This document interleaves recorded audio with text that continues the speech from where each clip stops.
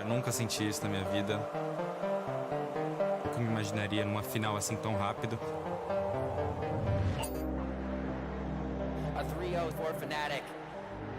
Stunned. Every day since then, we've been clawing and trying our best to make it back to that. And the pursuit of greatness persists for Fnatic. And now an opportunity to be the first team ever to lift 2 trophies in Valorant. Eu sinto que eu nasci para isso. It started out with 32 teams, and now it's down to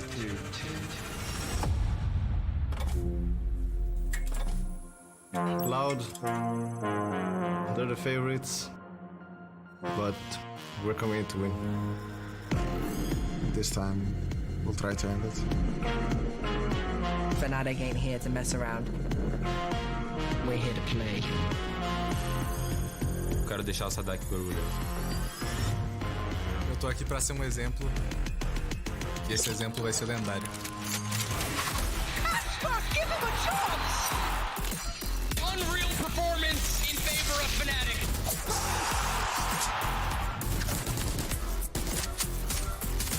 Bolster with 2, Bolster with 3!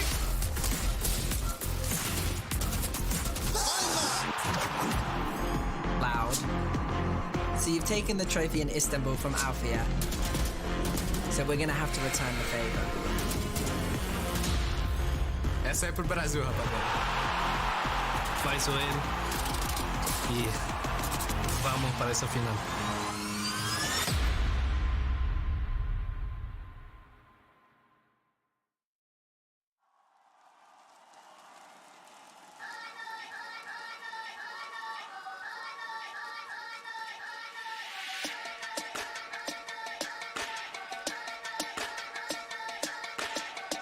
Dash coming through, trying to spray it down. Boaster does have the man of it. A right gun in action.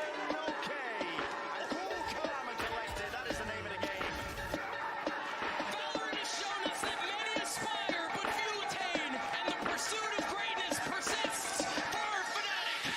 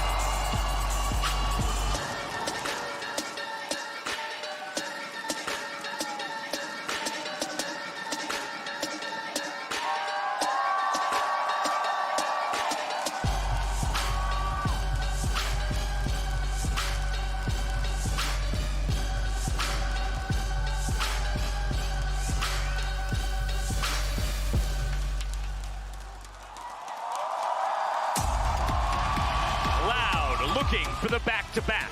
Fnatic with a second chance. It all comes down to this. 3-map wins stand between our teams and being crowned king here on the stage in São Paulo. And there is no preparing yourself for the biggest crowd in Valorant land history. And it is so fun to see not only the players on Loud play to the crowd, but also the crowd to be ruthless in their approach to how Fnatic walk on. Outfield 17 years old, they give the most boos out of anybody. Fnatic has played in front of big crowds before, but this is something different. This crowd does not want them to win a round. It is so heavily swayed in the favor of Loud, and for them, it would mean the world to win here in São Paulo. I mean, the swings in volume in this arena, depending on how the rounds are going, depending on how the maps are going, is going to be completely and utterly stark. Yeah. One round taken by Fnatic, a singular kill, and this place can be silenced in a moment. Loud are looking to prevent that. They want to crank it up to 11. Not that I would suggest this, but I'm pretty sure you could watch this series with your eyes closed and you'd still know the way it's going based on the crowd noise. We're diving into the map. Vito's Bala, I'm coming to you first as we wait for the reveals. Yeah, I'm super interested to see what Loud Vito here. It should be Haven. They've not been playing this map. And also, Fnatic should be sticking to Pearl. I think that's such a big advantage for them throughout their entire tournament. Every single team has been relying on Pearl, Loud included with that Harbor Viper comp. That's a big advantage. It is, and both these teams will ban away their opponent's strongest map in one way. Haven out for Fnatic, Pearl out for the side of Loud. We head to Ascent as our first pick here. Loud, this is interesting to see them choosing into this one so early into the series. I almost expect them to maybe try and show something special on the Lotus, something they had cooked up, but not to be. Fnatic go fracture the second. That they do. I mean, just first show up a victory. This was the final map of the series just yesterday versus Na'Vi. Granted, it was a little bit closer. 13-11, they were able to get that win. They're still feeling confident in the fracture pick, and Split now going to be coming through as well for Loud. That one's a weird one for me. Split is a double duelist for both sides, and I really don't know how those compositions go up against each other because you put so much into your stars. So that's one that I think could go either way. Lotus here, we haven't seen Loud play it yet. Fnatic, we had a chance to see it yesterday against Na'Vi. It looked pretty solid. It did. There's big question about what Loud wants to play there. Map number 5, we will land on Icebox. Fnatic, historically one of their best maps, but here at this tournament, we've seen Loud come out with that Harbor composition and look fantastic there. I think Fnatic is super happy that even though Icebox has historically been one of their best, this is the place where they had Harbor Viper. This is the place where Loud can lean into the strengths that they've been working on all tournament long. So we start with Ascent where they get that Viper, but we still don't get that Harbor. It's a little weird because, like I said, they're getting out of Pearl. Loud has been using that to their advantage the entire time. And I love this Viper composition we saw from Loud last time. The ideas they had combining the Snake Bite with other utility, it was fantastic. But Fnatic has seen it now. Map 1, Ascent, Prime Gaming Agent Select. Let's see what the teams have brought to the table. They've seen it, and that's why I'm curious to see if they continue to run it. We'll find out in a moment here as we get ready to go into Sonic's pick. And yes, they are going to be sticking through with this. I thought maybe they would change it up, flash it once, get that win over DRX, then swap, but no, they're sticking through. I think this comp select right here, this agent select sets the tone for the entire series. Both these teams are not known to be switching up comps too often. So to see this right off the bat, maybe that is a sign for things to come. Maybe we won't get any agent select changes throughout the entire series. It's going to be interesting to see, but we start this map on Ascent. Fnatic on the defense. This is a map where where Durka can feel so incredibly comfortable to take space, to op on this defense, and for the side of Loud, they're going to have to shut him down. Yeah, for me, it's still all going to be about this Jet v Jet, Durka versus Aspas. Let's see who comes out on top. The teams are ready to load into the map, so we're about to send it over to our casters. As we do, we're sending love out to Pansy, who can't be here with us today. And as we do, we send it over to Brennan Sideshow for the call. Gents, take it away.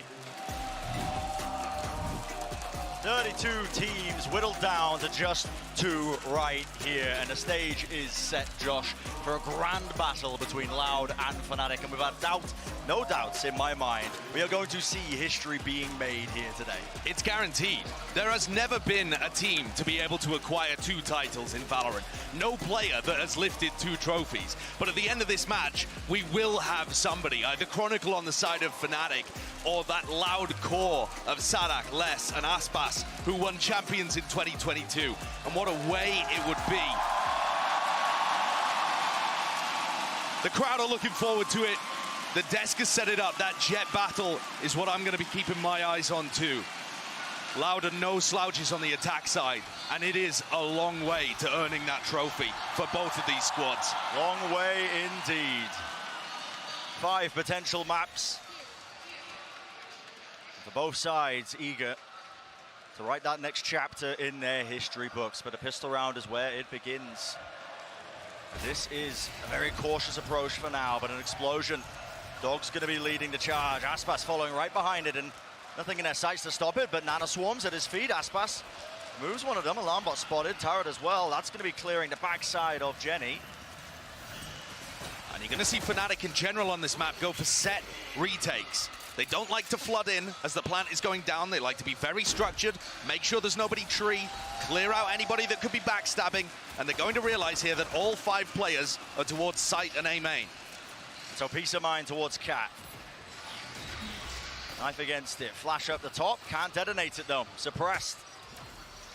Fragment Nade going to be clearing a part of that one, and now here comes the waterfall, right down and out. Fragment Nade finds it, and a fight's being taken. Fnatic laying claim to the map, laying claim to the site. It's all down to this.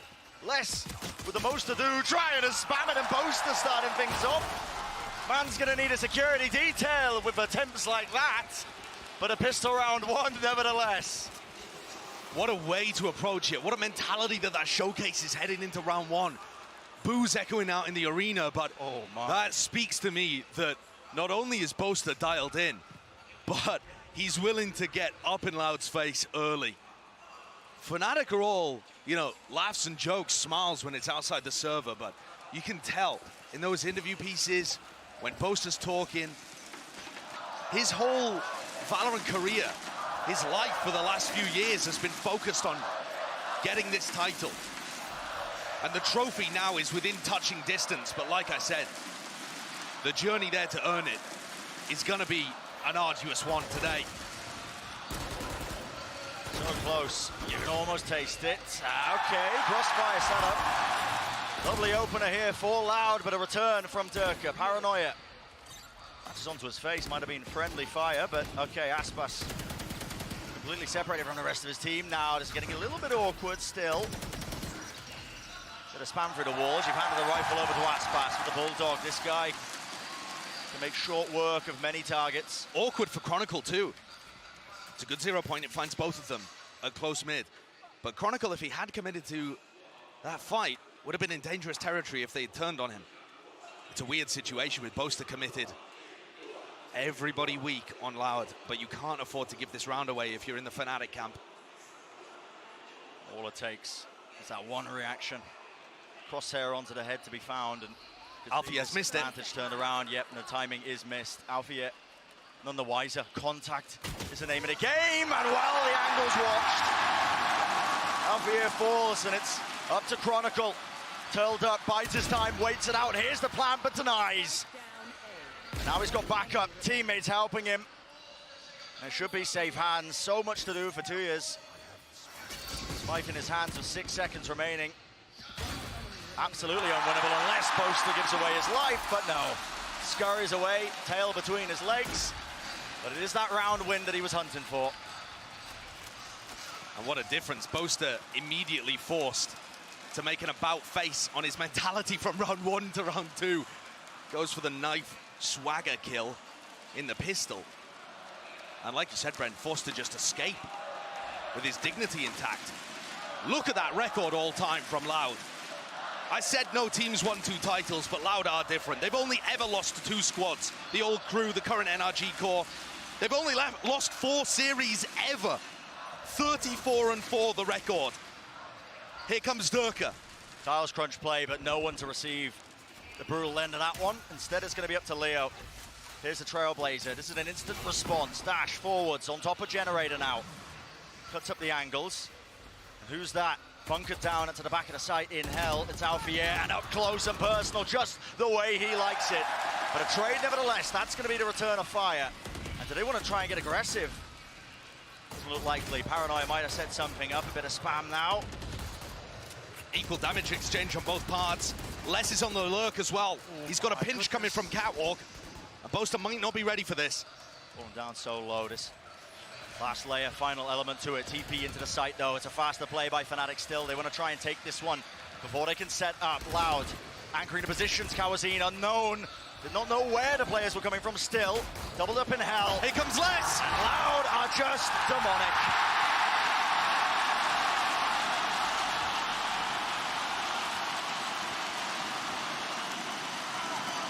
Great backstab play by Les there, and Fnatic committed to the round. That is not a bonus in round 3. Look at him coming through the pinch. I love what Boaster does on these retakes, the way that he always is teleporting into the smoke. But that means that he's not there to watch the pinch coming through, the backstab, the lurk play. Les is good for it, and that applies pressure early. Fnatic drop down onto an eco. That's all of the damage that was done in round 2, coming back to bite them. So answered in kind. Trying to be taken here. You can see that util once more clearing the way. So Loud are feeling quite comfortable grabbing that orb.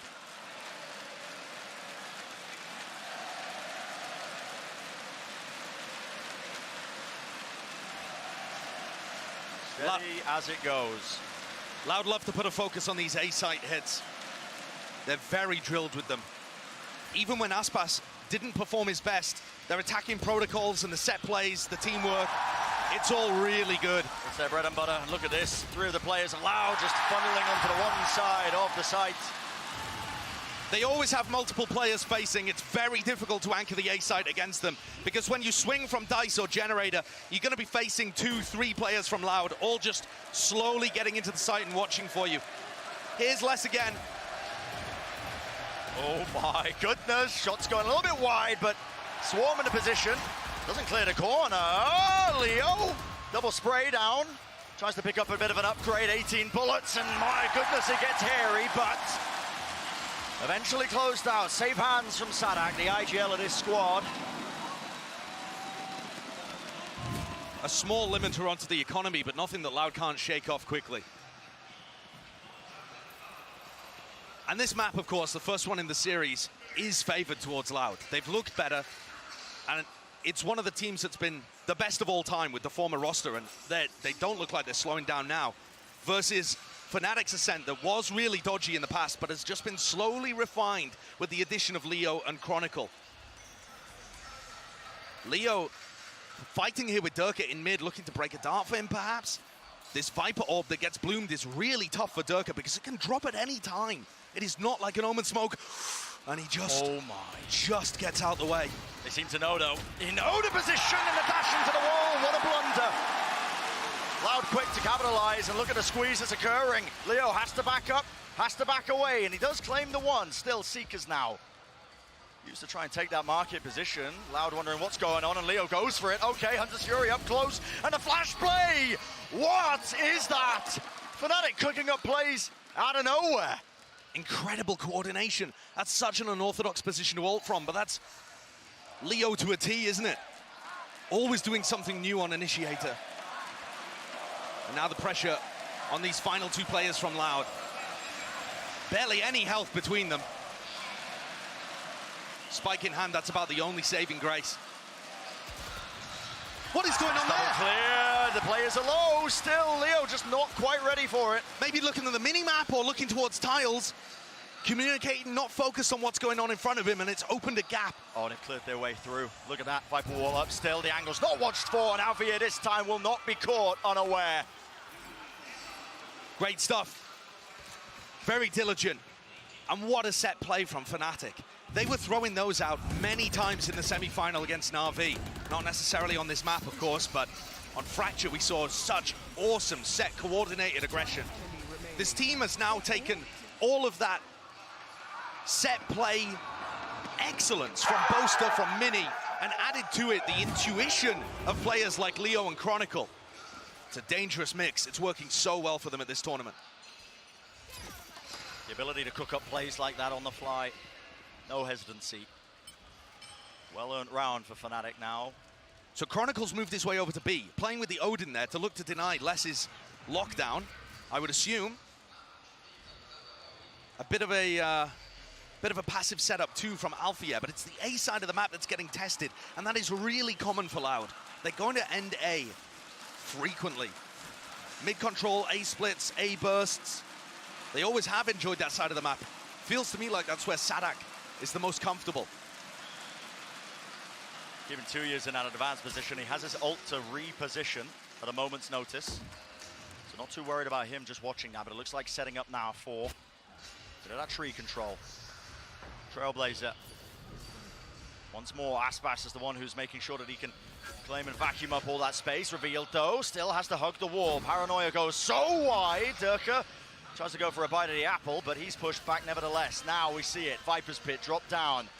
The strength of this composition comes from this big ultimate. We saw DRX getting faltered time and time again, but this time Fnatic are not going to be deterred. They want to try and take this one, jumping down onto the site. Up top, and it's Durka who claims it first. That jet head-to-head, manifest. Tuiz has ulted behind them, and the spike is not inside the pit. But it is chaos. It's anyone's game right now, anyone's rounds. Tap at a spike, seeing if they can force the positioning. It's Chronicle, unaware of any sort of players in his sight lines. The pit drop down 2 to 2v2. And Bosa's taking it, having a defuse. Gets out of his life, and Leo, what is that? 3 in a round, and he just closes it out. It's more than safe hands at this point, Josh. The man's pulling them ahead. He's unbelievable. This 19-year-old player, the prince that was promised of initiators from EMEA, has just made such a difference to this squad. He's their best player. He's the best player in this tournament from Fnatic. And that is a very, very tough bar. When you're playing it with players like Durka, Alfia, Chronicle, being the best player on the squad is absurd. 11-4 currently, dominates Haven, rules Ascent. 35% clutch rate in the tournament, by the way. Ridiculous. Almost unheard of. And what is the answer gonna be from Loud? This is bold from Durka. The Viper Wall makes it very difficult to challenge this position, because if it goes up and down, anyone could be behind it. They're crawling. A lovely one claim, still shock dart, Chronicle, bit of a bailout. Hold down a mouse one, and they all come tumbling down. And you saw there as well a gorgeous shock dart. Ooh. To be able to knock Kawanzine out of his Trailblazer, I mean, Leo's got it all, the utility, the game sense, it's all there to match. And what does Tuiz do in this position?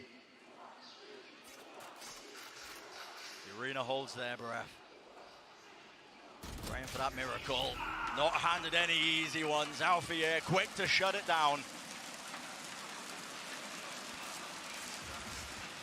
Fnatic have so many ideas on the defensive side. Leo's frequently going to be throwing these really deep darts that inform rotates, and when you have a team like Loud that loves stacking on one side of the map, running a lot of 4-1 executes, those darts get really good value. And so far too, we've just seen fantastic coordination between, especially, I want to point out, Bren, the 2 new players on Fnatic. The Hunter's Fury and the Flash, that's Leo, that's Chronicle. That's not the core players on Fnatic. This round too, the shock dart to cancel the Trailblazer, and then Chronicle spraying everybody down with the Odin. Those are the 2 new guys. And when I looked at this Fnatic squad, and to be honest, the Loud squad too, I thought both teams would need more time to win a trophy, because each team had made 2 roster moves in the offseason. But I've spoken at length about Leo. Chronicle, though, I want to wax lyrical for a second about this guy, because he has been so close to winning 2 trophies before. He was widely regarded as the best player in the world at the end of 2021, when he won Berlin and almost took Champions in the same year. But his 2022 season was just miserable. He got denied that LAN by 2 milliseconds, if you remember that game. Dreams crushed under the weight of political forces out of his control, and he was just left as a loose end after LCQ. But his individual impact is insane for Fnatic, and he's close to being the only repeat winner in Valorant history. Chronicle has an unreal story that it feels like he's close to a culmination of some kind of arc in this tournament. Loud are going to be doing everything to deny that. They've got their eyes also set on a similar goal, that back-to-back title, a trophy lift for them, especially with this Loud core. Early presence. S'mores, a similar approach. Loud, they do this time and time again. If you've been watching their games, they love to play heavy and hard here for this A main control. Suppression onto Kawanzine. They're normally going to follow the Trailblazer if they do hit A. So that's going to keep 3 players from Fnatic on this side of the map. Durka's operator doesn't really have a great way of being cleared. Seems like a good position to play, in my opinion. Off to the side. The Trailblazer. A wider swing from Sadak, lucky to get out alive, and he does a decent amount of damage. Bruising Durka, but not dissuading him. Going back for more. Darlighting him up. How does Sadak claim that one? But it's an even fight. Made a bit less so. Fnatic are returning fire. And a bit of a pause in the round. Boaster teleports behind them. Less with the jump peek, he knows. He's got to be aware of this.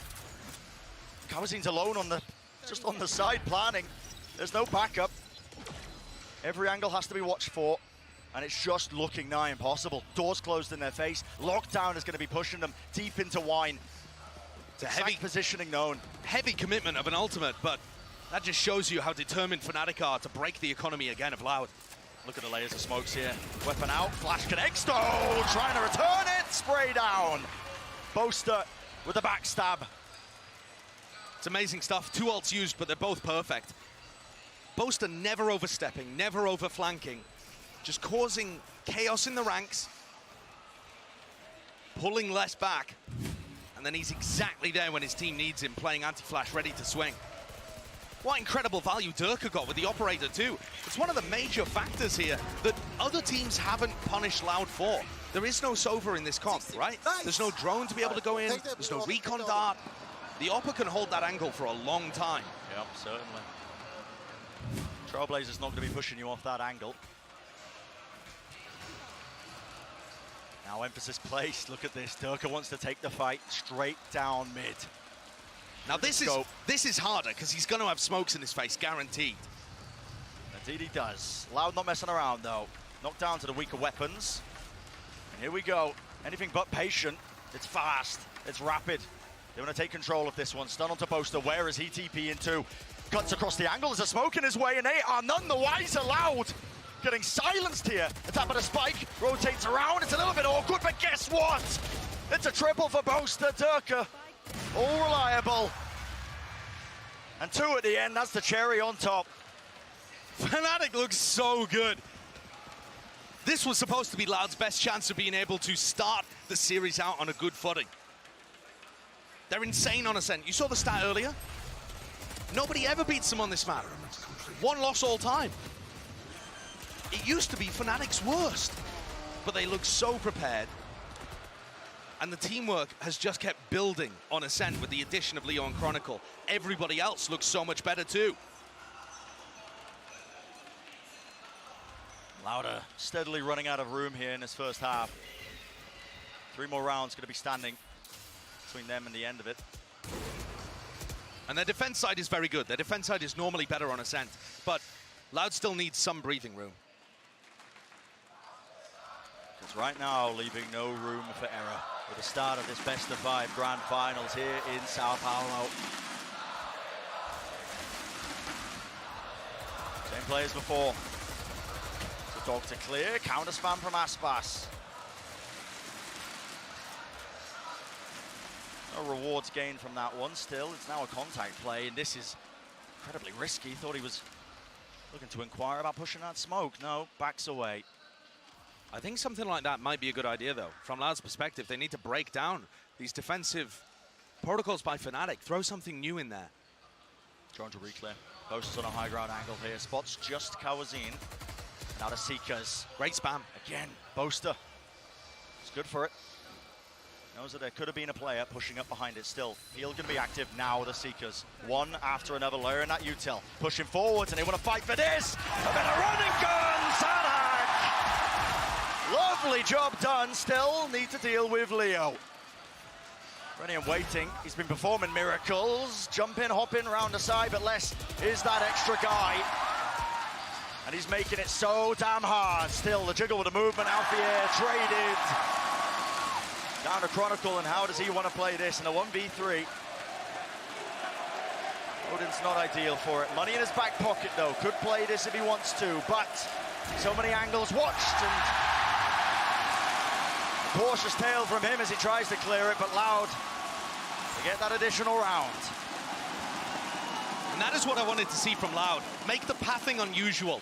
Pushing up there towards Heaven is great, because those players on site don't quite know how to react. 2 players in Heaven, Boaster didn't realize they were pushing towards him. He assumed it was an A split. Throwing in a little curveball there is excellent from Loud. It gets them back in, build an economical cushion, and now you can hit them with some kind of fast A hit or an A split that ends in a Viper ult. And if you manage to get 4 on the board, this isn't a bad attacking half. Fnatic going to be aiming to stop all of that and more. Durka keeps looking for these opportunities in mid, despite the fact he's got the Viper Orb in his face. And Boaster, what a bold play this is. Oh, this surely, oh my, timing is everything. Didn't quite have the window of opportunity. It's up to Chronicle to see if he can, again, push them away. And the unforced errors creeping in here from Fnatic are going to let Loud back into the game. Leo, anti-flash position, turret. At his back, broken though. Now to Util, dodges it to the side. Leo though cannot withstand it. Up to Alfie. 2 players swarm his position, claims a second. Not too bad, but it's Loud all day long. Sailing away in this round. Pop flash play, Chronicle not allowed anything additional.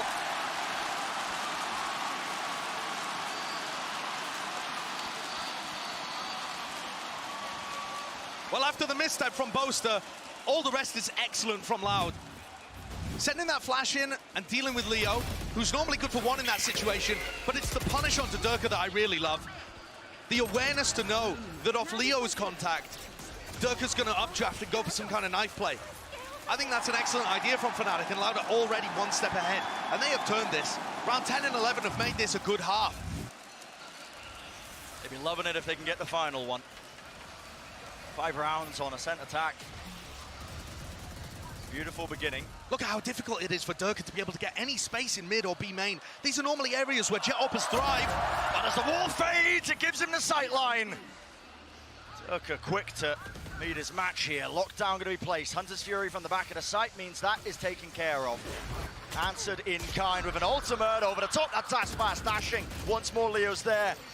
And it's a bit awkward, it's a bit strained, but 2 years is out on an island. No help from the rest of his team, down to just 2. It's looking all but sealed for Fnatic to get that 8th round. Sadak, reset, lovely job. Is that a bit of an overheat from Leo, perhaps? Tries to find it, but it is just left up to the IGL, and he will be denied any opportunity of making the most of that. 8-4, that's going to be that scoreline. Very good half from Fnatic, but I do think Loud recovered it. It's back into winnable territory here. Having said that, Loud are expected to win on Ascent. It's their best. Has looked a bit dodgy in the past from Fnatic. It would be a fell blow for Loud to lose their home ground early. Pistol round is going to mean so much. Absolutely will, but the first half locked up here, and hopefully a very long grand finals. Let's send it down to Yinsu, who's down on the floor. Thank you very much, Brent and Saisho. I'm joined by Buzz from DRX. It's great to have you in the venue today, Buzz. What did you make of the first half we just saw? I think Fnatic played really good, but I think the Loud showed their weakness because they play with the 2 smokes comp. So the attack of 2 smoke is not really good, but Fnatic really played well. They retake well and everything was good, but I don't know how it's going to be in defense, but the Viper is one of the strongest agents in defense, so I don't know how it's going to be, but I don't know, yeah. But Loud could win this, I think. Oh, well, obviously you played against Loud already and in front of a crowd that was very similar. They were not cheering for you. They were cheering for the other team. So what was it like to play in front of the home crowd here, and how much pressure do you think the Fnatic players are under right now?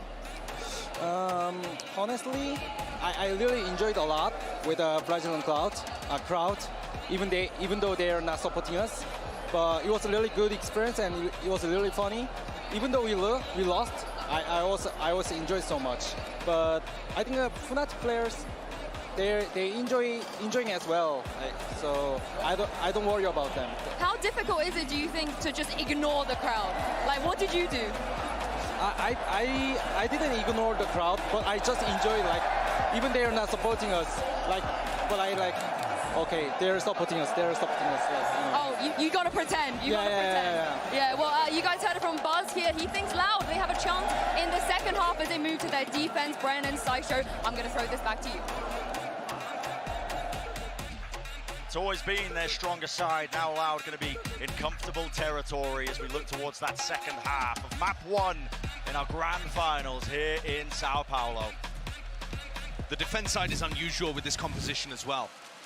Sadak uses these snake bites extremely well. And that is exactly where I was going to go with this too. Fnatic are yet to drop a map at lock-in. They have been perfect so far. We'll see how the pistol goes, but I'm pretty sure everybody expected this finally would be the time where Fnatic met their match. Brave from Aspas. He almost looked like he wanted to take the fight to them. But no. Dodges around, plays around their own Viper orb. And it's a strange setup here, actually, from Loud. They only used this Viper Wall a single time in the game against DRX, and they ended up losing that round. Obviously quite difficult to get through, though, if it is an A split. Fnatic seem to have the read of this one, though, still. Look at this setup. Potential trap play, less if you're going to be taking contact, or at least the turret is. There's going to be a flash on the backside of this one. Turret sees it, flash play, and it's a double swing. Collapse! 2 fall. Fnatic left to scramble. What a great trap. I love that play by Loud.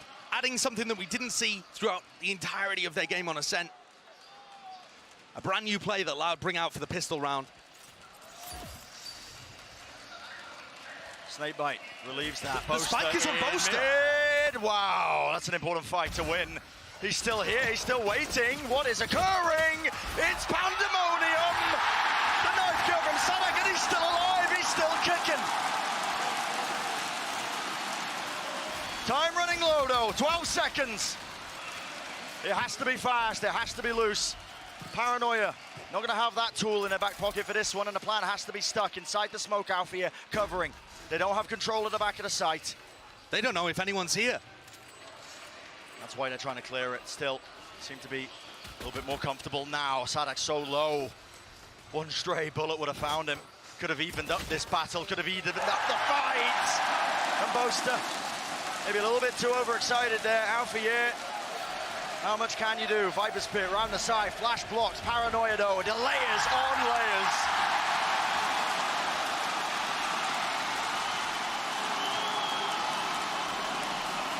How does Loud recover that? What did I just witness? An insane trap play off the rip to make it a 5v3, and then this. Sadak's bringing a knife to a gunfight, and Catwalk who comes out on top. Unbelievable.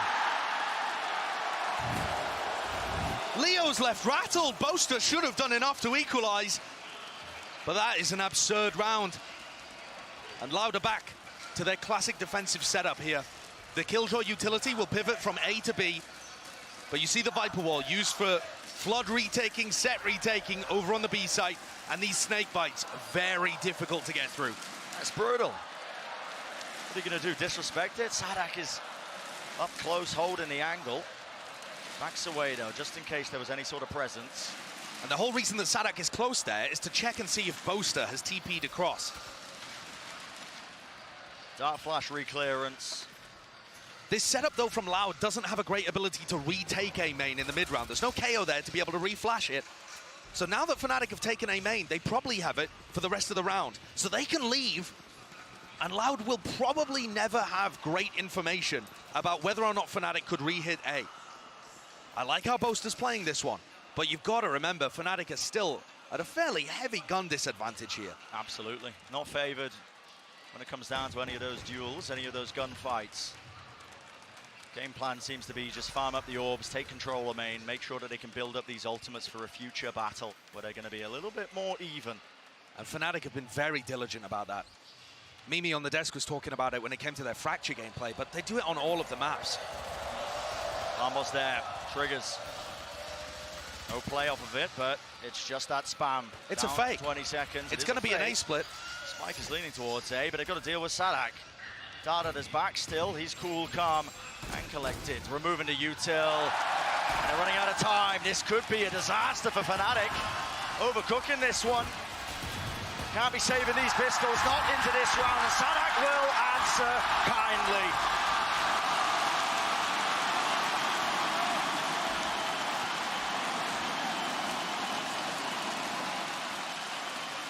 Very clean round from Loud. Prime game and flawless. Puts them into a position to start this comeback. Have they got some kind of bonus round cooking here? You know, it's not like Sadak was able to build up to his ultimate there, even with the eco kills towards the end. So there's nothing major to craft the game plan around. Okay, we're back to the A Viper wall, favoring it a lot more than they did against DRX. Possibly just worried about Fnatic doing their homework. So this lineup from Chronicle is going to clear out Wine really heavily. And what I noticed watching the Fnatic attack is that they are so lineup reliant. All of their players have lineups for everything, but it means that they start their executes a long way away from the site. And that gives the defenders just a brief extra moment to react. Drawing through a timing. The potential is there for Boaster. Looks like he might want to go for this one, but no. Viper wall in his face, pushes him back, jump spotting from 2 years. No one in his sight line.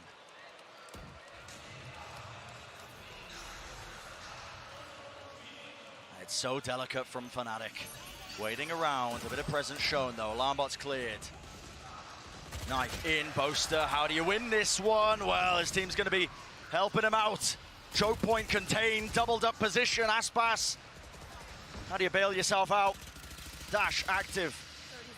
A bit of help for them, but already the damage is done. Fnatic have claimed this site. Going to start to get this plant down. Still, play to be made. Dashes forward, cuts it up. They know Alfie is here, and he loses the battle. Handing over a rifle. Aspas is deadly. Vandal in his hands. Flick of the wrist, dodging, weaving, and buckling underneath it. It's Fnatic though that come out on top. Decent round from Fnatic, creating some mid-pressure by breaking that alarm bot. And economic damage against Boaster's team, it doesn't really do too much. This Fnatic squad is so committed to running light armor in pretty much every round to avoid having to eco as much as other teams. Definitely something to keep your eyes on. Maybe you can spot those moments where a Phantom headshot potentially does more than it otherwise would, but overall, it means that when they come into rounds like this, even though it was a decent bonus from Loud, Fnatic is still looking pretty. That is a big push. He's alone, he's isolated, stunned up, that is disgusting. No right to win that one. Could barely rattle off any bullets, yet still he does. It's a massive opener. Cowanzine using one of his flashes and peeking behind it to clear tiles. 3 players are still going to be leaning A on the defense because of all of this information that Cowanzine is getting. But at some point, he may overstep. I mean, look at these players from Cat. They're going to see him. All about that fight. Overstaying his welcome in tiles. Cowanzine, he did get good information, but pays for it with his life. Fnatic, massive advantage heading into this round, and the Stampede is going to start rumbling its way over towards the B site. This has got to just be a save from Loud. You can't get the B retake working, especially with Sadak's wall committed on the opposite side and the IGL himself in the spawn queue. Fnatic are going to get a freebie here. And Chronicle 1 away from the null command being online. There's a few errors creeping into Loud's game here, right? Aspas is not having a great game himself. 5 and 12 currently, and looked really timid in round 15 when he was taking that fight with the Spectre. Just dancing around, not willing to really fight anybody on even footing. Of course, with the inferior weapon, but I normally expect Aspas to be more confident and aggressive than that. Brimming with it. And now in this round, you know, you should really be able to take Alpha out like that. Fnatic's individual prowess, the EMEA super team, the brilliance exuding from each of these players is carrying them over the line in moments like that. Raw skill. It's been a clear difference maker, as we've been mentioning before. Fnatic, seems like they broke barely a sweat at times. Listen, don't get me wrong, pushed here and there on a map or two, but not dropping a single one to make their way all the way to this grand finals. The weaponry is not great here. Cowanzine with the Guardian, Sadak with a Spectre. Aspas still taking the Operator over to A main.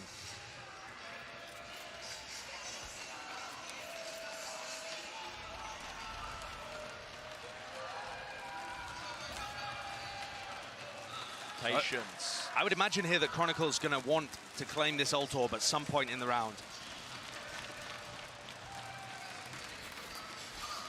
But the A main setup is difficult to break with the one-way, with the snake bites. Risky for Cowanzine, but he does a lot of damage thanks to the Guardian he's got on board. Goodness me. Yeah, Alpha, yeah, walking away, a bit wounded, limping. Dash though from Aspar, starting to fade. Seems to be aware. Boaster's up to no good, and he's lurking, creeping, crawling in mid. Is that a fight that's about to be taken? Smoke to block off some sort of angle. I mean, this Still is going held. This looks like it's going to be a B hit here. With Boaster going down, it's all up to these players in B main. In that 4v5, Seekers instantly. Dart lights him up, and well, an easy target. Less. Basically, you have paper mache standing between him and the bullets. He's no longer living. Plant's going to go down, no command, pushing him back, so no abilities to go for that fast flood retake here. Yeah, but here's where we get to see the Viper Wall in action. How do Fnatic set up in the post plans to still support each other? Oh, alarm bot, you can see them trying to get the warband kill. To cute play, Alpha yet spotted, 42 health. And now he can just bide his time, he can wait it out, he can be a bit of a nuisance for them. Still Loud looking to try and take this one. Players are low though, and another dart revealed. Leo set up, and how do you clear him out? Just absolutely bunkered, time running low, Spike. Barely any time left to play with. What is that? Sadak making the most. Leo, how do you hold on? 33 health, but he's done enough. The players are Loud, trying to vacate, trying to save their weapons. They will do just that, but purely consolation, Josh. It's Fnatic who win the round. And Fnatic get themselves up to an 11-6 lead. Knocking Loud's economy back down again. And 2 rounds away from taking Loud's home ground.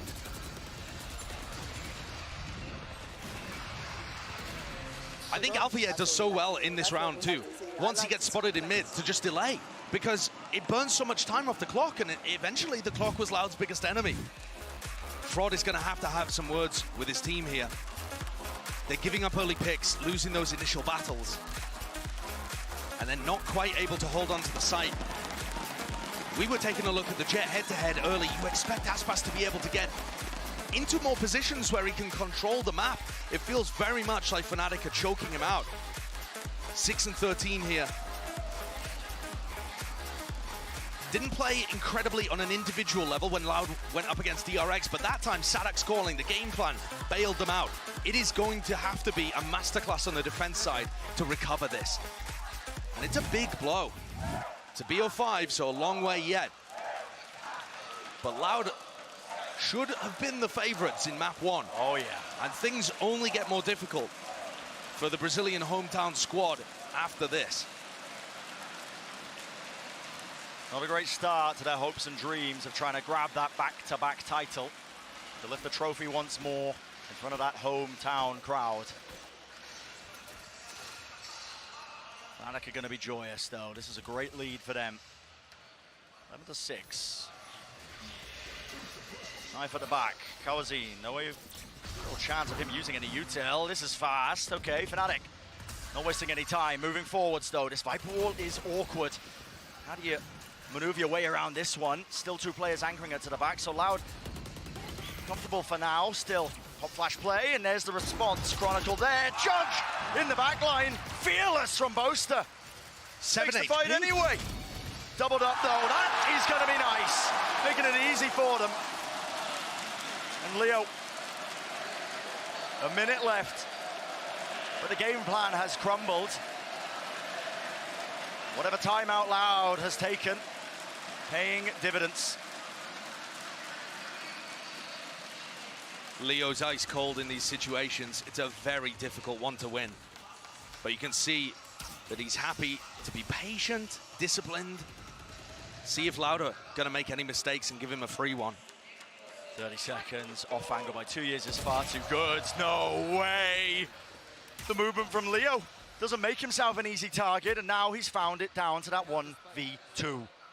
Spike in his hands. And the defenders spread out. They didn't realize the spike was down. One less problem to deal with, but a swing off the turret. That's discipline.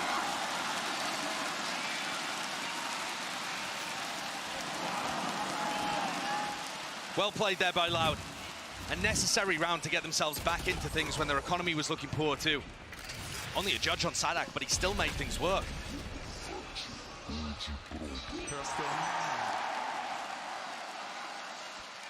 Sadak now with Pit too.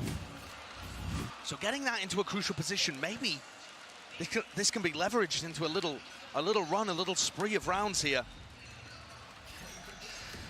With how disciplined Fnatic are in the first 30 seconds usually, you know, all of these lineups to clear different areas and give them information.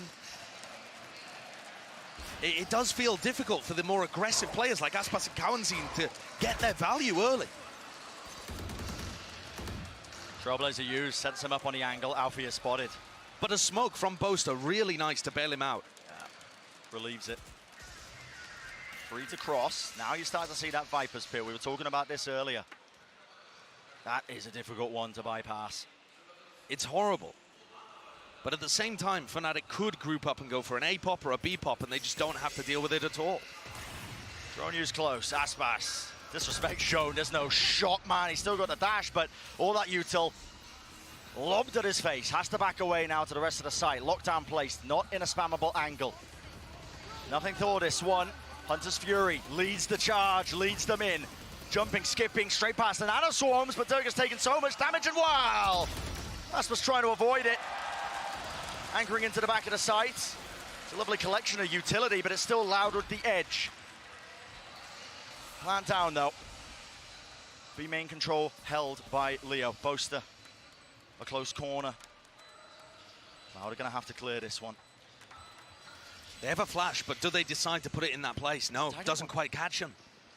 False information potentially. Does Sadhack still clear this one? Knife against them. He does. Runs out. No trade inside still. Less is there. And Leo's made it dangerous. But down to Chronicle. 1v2. Can he do it?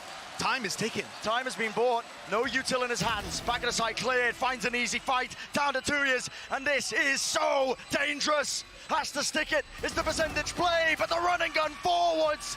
And Fnatic find themselves on that map point. Incredible stuff there from Leo from Chronicle. Just the amount of pressure that Fnatic are under and still able to generate these rounds is absurd. First of all, great ult combo there, right? Baiting Aspas into the corner, knowing that they'd left a gap and punishing. Love to see that. And then Leo tucks himself into logs, gets a snake bite at his feet, and still manages to get value from the position and set up Chronicle for the 1v2. Loud now with a massive ditch to dig themselves out of. Durka, he's not wasting any time, is he? Overstays his welcome towards main, though. That was contained nicely. Still, Leo. God, man, this guy's util. He almost got two. He's knocked him down quite low, hasn't he? Nana Swarm.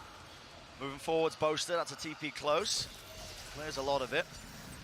It's all going to be closed now as well. So the site given up, but Loud are setting up for a faster play, and it has to be a win. What is the plan here from Fnatic to counter the lockdown? They must have known that it was available in the round, but they didn't have anybody backstabbing towards Catwalk. This round feels a little rushed from Fnatic. Yeah, they don't have the foresight quite. It's given Loud this opening. Spike being defused, half on it already. If your plan is to spam, it's not a particularly good one. 2 years already gained half. Still, he gets taken down. Flank as well coming pressure's through. Down, and here's that reflank out for you. He might be the difference maker. He might just shut it down, but no. Kawazin, the trust in his teammates, extends the play for but a moment. And that is a classic Loud retake. Very aggressive, leave one player on the spike. They did it with 2Ys, and then Kawanzin to get the other half.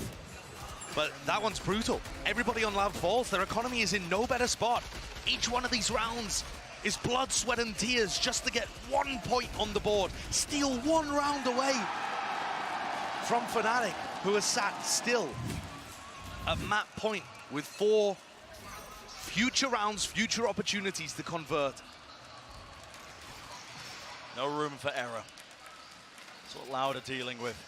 But for Fnatic too, they can't rush things. That round was sloppy. Durka just looked like he wanted it over. He was already thinking about Fracture.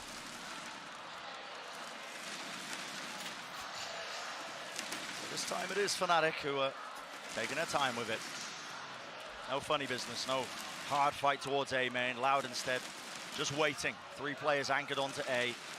Covers in jump spotting as well, getting that information in the mid-round. Now, why do I get the feeling we're about to see something silly from Boaster?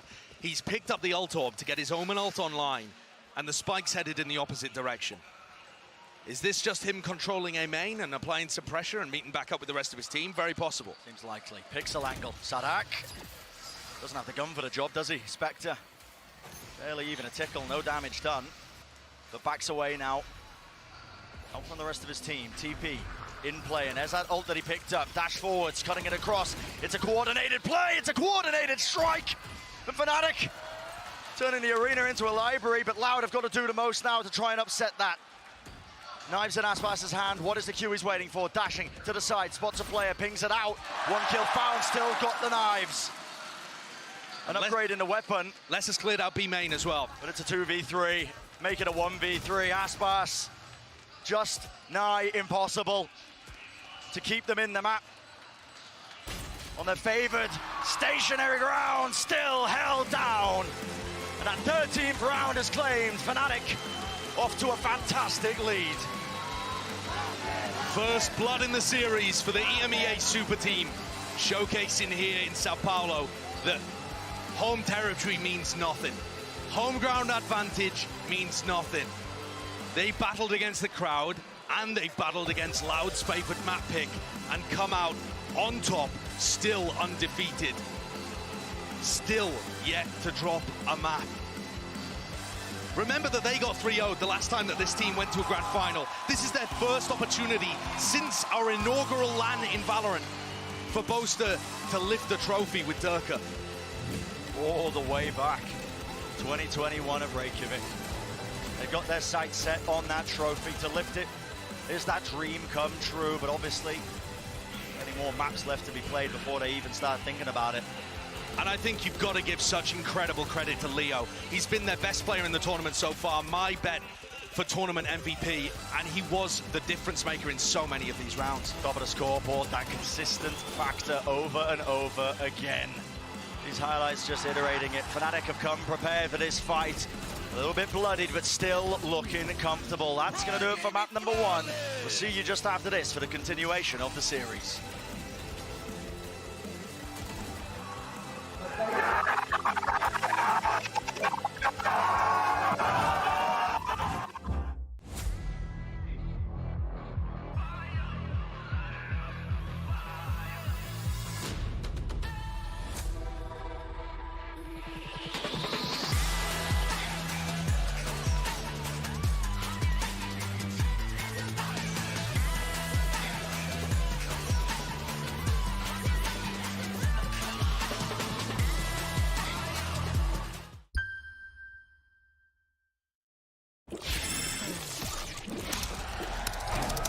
Red Bull gives you wings.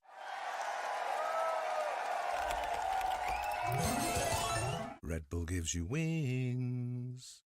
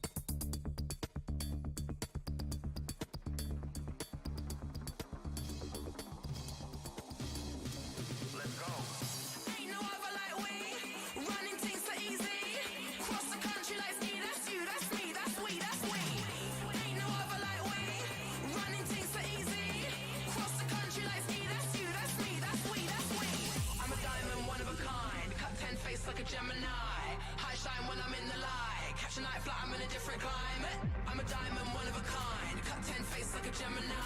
High shine when I'm in the light. Catch a night fly, I'm in a different climate.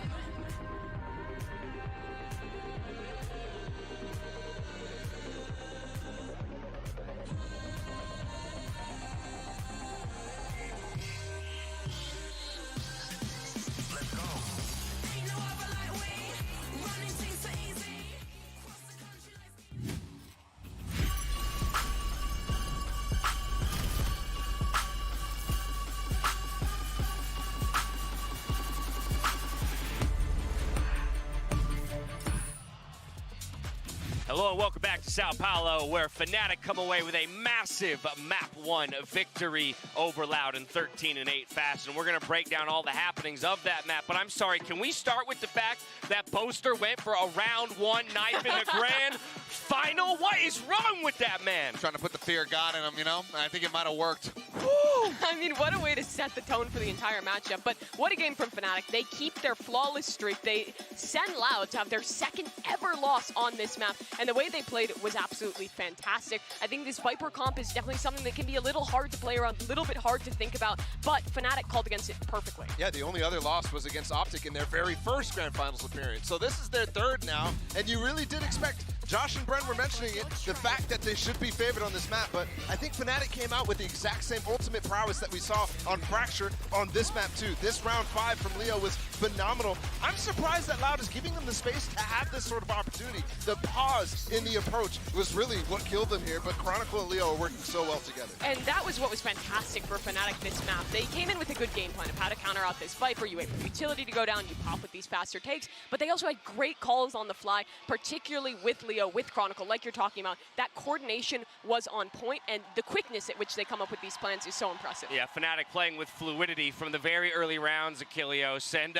taking a look at one specific matchup. We've already said his name plenty, Leo, but we also have to talk about the other side, Cowanzine, putting a big focus on this one because Leo feels like he's in his comfort zone. No, he absolutely has. And I mean, the prince that was promised, as Sideshow put it there on the cast, this guy has been an absolute treat, a front runner for MVP, and he kicks off this series just absolutely crushing. 329 coming out on this initiator, a 3.0 KD. Cowanzine on the opposite side. We didn't see the same sort of impact performances from him, the same plays that we've seen from Cowanzine in the past, but Leo was all over this map. I think part of it is because this game was not relatively close, and I think Cowanzine is the guy who is able to actually help Loud when it's in chaos. For Leo, his first Grand Finals appearance here, he does that.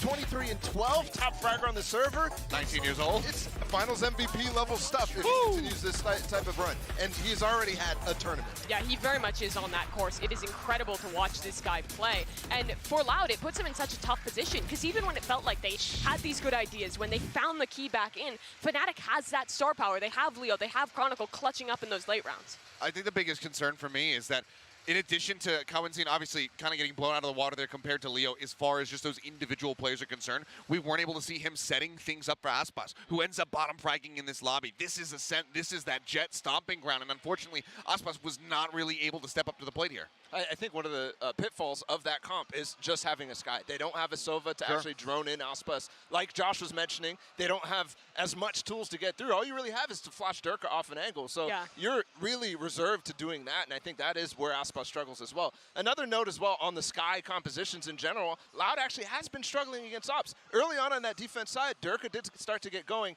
and I think they need to start fixing those issues, and I'm not sure where in the map pool they're going to be able to do that. They really will have to work on that, because they are very much dedicated to these double controller comps, the Harbor to the Sky. It's one of their main game plans thus far this tournament, and I think it is a worrying sign that Fnatic has found that that solution so early on. On top of that, also, throughout this game, what I was impressed with was Boaster and the way that he was playing. This guy has wanted to lift a trophy for so incredibly long, and the plays he was making on Omen, it's clear that he wants this to be the final. Looking for Loud to step it up in this second map, but it's going to be a difficult thing when you've got Fnatic firing off the way they are. We had him being a difference maker yesterday for Fnatic. The question is, will he be the same today? As we take a look at Alphayer warming up in our AIM lab, a shoot around a little bit earlier.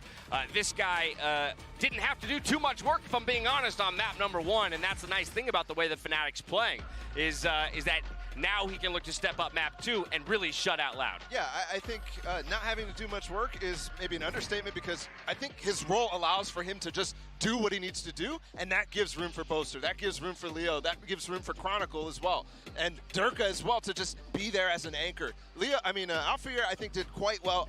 I think the flanks could have been a little bit better, though, on Ascent. Yeah. Next we go to Fracture. Mimi, talk to me here, because we already have Fnatic taking Loud's map choice. Now they go to their own. This is a map we have seen from both these teams, and it's looked good thus far, but I am a little bit worried about Loud. This is the second map out of both Split and Fracture that they're going to be playing, or at least we expect them to play into this double duelist composition, and I think we saw in their semifinal appearance versus TRX, a lot of the weaknesses of that composition get exploited a little bit, and Fnatic thus far, the way that they have been playing, it seems like they've been doing a really good job at giving space and then going in for these really well set up retakes, which I think could continue on their defensive side here on Fracture. Yeah, I think one of the weaknesses, even going back to the semifinals, that I thought throughout the first stage of that alpha bracket was Sadak leading on that race, and how he actually has to get impacted with that too, because he is not a star player. He is a very good player, but he's still the IGL. As we hop into the Prime Gaming agent select for Fracture, Achilleos, one of my concerns here for Loud is that this was the map we cited when we talked about Fnatic's coordination, their control of the orbs, and so it feels like they're even more so in exactly the place they want to be. Yeah, but they did just play it yesterday, so plenty to watch there from the side of Loud, who, granted, did suffer a loss to DRX on this map. DRX are incredibly well drilled at it, so I don't think you can excuse it. For me, the big people to watch here, still, it's going to be Cowanzine, and then it's going to be Chronicle on the opposite side. The breaches, determining what the tempo of these pushes, these attacks coming into the sites is going to be. If Chronicle and Cowanzine can have a similar impact to each other, this could be a really close map. In this first half, I'm looking at the post plants and the retakes. Fnatic fantastic in these posts, but Loud plays forward in their retakes. They're great at them. We're ready for map number 2 to get underway. Can Loud strike back and bring us to a 1-1 as we send it back to our casters of Brennan Sideshow for the call?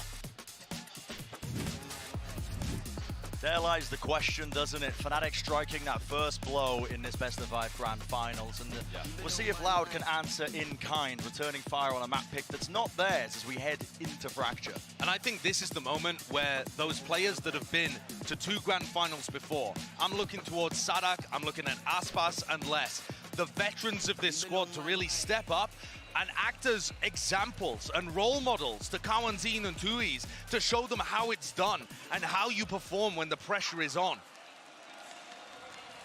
Especially for Aspas in his role from going rookie to veteran. I think he's been great in these high pressure moments, but this is how he's having to shift. No longer the rookie superstar of the team, now he also has the responsibilities of leading his team mentally at times. Early presence there from the utility. Nade up close, and look at that. Swarm into position. Les is in trouble. Leaps and bounds away from the site and barely gets away with his life. It's a faster play still. Loud look to try and fight them. From the back entrance there of Arcades. Cowanzine so low. Leo still holding the close corner. That's lovely. Util responded with, though, the flash. And they do deal with it. 2 years. Fantastic play. Still Durka. Traded. 2v3. Fnatic players doubled up in tower. Vital pistol round. Really getting down to the bare bone elements. Aspas, do you want to try and take this fight? A bit of damage. Molly at his feet. Space to defuse. Out for year.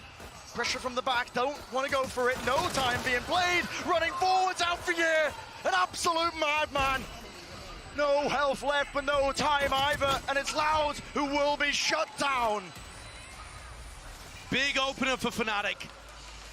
Starting out strong here on Fracture, their map pick. And I thought that Loud had an opportunity to win that one. When Fnatic had sent all of their players arcade, and you saw Les be able to wiggle out into stairs. Tuis gets 2, Aspas with the trade. Both teams playing that pistol very well. But just not quite able to apply the same pressure and get somebody on the spike to defuse it. And Fnatic's positioning rewarded. They are looking unfazed. They command that first map lead here. Starting things off on the right foot once more. Pistol round for them, looking to see if they can convert. And it is really interesting that Loud picked defense side, because that was where they were struggling so much against DRX. When DRX shut this down, this double duelist idea, it was because they couldn't really contest enough on the defense side. So there's got to be a different idea here, maybe some kind of anti-strat coming out from the mind of Sadak. just some heroics. Weapons aren't good. Loud forced to try and take some unfavorable fights. Alfia is on one right now. Bullet through the wall leaves Aspas very injured. And Alfia is very close to his ultimate too. It's another big thing to keep track of when you're watching Fnatic on this map, and frankly any map. Bit of sound bait, draws 3 players to A. Nicely done. But yeah, keep a track of those ultimates. You heard the desk talking about it too. But they are very good at being able to fight for space. And it's Leo who's trying to sell this one. He's dragged them all towards him. A lightning rod. Attracting that ire of Loud. He will fall, and he does hand over the gun, but the space was gained. Fnatic, that was their goal. Yeah, and it was only a stinger, right? So it's not like it's a major weapon for 2Es to use. Should be easy cleanup here for Fnatic. But they're going to try and keep as many players alive as possible. They've got 2 Bulldogs and a Vandal to hold off into the next. But in his face. I think another big thing here, though, Brent, to keep track of for the people at home is that it's not just about them picking the ult orbs up. Oh, hello, 2Es. I get a bit of confidence back, why not? Yeah, that's decent. It also takes one of the Bulldogs, presumably, out of the hand of Fnatic. They're going to keep a Bulldog and a Vandal into the next. But what I was saying, Fnatic are not just going to be able to get ults online, but the plans that they make with those ults, the machinations of Boaster's depraved mind at times are truly unfathomable. If you're going into a ranked game and you see, oh, there's a Killjoy ult, or oh, there's a Brim ult, normally you have a good idea of what the opponent's going to do with that. Against Fnatic, they have so many unique ideas. You saw it in the pre-show, the desk showing you the C's into Boaster's ultimate that they ran to trap players over defending sand. They have so many unique ways of being able to combo them, and it makes coming up with a game plan to prevent that very tough. Even weaponry. It's Loud who look to try and fight back. They have the guns, but do they have this idea? Look at this, creeping. On the north side, a drop, that's Fnatic. Sees over the top, latches down. Quad catching these players! Wow. Durka, fast engagement. Dives forwards, taking point. Low enough still. Now you see the orbital strike, and what is that? Kawazin, the absolute difference maker. A triple when he really should have got nothing. Spike in the hands of Chronicle, looks to make a play, pushing into the spawn. Loud doing the most, no way, not a chance in hell. Leo, he can't be doing this. And indeed he doesn't, but listen, God, he made it precarious. What a round from both of those players, Kawazin and Leo. That was the head-to-head, actually, that the desk was highlighting. As 2 players that had varying amounts of impact on the first map, but my God, whenever I watch Kawazin here on Fracture, it seems like he gets 3Ks constantly. This map is certainly going to be a battle between the 2 IGLs in terms of game plans, but there are plenty of opportunities for individuals to make their mark. And Loud look like they want to try and push out Dish. This is removing one of those ult orbs, clearing one side of the map, giving them some useful information. And Loud are now going to realize there's probably people under tunnel or pivoting into B. Yep, it's the re-clear through Arcade because they anticipate this. The lockdown play in tunnel. Do they go to break it? Looks like they're just giving up the site. The entirety of Loud are grouped up here on the north side. And the Nanoswarm there to defend it as well. Still a little bit bloodied there. Boaster looking for the right angle, and here is the go button. Rolling Thunder cuts across, but stuns on stuns. No one can really gain any ground. Boombot is there. Durka pushed back away from the nade. Boaster's got his ult online. How does he want to use it? Right here, right now. Catching, connecting, Stinger as well. Lets it rip and wrangles the beast. Left into the 2v3. Loud. On bot place, they know nobody's pushing, but waves of this utility are now going to start to come through, or at least Chronicle, stun, out in the open, Leo! A swing to bail out his teammate, his compatriot. 3-1, Fnatic taking this lead. It is very difficult to beat Fnatic when they have ults online. The game plans are just immaculate with it. And over the course of this whole tournament, I have been mightily impressed with Boaster. The addition of Leo and Chronicle seems to have freed up the IGL to not have to macro as much, to think more about his own game. And Boaster's decision-making, ultimate usage, and fragging has all gone up as a result. I'm constantly impressed. A play like that where he uses his ult, swings around, grabs another. He wants this trophy. You can see it in the way that he plays. He can tell the time is nigh. He has the best opportunity he's ever had. Never been closer than this, without the exception of that first LAN event. And listen, he didn't get a map then, so this is already closer. Starting off much better. Spike stuck, second guessing themselves. There was util sent flying. Loud were looking to disrupt, but they guessed incorrectly. And these are dangerous moments because Fnatic have two players close to ults again. Durka and Chronicle, you don't want to be feeding them. Loud would love to try and keep the economy in check, but it comes at a cost. It's Loud who are looking to try and fight this one, but listen, never favored. Slight angle, crouch, still Durka, snaps to it. Shuts that one down. 2 years. Defensive play, looking to see if he can at least take away a rifle or two, but yeah, I mean, Fnatic are not giving him anything, man. No scraps, no crumbs.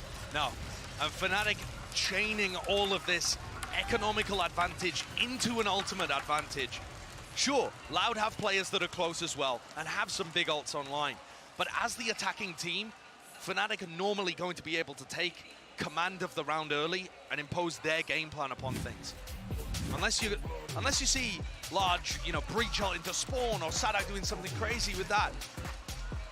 Fnatic at the end of this timeout called by their opponents are going to be able to concoct a strategy that revolves around Durka taking space with a showstopper, maybe Leo's ult combined, Chronicle for a post plant. There are just infinite varieties of things that Boaster can cook up here, and he's been given even more time to do it now with this Loud timeout. We're looking right now at a very off-balance Loud. Off kilter, looking to regain that balance any way or form. That's what the timeout's for, but it's just so difficult. Just to reiterate what you were talking about, Josh, listen, Fnatic, there's no one who does it quite like them so far at this lock-in event, at this lock-in tournament. When it comes to coming up with those cheeky ideas, anything to just throw off your opponent. And isn't it absurd that this team has only been playing together for the last 2 months? It is. They look insane. They played some show matches and stuff over the course of December, but after talking to Minnie, their coach, they weren't even practicing seriously for those. They were just turning up and playing them because, yeah, it was just a bit of fun in Japan, why not? Yeah. Oh, they are looking like they want some more fun in Japan in a couple months' time. You saw the flash of the trophy there. This team is on a warpath, and Loud stand in their way.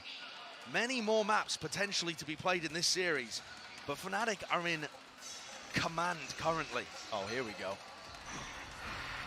Similar play that we've been seeing from this Fnatic squad. That's a seize. Only so that Durka can't be punished. He's leading it in with his showstopper rocket. Will it find it? Guesses incorrectly. Less to the re-swing. Narrowly escaping, but he is being threatened. But the crosshair placement is immaculate. Leono! How does he do it? Raw potential made manifest. The backside of Horse there, still the spike is out in the open. Like a little gift from Wingman, isn't it? Dropped into the laps of Loud. And a pretty big breakdown in terms of the coordination there from Fnatic. Had a long time to talk about how the ults were working, but Alpha was not tight enough to Durka. What is this with 50 seconds left? Calling the long rotate. Heavy all rotate. the way through spawn. And look at this, knives out, not worried that anybody could be lurking. Why would they be? The spike sat in front of them, no Omen ult to worry about. 2E's is watching for it. He knows there is a slim chance this play has been made. I believe the turret might spot them as well as they come around this corner. It does. 2 years is ready. Does he expect a second? He hears it. Leo, jiggle of the movement. Once more left. He needs the ace. So much to do. Spammable. Less in that position.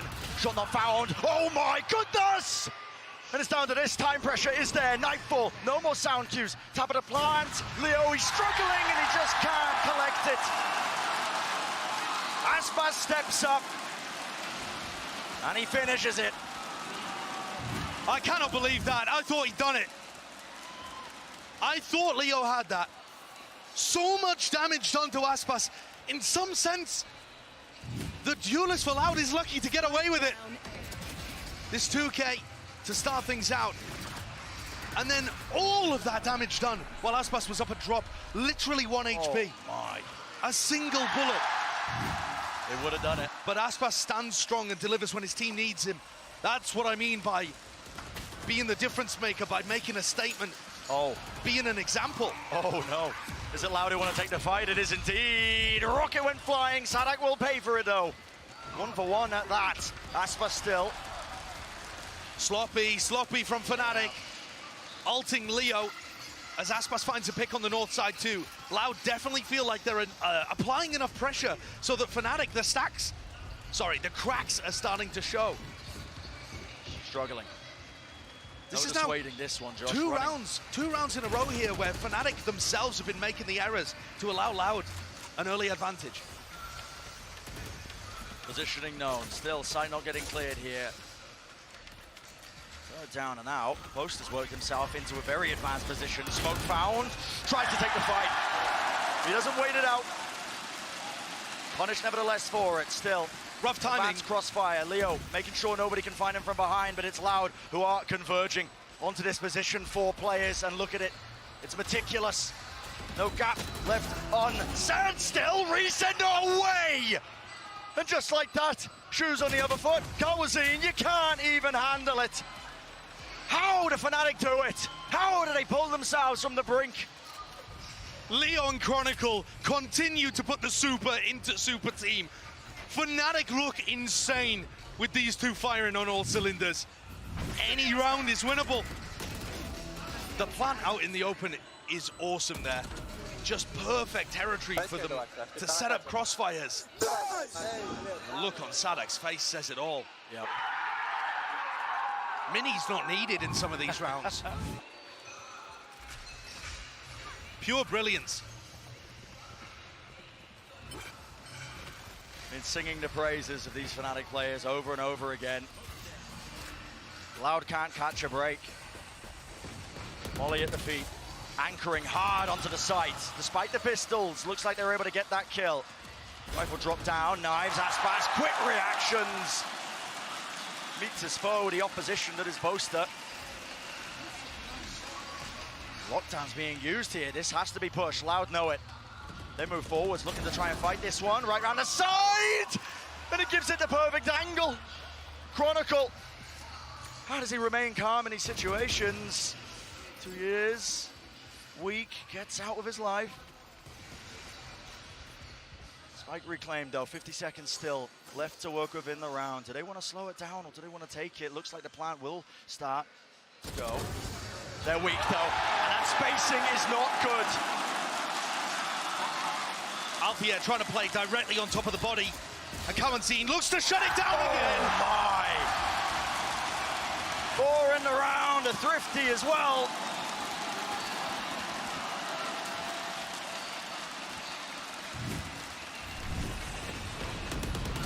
It's all of the new players to the grand final, isn't it, Brent?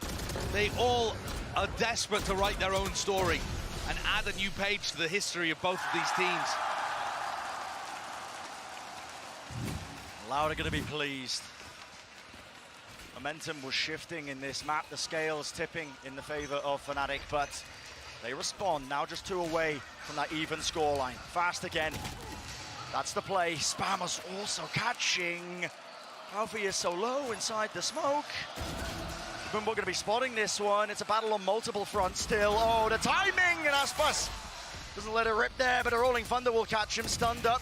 There's no way he gets away with it, and indeed he does not, but look at this, Fnatic. Fast to try and bail him out. They don't expect the backstabber 2 years. Flash in the face of Leo. Reaction's not there to dodge it. Boaster's made it winnable with that kill. He knows where the last 2 players are. Spike down, obviously, but a minute to play with. He can threaten misdirection in a lot of different ways. Does he still want to take this?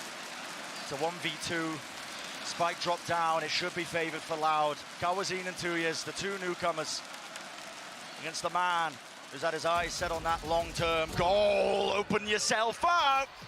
And Kawazin, there's no re-swing, there's no readjustments, but a misstep. Kawazin, always the closer.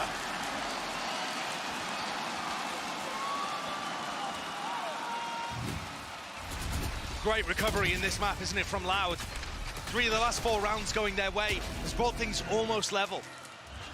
Definitely some shakiness in Fnatic's play. They're kind of patching it up with the individual brilliance coming out from Chronicle and Leo, but overall, I think this timeout is absolutely needed because Loud are looking like the more diligent team. And I was saying that I was looking towards Aspas and Sadak to really step up in this double duelist role and show the rest of the squad how it's done. But Kawazin, he hasn't been to a grand finals before, but he's got that LAN experience from his time on NIP. 17-year-old player, showed incredible promise when he played at previous global tournaments. And just think about this.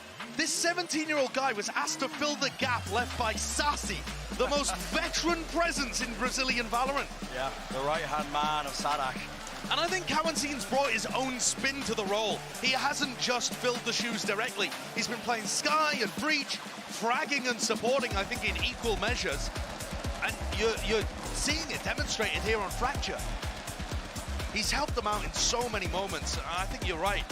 He's still got that same flair where it feels like he can be that safe pair of hands, but he's willing to get active in a lot of spots. Sometimes you need that, somebody to fight dirty. Throw a bit of a curveball at them, why not? Take a swing in a fight. Loud steadily regaining their footing. And Loud have been fighting aggressively for an area of the map at least. Pushing Dish, pushing Tree, making things easier for them on defense. Fnatic haven't been great at stopping that so far, but they've thrived in the chaos. The goal for them now to try and play into this. Prowler.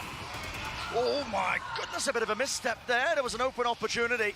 Aspas could have really put a stopper to that one still. Satchel up to the high ground now. How does he manage that? Rattle off the shot. Buddy up in his hands. This is a call to be made. Look at this from Fnatic. 3 of them grouped up in this spawn. 4 of them actually. I correct myself, leading for that late lurker of Alpha yet. They've completely flipped the map. Does Tuis have any idea about this? He's got to get the call, and he's forced to take a risky approach and clear out Tree. It's an injection of chaos. Fnatic looking to see if they can really start to drive a wedge between the rest of them. Still, they contain. Kawazin, so disciplined. 1 kill, backs away, doesn't give away anything else.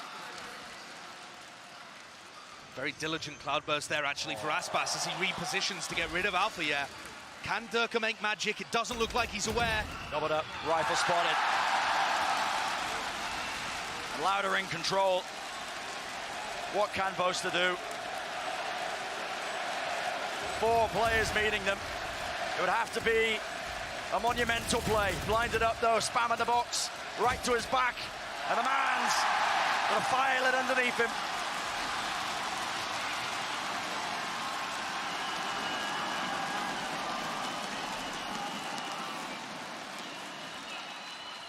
Deep breaths.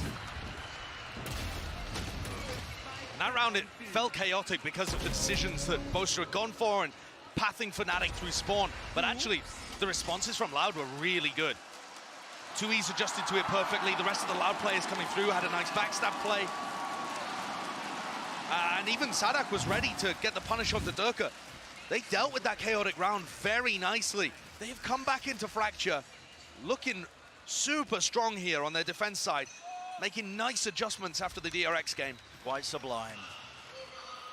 5-5, 2 more rounds, 2 more opportunities to gain that narrow lead. Boombot in the corner, Boaster dodging, weaving, seeing if he can avoid it, but he did end up having to break it. Durka has his ult online. It's Durka and Chronicle over at Dish with 2 ults to work with. And how will this fight get taken? I mean, I think Loud just have to give the site here, right? You can play back in. I don't really think you want to be using Tuis' ult to deny the plant. Whoa, that's a long-range one. Sailed across the map. No kills found, those. Durka was dropped down quite low. Plant now. Orbital strike and the stun. Chronicle. Goodness gracious me, man. Bee hopping away. Survives for now. Now the Rolling Thunder, and it's a collapse. Fnatic want to fight. They don't want to make this easy. Taking back their space. Nightfall online, and Plant will go down. Not too many problems. Molly missing. So many angles to watch for. So many angles to watch for. Yet it's Aspas. Consistent. And where is the layers? Where is the play? 2 years holds it down. Defending the lockdown. To his dying breath, but he will not fall. Left up to Leo, and he just cannot maintain.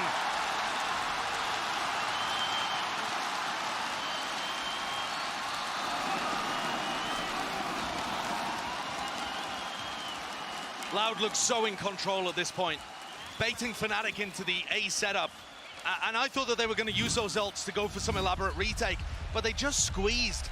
They applied constant slow pressure until these Fnatic players were forced to take unfavorable fights one at a time. Look at the reaction there from Fraud. His team's got life in it, and this is why you can never count a team out. Even after they lose on their map pick, it's a BO5. There are so many moments for teams to go back and forth. A final like this is often such an emotional roller coaster. And Aspas holds his nerve this time. That is pure disrespect. Just fully confident. Waits to see if somebody would peek behind it. Fnatic spam. Oh, they know. That probably gets used. Leo brought down to a sliver of health. Double satchel though. Durka clearing out the site, but look at where this util is. Panic. Ever so slightly. Nanoswarm popped off, but it's a closer plan, so Poster won't be pushed back. But guess what? Pace injected.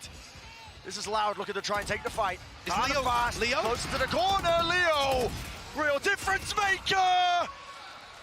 He can't get the third, but maybe he's done enough. Certainly made it very difficult for Tuis and Aspas. I'm not sure they know about Alpia's position. And even if they do, how do you break this crossfire? The plant position's so good. Util cleared. Orbital strike wasn't even waiting for the tap. More time being purchased. 3v2, Aspas in 2 years. You got to make the most of this one. It's the last round and a half. The top of it, forcing the fights, but look at the discipline, look at the patience. Fnatic not giving them anything, not a thing in the world. They've got that extra element. Alpha Year in the back pocket, that's 6-6. And it certainly feels like both teams are fighting tooth and nail here for Fracture.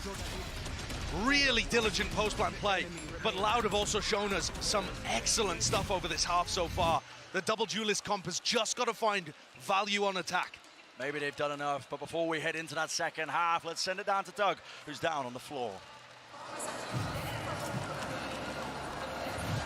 Thank you so much, Brent. I'm sure you can hear it. I'm sure you can feel it. This crowd is electric. I'm standing by with Sugetsu. I gotta ask you about this double duelist comp from Loud on Fracture. Do you like it? Do you not like it? What are your thoughts on it in general? I mean, this combination of agents is very good for attack side. Like, I can't imagine what they will do on defense. Like, I have no thoughts about this, but on attack it's strong enough. So if you think their attack side is stronger, a 6-6 half should be pretty good? It's not good. It's not good at all. I think they will like counting, like they will like 8-4 maximum. And on defense they could do something with pushes probably, like T side push, city side map, everything. I mean city spawn push, So I don't know. Yeah. Weird. And it's been a very good match. Again, it's a 6-6 half. I want to ask you about Fnatic in particular, because you think about their history, and they always get to big moments and then they fall apart. But it feels like this team is different. It seems like they have more confidence. It seems like they're far more level-headed. Having played against them, what makes them so good? I mean, we were always losing to their new roster. Like, they were creating new roster, we're losing to them. After we're like taking revenge, we can say. So for me, this roster is like kind of the same as they had like 2 times. So even if they will, basically we need to see when they will lose at least one map, how they will go, like in Fusor. Yeah, last question, it's got to be quick. Who do you have winning this match? Fnatic. Fnatic, Yeah. you heard it. He's full on Fnatic. EMEA all the way. EMEA, Let's let's throw go. it back down to the casters. Bren, Sideshow, she's all yours. Well, confidence from Sagetsu in his EMEA brothers. And why wouldn't he be confident? Fnatic's defense side obliterated Na'Vi, and I did not see that one coming. They had so many set plays. But this whole map is going to play quite differently in this match, because Aspas and Sadak are playing the double duelist, looking to get up aggressive in people's faces.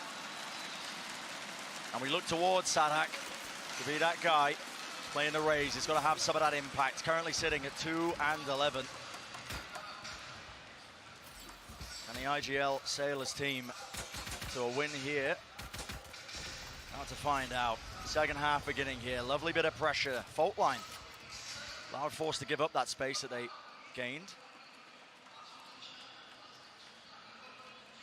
Bit of a jiggle. Oh my goodness, Boaster. Lucky man to get away with that. 13 health, still alive in the fight, but a dash forwards. Now the plant will start to go down. No clearance in tower. Not a worry in the world. Deny the plant. Great nade. Beautiful nade. Just bounds right into the arc. And now you see it. Fast re-clearance. B main wants to be taken. Fnatic, they're not wasting any time, but a call is made. Aspas. Sky. Running, skipping, hopping all the way through Canteen. Stun. Re-swing. Not expecting it. And Boaster. Oh my goodness, damage being done. He was really being pushed to his limits. Aspas. How does he want to fight that one with his teammate up in tower, sticking all the way? You gotta contest this, and they don't. Fnatic, once more, the arena sounding more like a library. They have stunned and deafened.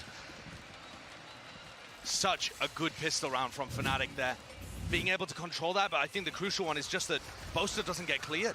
The push deep into spawn should have gotten rid of Boaster, leaving Aspas healthy and Sadak alive. I think it's a great call from the IGL, but Boaster gets away with murder.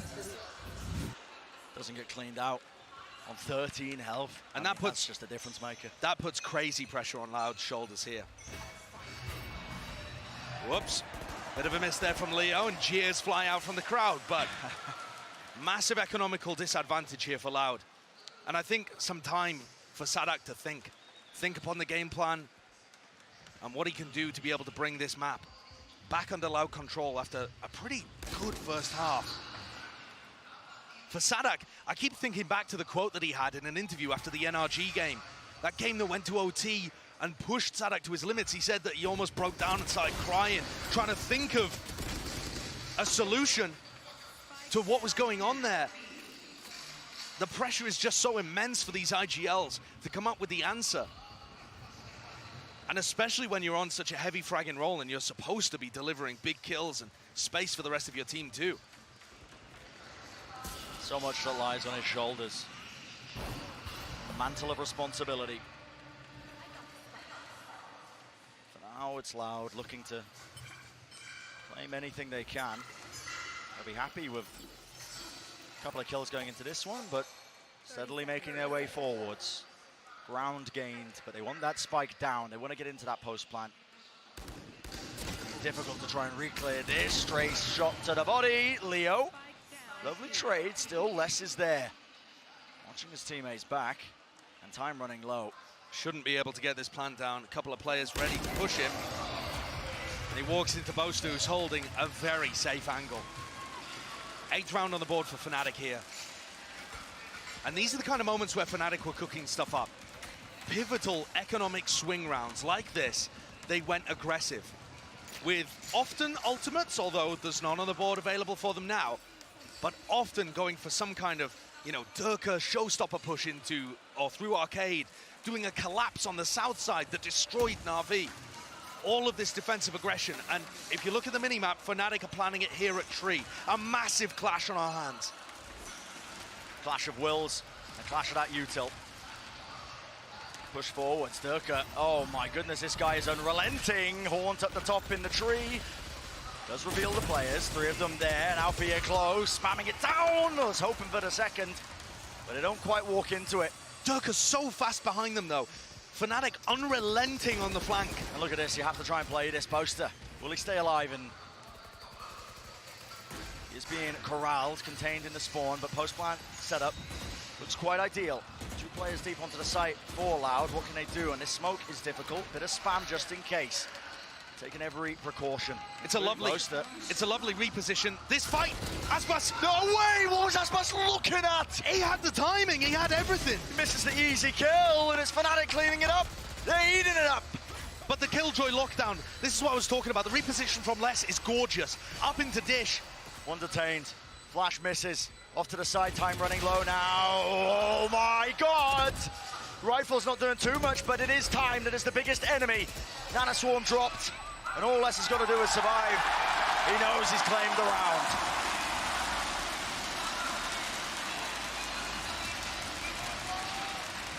Fnatic look like that could have been a round 1 for them. But it's the crucial reposition that Les goes for, recognizing that if all of these players are flanking from the south side of the map, Dish is going to be open. A bold move, a good ultimate. Online in round 15 as well, very early to get the lockdown online. And it makes all the difference there. Puts pressure on the Loud economy though. Bulldog and a Guardian brought up into this. North side crunch perhaps? Looks like it. Util waiting for some sort of contact, maybe off the boom bot, but holding it. There's the stun. 2 years. Unfortunate position he's been forced into, but a smoke at his back. A bit more peace of mind knowing that really Fnatic would have a tough time trying to get through it. But all of that fighting forces Loud into a passive spot and gives the ult orb to Durka. And now he has his ultimate to deny a plant or go for a retake. As everybody on Loud, apart from Les, coalesces in Arcade. Grouping up. Updraft dash, Aspas missing it. Aftershock making sure nobody can swing, yet it is equal trades. An even fight. And Leo, all the more powerful for it. Players weak enough. Oh my God, this guy's looking snappy. And 2 years. He knows what one of the players is, but that was that 1v2. Can't keep putting these young guns in these positions. Pressure is mounting. Can he come up with it? Not going to be handed an easy one. So much to clear. And Leo, he's everywhere. Say it once, say it again. Man's everywhere. Safe hands. Again, pulling them forward. A 2-round lead. You just can't give him those opportunities. He's at 21 kills already. This is absurd. In 16 rounds. And it's not like Loud played that perfectly. Leo was offered opportunity after opportunity to take 1v1s, and he wins them. But Loud got snarled up there. Really big communication problem. Maybe the pressure or the nerves getting to them. The weight of being 1 map down and losing control of Fracture perhaps. But the timings were all off, and now they're just going to group and hope that Aspas can fly them through. All 5 of them, Util sailing right over the edge, and a fight to be taken still. Fnatic unable to give up any ground, unwilling to give up any ground, but it's afforded them the ult. Rolling Thunder clears and cleaves, but still there's layers to it. The Molotov at their feet, Gaurzine burned to a crisp and a risky play indeed. Watched for though. Attracting the ire of Alphair, never really a comfortable position. And they know exactly where they are. This is Fnatic with such a commanding lead now, momentum behind them, looking to try and seal it and claim that second map here in our grand finals. You just saw it there, Loud are going to take a timeout after this one. Another attempt at a thrifty. So their economy's still in an all right position, but they just can't get value from the Duelist players.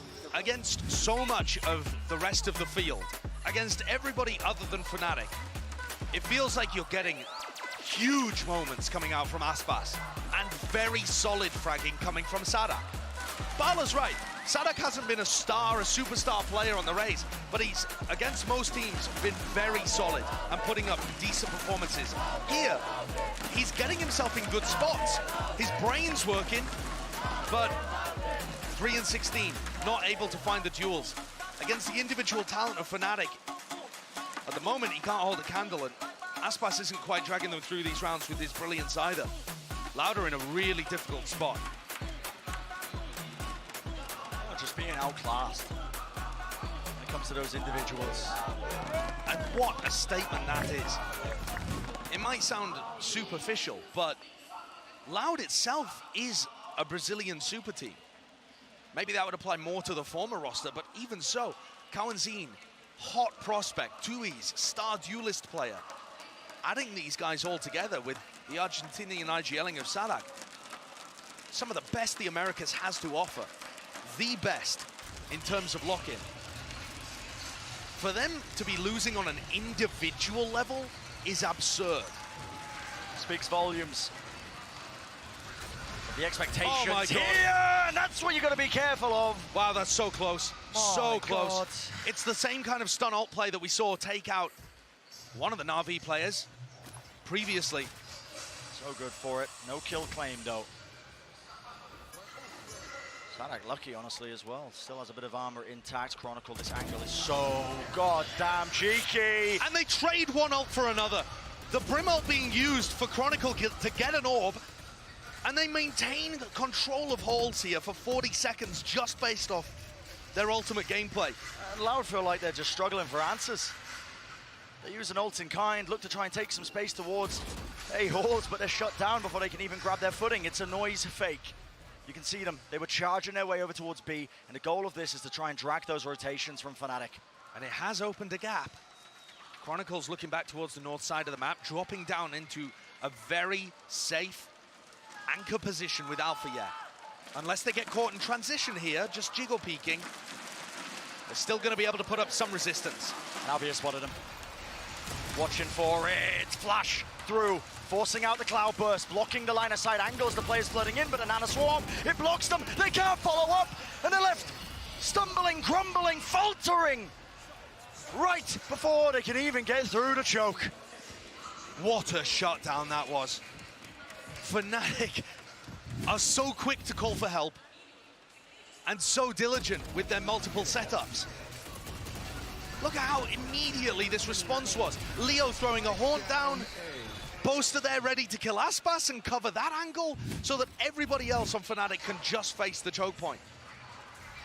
They are destroying Loud. Toying with them almost in some of these rounds. It's a word we use frequently, actually, over the course of this tournament when describing Fnatic as that dismantling, making some of the best teams at this event just look like they don't even stand a chance at times. This is Loud. Listen, they didn't have an easy path to get here to the grand finals. Theirs was full of issues. But there has been that raw individuality that sometimes sails them to calmer waters. Can they do it again in this round? The buy's weaker. Aspas was good to claim the first opening, but there was that instant response again. Left into a 4v4, tap of the spike. Hoping they can force out the util. There's the C's and the nade. And this looks like a cancel from Sadak, getting fed information by less. But he's got to know that Althea is still around here. He can hear the turret, and the alarm bot's still up. It's a great shot, but just too far away. Althea survives on 5 HP, and that Brutal. could be pivotal. Absolutely brutal. Backs away, survives. Bit of spam. Les has worked himself into the angle, and despite being so low, making plays. Skipping a hop through. Fnatic are so quick to plug up any sort of gaps in the defensive protocols. The help comes instantly, and Aspas on a bit of a lurk play, left to pick up the pieces with 20 seconds left. Has to be the most. No time to waste. Spike out in the open. Spam angle, 7 bullets. And he just doesn't anticipate it. Clearance is there, but as soon as the shot's fired, Durka, confidence in bounds. And this is Fnatic once more crawling their way to that map point. Steamrolling their way to that map point. There has been no chance for Loud in this half. Defense side, they put up some resistance. On attack, Fnatic's ability to control the map has just proved far too much for them. The ultimate cycling, again, always in favor of Fnatic. And a reminder, Fnatic obviously have still yet to drop a map at lock-in, and I don't think it's happening here. It would have to be 5 rounds from Loud. Try and get a semblance of OT, and they just can't quite come up with the answers, because how can you against this, man? Look how many different defensive setups there are, how many trap plays and layers. This team has only had a few months together. They look so well put together. The firepower, the strategy, made manifest here on the brink of winning. Second map in the grand finals. Nightfall only tags onto the one, pushes them back, but it just feels like Loud are hoping for anything. An unforced error, someone just gets into their sight line. Aspas is the man to watch for. Pressure applied though onto multiple areas. Door opened up, they're gonna be able to hear this one. So Fnatic still uncertain as to where this is trying to land. Spike finally being picked up though, and Les has got himself into a forward position. Could be a real thorn in the side, but he's cleaned up nevertheless. Spike has to go down here. Lockdown in play. Fnatic might be looking to try and close up this map. But right, pretty both. Oh my goodness. It's a good nade though to take out the lockdown. 3 players left standing. Loud trying to hold on. Any sort of grip they can get onto this series. Aspas is good. He equalizes it in a 3-on-3 fight. Flash dodged. The Fnatic are scaling, taking that space onto the site now. How does this get taken? Stun across. Chronicle! 2 found. Aftershock pushes them away, but it's all too little and all too late. Out for year with all the time in the world, and that is just brutal. Second map claimed here in this grand finals. A warpath being carved out. Scorched earth here as Fnatic bully their way through. No resistance from Loud in that half, none whatsoever. 2-0 up in the series and 1 map away from Chronicle lifting his second trophy, and the rest of Fnatic finally getting that sweet title that they've been going for years at this point. The job's not finished. It's a best of 5. The tide of battle could change at a given moment. Loud still in this one, but they've got to claw their way back from an unbelievable deficit. And once again, Leo, the best player in the server. He's got to be on for tournament MVP at this point. Mini's reaction to some of these plays from Leo from Chronicle are all absurd. Loud have to step up to start to match this. Fnatic, firepower in spades, strategy book seems to be bigger than the Bible. That's going to do it for map number 2. We'll see on the other side of this break just how far this series will really go.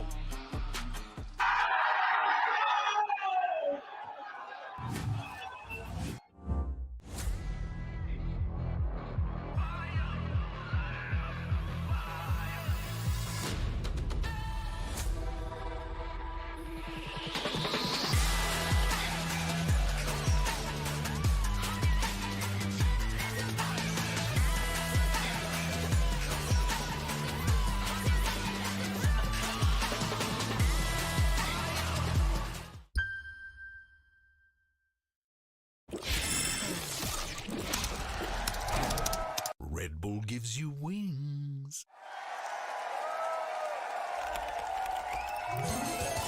Red Bull gives you wings.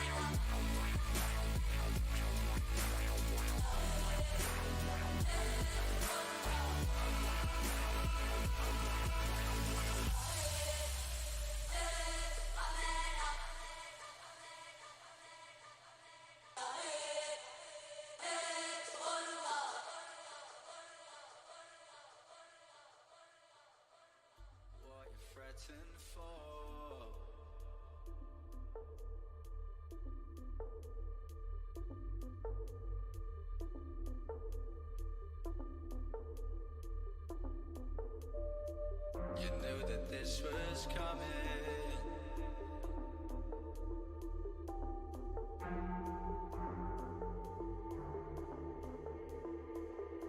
Tried to fight it, but you denied it.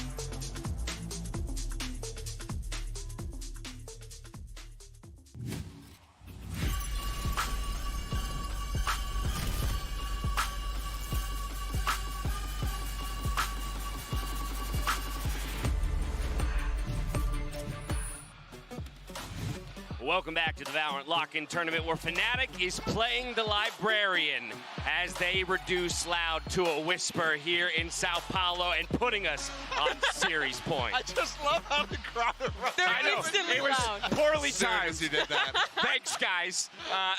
This is still, though, a very dangerous spot for Loud. They are now in a position where they themselves have to reverse sweep. They were the team to shut down DRX, stop them from being able to be the first team in the big VCT circuit here to be able to do that.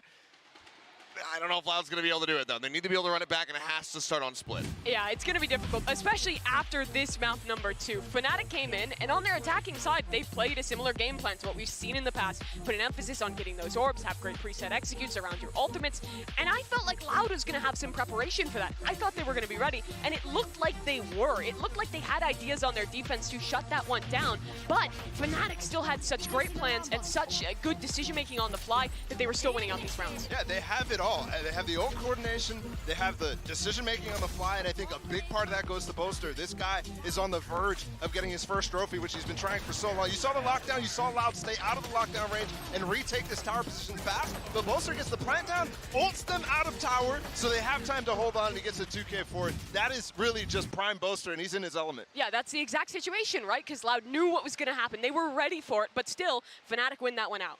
Yeah, I think not only is this the best iteration of Fnatic that we've seen so far, I think it's the best iteration of Boaster. The way that he's having impact right now in these games is just utterly phenomenal. Well, speaking of it being the best iteration of Fnatic that we've seen, it was round 7 that will be our Verizon high-speed moment for the day. Leo and Chronicle linking up Bala together to prove their worth and then some as a duo. This was a 2v4. This was the moment where I'm like, again, this is such a big super team. But for me, Leo is the initiator prince that was promised, but now he has the patronage of the once and former king of Chronicle. It is so good to see these two play. The duel and the way that they actually approach situations like this and their ult coordination, their utility coordination, you just see it over and over and over. It's so amazing. It was the second layer that Fnatic has needed for so long. And, I mean, you can see Loud cannot believe some of these rounds that they were pulling off. It was miracles for the side of Fnatic, but that's what shut Loud down. That second half, Loud only won a single round. The way that they cycled between different calls for Fnatic was fantastic, and every individual was performing to such a high level.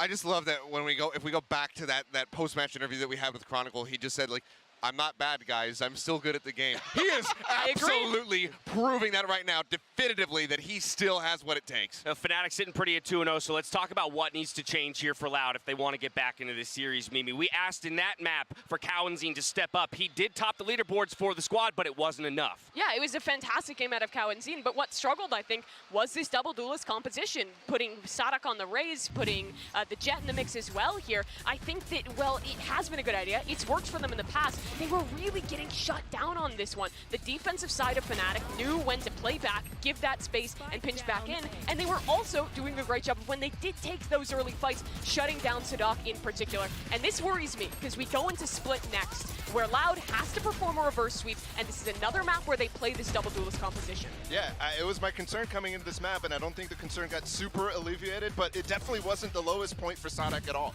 And I think the lowest point for me when I watched this was on split. So that's where the concern continues. It was on split against NRG that was like, oh, he's really not comfortable here. He's really not comfortable calling. And, I mean, they went to map 3 off of that one. It was really difficult for them to actually even do anything. So, yeah, it comes down to that. And if there was any comp to change, I think it'd be this one. And guess where we happen to be going on map number 3? It's going to be split Achilles. It's got to start here for Loud. It really does. And I'm right there with Bala. The Raze right now from him is not inspiring that much confidence, but I do at least favor the Raze Jet on split as a double duelist compared to on Fracture, but it's still going to be rough around the edges here unless Sadak can level up his performance. He cannot be hovering down around the bottom of the board. This map is going to be wild too, because Fnatic also play a double duelist composition here, and that's going to be the first time I think we're really seeing these two comps really match up against each other in that mirror here at Lock-In. But what's difficult is for Loud, it is going to require that reverse sweep. We've talked a lot. It is a very, very hard thing to do. And for Fnatic, I'm sure they are feeling so invigorated, one step away for the first trophy for this core. We eagerly await Prime Gaming Agent Select to get some answers to the questions that we have when it comes to what compositions each team will bring out. Will it be the double duelist? Loud, it's important to remember, is starting out on the attacking side. A lot of times people cite double duelist most effective from that attacking half, but it means they need to have a hot start if they go for it. Yo, it absolutely is, and I also think there's threats for Alphayer here as this Cypher. He could really get a lot of lurks off on Loud, not only on defense, but also mostly on attack, especially as you get those double cages going. So that's definitely a threat for Loud. There we have it. We're matching the double duelists across both teams. Yeah, right now, for the side of Loud, if they want to get themselves back into this game, they need to start off hot. They need to clock Fnatic in the mouth, catch them off guard, and get that momentum building, because they need to swing this around, not just in this map, but in this entire series. It's all or nothing at this point for Loud as we turn our attention towards map 3 split, which means it's time, once again, to send it back to Brandon Sideshow for the cast. Map number 3 now entering the turning point of the series. Joy and horror is going to be across both stages. A swirl of emotions for both of these teams, Josh, as they edge ever closer to the potential goals. And you see the trophy between both of these teams, both metaphorically and literally within touching distance here of Fnatic. And what a long road back from Loud if they want a chance of being able to lift this and become that back-to-back title winner. I'm right there with the desk. I'm looking towards Sadak. I think the comparison between the two IGLs is so apt. Boaster, everything's working, so he can focus on his own game. Sadak, 0-6 in first kill to first death on Fracture. He just simply has to do better. Has to do the most for them, Durka! Just an absolute menace to society with a shot like that. Scattering the hopes and dreams of an easy execute there into A heaven. Still wants to take the angle, still wants to take the fight. Damage being done, rattled across. The bullets fly. And it's Fnatic once more laying claim to a couple more bodies. And look how happy Fnatic are to rotate 4 people onto A defense. Holding for it. 2 years, less. Crossfire watched 4, turning it into that 3-on-3. The Viper Wall doing so much there, allowing Loud to stack up multiple players and breaking Fnatic's crosshair placement. Now the pressure really does get applied to Fnatic. It's a soundbait though. They looked like they were trying to fake towards that presence in mid. I like this push from Alpha, yeah. I think repositioning here catches them if they rotate back to B and lets him help A. Still, almost getting your head taken off there. Boaster has to back away. Leo returns the fire. Does not get out unscathed. Spike has entered the side. It's up to them. Kawazim with the plant. Dweez has a start, but he's got to fend off Alphayer. And this is it. It's all about the timing, which Alphayer, he knows exactly. It's handed to him on a plate. That 1v2. Fnatic, the potential is there for them, and the crossfire just immaculate.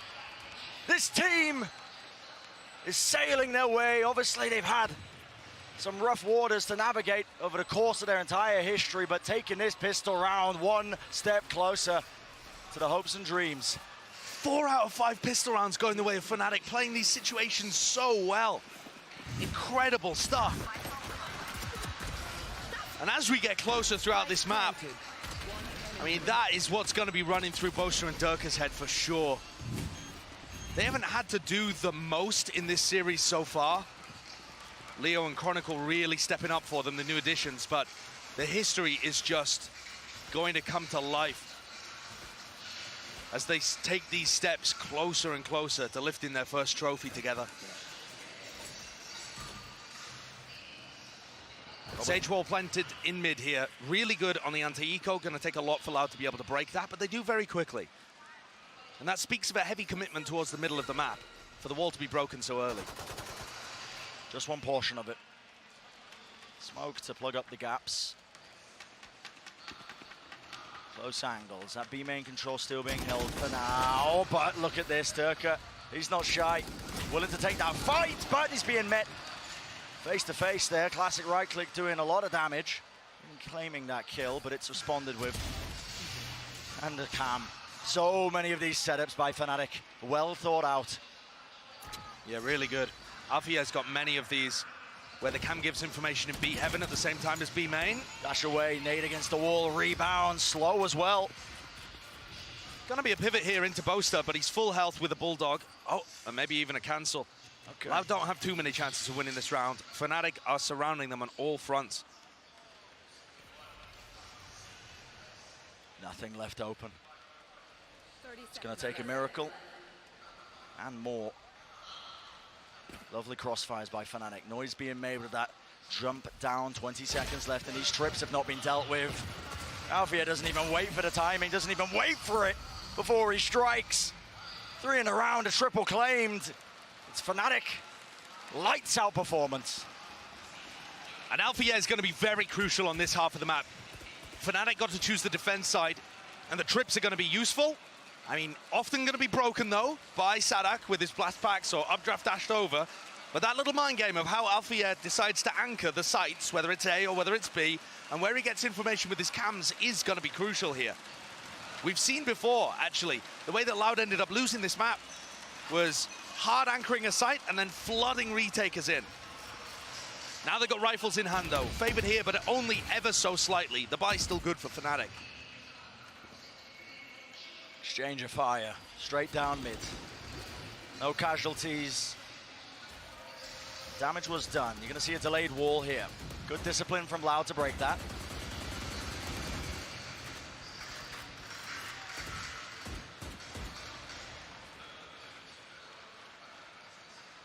Look at Les, taking his time with him.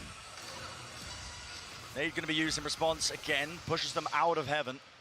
And Loud really finding it difficult to get anything done. This cam position, Alfia maneuvering his setup. Really good pressure in B heaven has pulled Durka away from the A site. It's only Alfia here. Yep, he's alone, anchoring. The cam position is still really good. It'll give him enough time to react. Pop his cages and play hard anchor back site. Seems like Fnatic have got a read on this in one way or form. Nade at the back though. Util, will it get cleared? Skipping a hop straight over to Trips cages though. This is throwing so much into the mix. But eventually he is dealt with, cleaned up. Still the neural theft was able to get online, and Boaster, he collects a kill because of it. Crosshair placement not ideal for Durka. And a good kill from Sadak. That's going to get some confidence going. Nice shot hit. Game plan working. Tui's in an awesome backstab position. Everything left to Boaster. So much to do. One fight taken, and one. Sees the second player, guesses incorrectly. And so Loud answer back.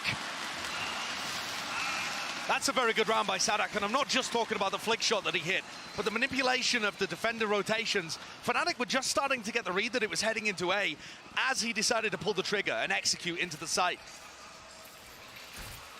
He gets the spray down on onto Alfia, sorry. So they trade 2 duelists for the 1 site anchor. I think that's, or rather 1 duelist for the 1 site anchor. I think that that is exactly how Loud would like to play things.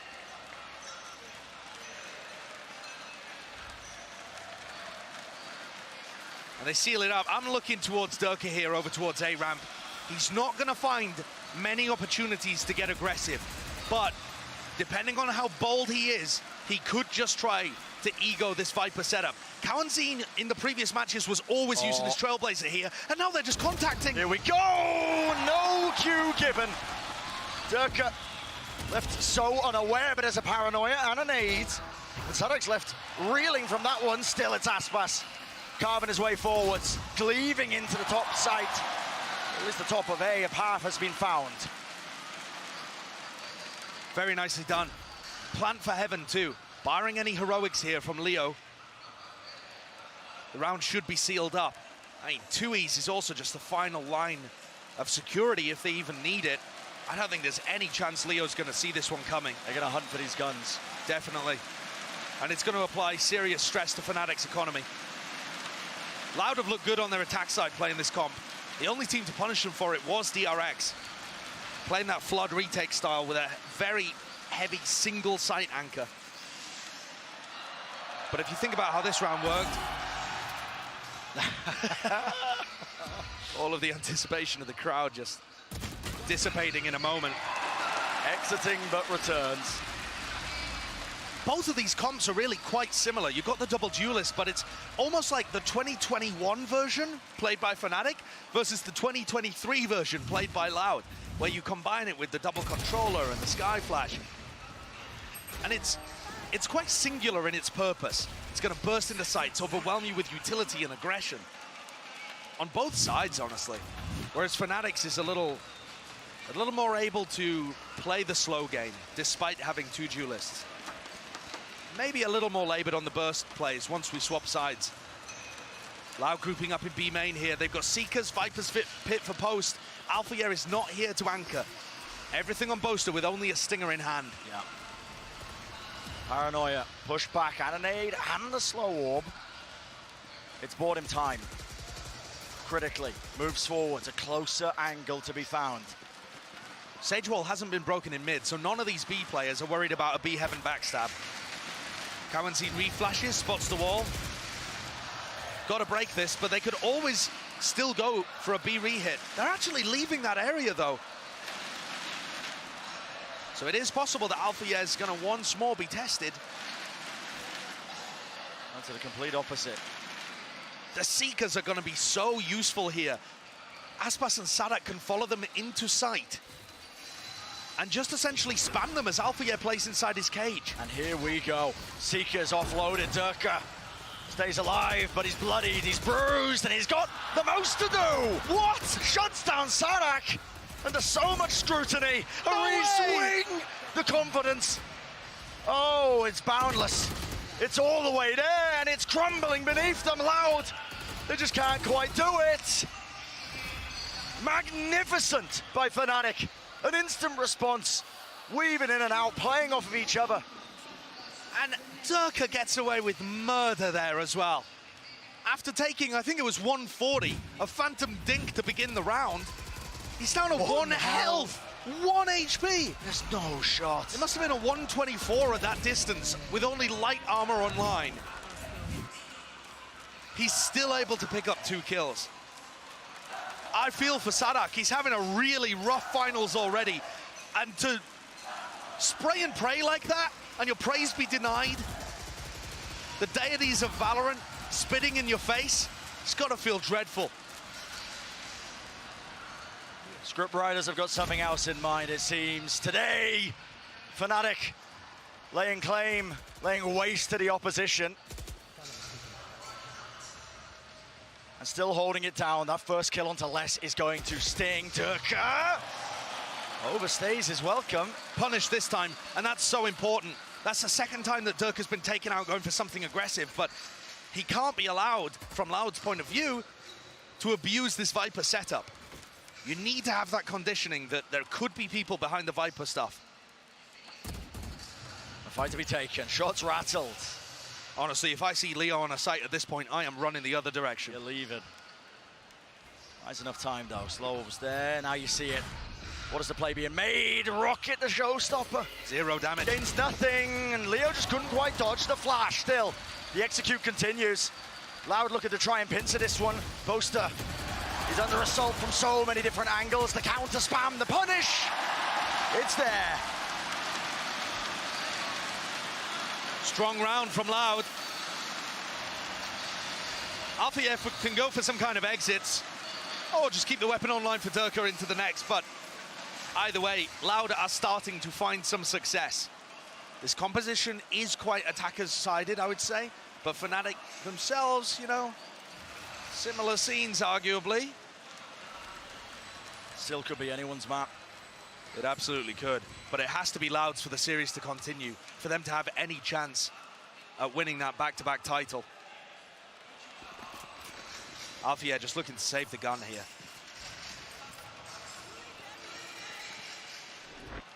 Start to feel the heat here. Couple of seconds left for him to try and survive. Do not swing out, son. You think about how Durka's been playing this tournament so far. These kind of plays have always worked. But the frustration on Mini's face tells me that there might be a stern talking to coming. Fnatic have taken a timeout, and both Mini and Boaster will be cautioning Durka not to overheat. You cannot allow the moment to get to you, the crowd to weigh on you, and a feeling of immortality to hit. But at the same time, a fine balance must be found. You can't allow that Viper utility to always go uncontested.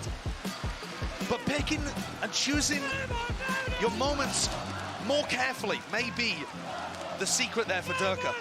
Because that's the second time in 3 rounds that Loud have won where Durka's offered them an opening. Loud not the kind of team to go out easy. They want this just as much as Fnatic do. Chronicle hunting for that two-time trophy. Boaster hunting for his own when he's been so close yet so far in the past.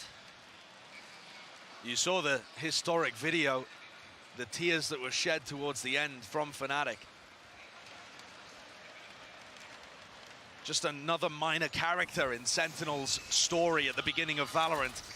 But now they have firmly made that their own. Looking to do the same as was done to them. On pace right now for an undefeated streak through lock-in. But Loud are there to challenge, and so far it's looking so good. Durka with knives in his hand. Now Fnatic's defense didn't look like it had as many set plays as their Fracture when we saw it earlier in this tournament. I didn't see them cook up big game plans around Chronicle's ultimates, for example. A little ping there as they look to see, is there a camera? Is there some kind of trap play? But no, not this time. Loud are allowed mid for free. Durka might be feeling it sometime soon. No, instead the players that were creeping and crawling, possibly through ropes, they instead decide to take their presence towards mid still. Crossing, using that Viper wall. This is all still really fluid from Loud, right? Sadak at any point here can call a B split and an A split, just based on what he hears and what's delivered to him by the rest of the team. And the key from our point of view is less. He's starting to move over to B. This is going to be a commitment. Chronicle, smoke in his face. Boombot tags onto a target, and whilst all that's happening, the rotations, the attempt, everything's being thrown into chaos. Moving forwards, Leo does not win it out, yet still, look at that! Main can't be contained with time on the clock, bleeding low. Durka with the most to do. Cosmic Device splits across, right click does not hit the Storm. And he has to back, just a shorty. So close, that could have been everything. Weaponry's not good. Cloudburst forwards, pre-fire. But less punishes. Durka's looking to retrieve a rifle here and still go for it. Or maybe he's required to save with the money on Alpha Year and Boaster being so low. Loud are being given a lot of the map here, and Durka finally calls it off. Feels like, Josh, it's been a long time in this series since we've seen Loud with an ever so slight lead where momentum's been on their side, but making steady strides. I would argue the 6-6 half on Fracture on their defense, it looked promising. I could see really bright spots. Yep. They just weren't able to do anything on the other half of the map. And that, I've got to admit, does worry me a little bit here. We've already seen Loud's attack side be very good, and especially with how passive Fnatic are playing them, offering them the whole of mid, very safe Sage walls from Leo, even getting Loud into B heaven. I would expect Loud's attack side to be good here and rack up 6, maybe even 7 rounds. Doesn't mean I'm not concerned about them on the other half. Boaster attempting. Smoked across, Judge in his hands, potent weapon indeed, yet a fight taken and a fight lost for Chronicle.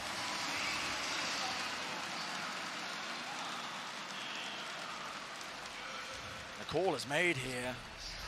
Waiting it out, but Loud, they don't overstep themselves. Okay, we got a kill, let's slow it down. This is tough from Boaster.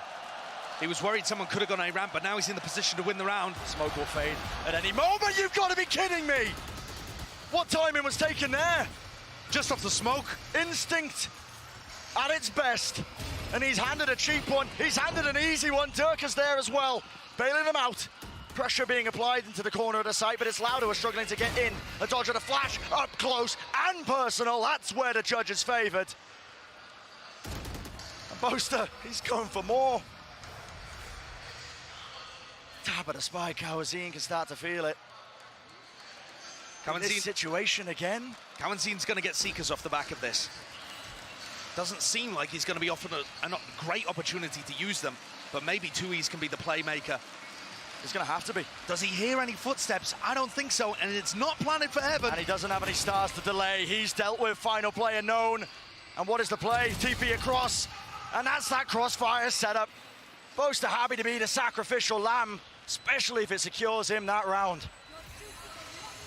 What a great round from Fnatic there, and from Boaster especially. Preternatural timing on the read with the judge. Exactly as his smoke was about to go down, you saw Kawanseen getting ready, I think, to flash through it. And he just spams, grabs a kill, falls off. Good for another as they get into sight. You can tell how much he wants it, Josh. Yeah, he's playing like a man possessed. A man that can feel and sense his dreams of the last 2 years becoming manifest.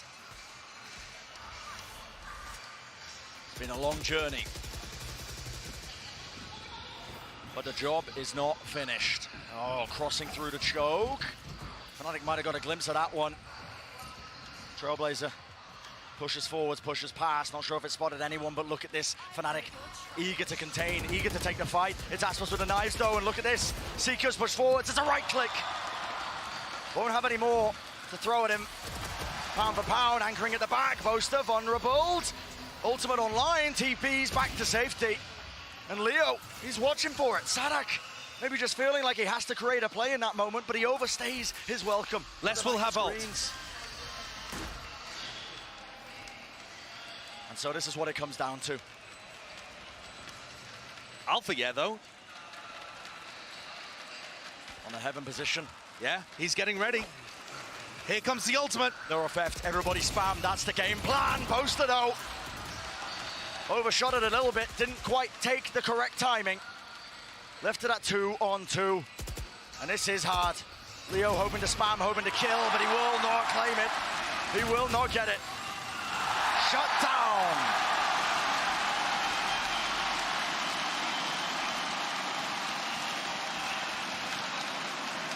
A major round win.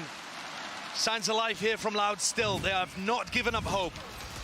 And so far, this attacking side has been marvelous.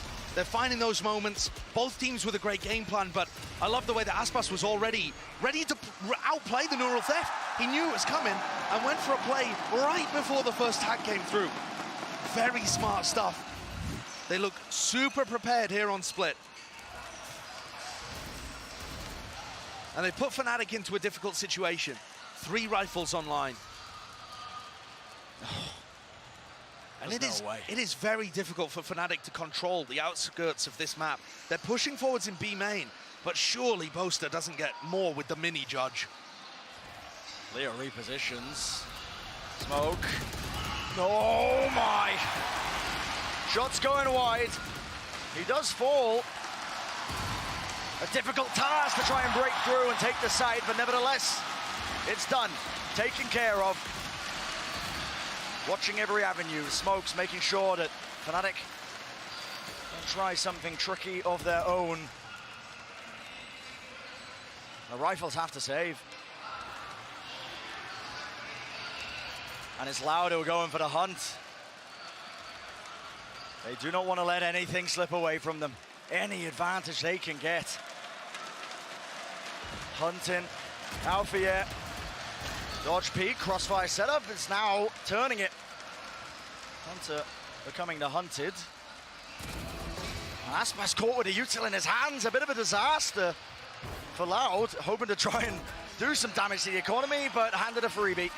An overheat maybe, because all of these kills matter far more to Fnatic than they do to Loud. Confidence for Sadak. And not just that, but a bit of damage to keep Fnatic's economy in check as we head into round 11. Final 2 rounds, Fnatic should still be able to buy even if they lose due to the loss bonus. But maybe, you know, without that full utility, maybe a bit of a scrappy buy towards the end. But yeah, that confidence is so key. The game plan is working, and Sadak's finding some moments. He's not lighting the world on fire, but he's doing enough at the moment. Wow. So, Durka and Alpha, both making the play this time. Instead of Durka being on his own, they are together. Alfia's going to bait him! No way! A triple for Durka. He's just supposed to be the bait there, the tasty worm on the end of the string. And they don't expect this. Alfia strikes and Alfia claims. 5th round for it. One step closer to that even scoreline. What a response. What a response immediately there. How does Durka manage to get 2? That's nasty. That's just nasty. Ridiculous shooting. No shot. And yeah, he's just supposed to be the bait. Take a fight, dash away. They don't expect Alfia. But sometimes when you have players of this quality, the plan becomes immaterial. Loud forced into a fast play. Double satchel, dash across onto the site. No control of A, Heaven. Same play again. Trying to clear it. Smoke on the edge. Less. No way. Making a bit of noise. Backs away as the orb fades down. Maybe hearing the presence there, but this looks like it's going to be that 5-on-5. Nade at the feet. Less. Bit of chip damage. There's a reflank happening here from Tui's, but he's going to hit a trip unless Alpha dies. It's all about that timing. Durka. Straight bullets. Meeting their match. Trying to take the fight. Wider swing, and less is dealt with. All in their face as well. This is starting to get panicky. Trips dealt with. 2 years! Oh my goodness. Close, very close. More than strained, but still they collapse. Easy sightlines handed. But Alfier with a moment of his own. Let's see what he can make of it. Time running brutally low, and it's Aspas with 3. 2-round lead for Loud as they close out that first half. Finally seeing Aspas come alive in the duelist battle, the Jet head-to-head. What a round from this young fellow. Looking so clean out there and powering Loud forwards. That should be their favored half, though. 7 rounds. Is it enough to fend Fnatic off and give them another map, another shot at continuing the series and winning the second trophy? It's a hell of an attack side for Loud, claiming 7. Unbelievable scenes, but let's send it down to the desk to break it all down so far. Thank you so much, gents. Loud has come alive here in Sao Paulo. They find themselves a 2-round advantage, the best first half they've been able to mount here so far in our best of 5. Yeah, giving something for the crowd to cheer for, because it was looking rough, even at the beginning of this game, too. To see them come back, to see them have a chance is super important. This is a close game. We still might have a series. Yeah, and this is in the game where it matters. They were on the verge of elimination on a 3-0 loss in this grand final, and they have woken up. And the biggest question coming into this is, how does the double duelist composition perform? And thus far, it has fared far better than on Fracture. Sadak as an IGL has been varying up the calls enough to keep Fnatic on the toes, and the individuals are stepping up. And this is the perfect time, right? Because the trophy is on the line. Fnatic are still just a half away. I love where your head's at, Mimi Achilles. We had asked who needed to step up, who needed to be the catalyst for a comeback here for Loud, and it was Sadak that we put the responsibility on. Yeah, we have, and so far it's been looking decent. Stat-wise, still not going to be near the top, but he has been guiding the squad and still putting up some decent numbers. He's entering for them widely. Aspas has been going for a couple more lurk plays and has been able to find some really explosive moments throughout this. You can see he's once again lounging back, trying to maintain some composure as they get ready to go into this next half. Yeah, but I think as well, this second half is going to be where Sadak gets strained the most, where Bolster also gets strained the most. Yeah. Because this game right here, this map, is the first time we're really seeing that battle go head-to-head. The rest of it, it felt like Bolster has been in control. This time, it looks like there's actually a battle of the minds. This is going to be a half about the IGLs. The crowd is back, Loud is alive, but is it enough to keep them in this series? We'll have to just wait and see. So far, Loud 1-5 in pistol rounds. Can they go ahead and put up a second one on the board? We need to see that. A small advantage for Loud, but can they take it over the finish line here in map number 3? That's the question as we're getting ready for the second half to get underway. Back over to our casters. The pistol round to begin. Loud of a chance to extend their play in this tournament, in this series, the grand finals. It's going to be a crucial one. You heard Seth talk about it. Loud have not been winning them. And it's previously been such an incredible strength for this team at Champions and at Lock-in. Creeping, crawling, it's Loud who make the first blow to strike. It's an easy claim there as Durka will fall. It's a huge first pick to get. Massive. Durka on the defense side, when he was falling, opened up gaps. But look at this gap. Boaster all the way through on A. Oh, he's not wasting any time. Look at this. He's got pushed all the way up. Massively deep here. It all has to be used to replay. I mean, so fast. He knows that Les is around here too because he heard the wall being thrown. So that kind of stopped him from going deep into screens. What's a call to be made? He's got a bit of a feel now that the defenders have been pulled towards A. I think this is going to get into some very strange mid-round territory. We can see that there is a path from mid to B open, but I don't know how Fnatic would read that. And look at Boaster, attracting all this attention. He's the man of the hour. A lightning rod for it all. And he's pulled these players. Loud are so uncertain of what the play is. It's a reclearance from them through into ramp, and they've got to be aware of this now. But Fnatic, they've been gifted a timing. Can they strike? Can they take it? 25 seconds left. Boaster still in the back lines, behind enemy lines, and still he claims one. With Aspas falling, it's that 4-on-4. Sadak has nade. Can he get it to deny? Plant starting to go through. Pull. Nade has to be stuck. Leo, oh my goodness. Just a bit off there. Yeah, anti-synergy, but it's Loud who want to flood in. No time wasted, and no time like the present. Dropping down into hell, waiting for some sort of call. What is it? Sadhak taking space now, making sure that they're not going to be caught in a really strained position. Loud watching for it. Happened to the fuse already. It's not planned for him. Chronicle struggling. Gets off the spike. Happened to the fuse. Still not all the way through. It almost was shambolic.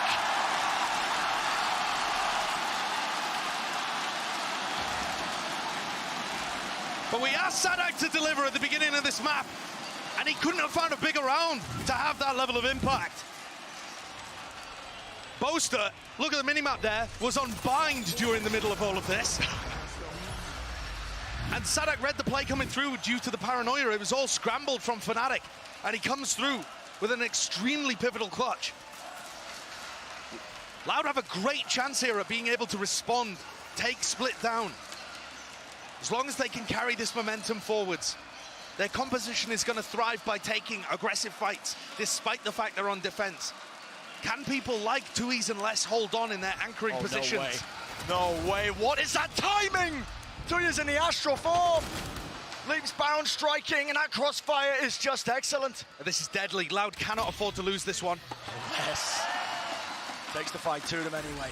A push through the smoke will make sure the Fnatic don't get away with too much. Alpha, yeah? Doesn't realize he's getting reflanked here. And the frenzy's good. Eventually traded. Limits it now into that 2-on-2. Weapons in the hands, though, of these Fnatic players. And how do they want to play it? Chronicle low. Smoke to cut across. Poster moves his way into it. A bit of spam fire. He falls.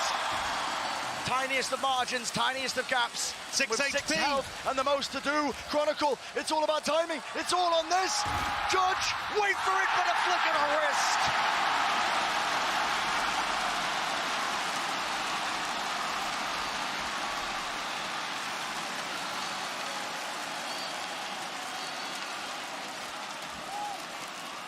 A bit too close for comfort, perhaps, for Loud there.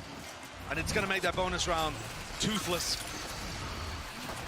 But man, that's going to be a bit of a learning moment for Tui's, I think.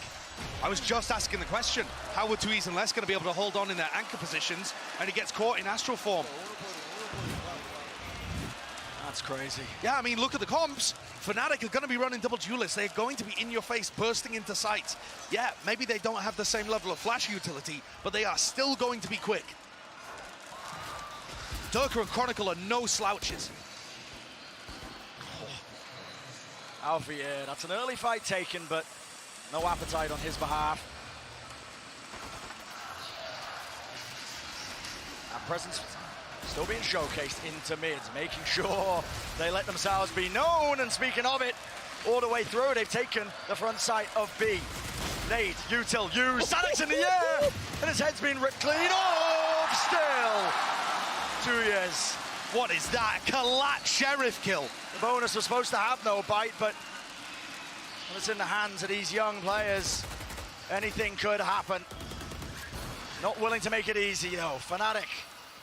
Sturka on the high ground off angle. Beautiful kill to find, and still the weapons are not that good. Aspas on a flank, he can updraft over the top of this. Wait, he can jump around. No, can he? Wow, he does. The trip's no good. The roar of the crowd might just be hiding all of it. Right from behind, Alfian none the wiser. A decision is made, a refight, a reswing, but he ain't. No way in hell. The bullets go wide and the crowd goes wild.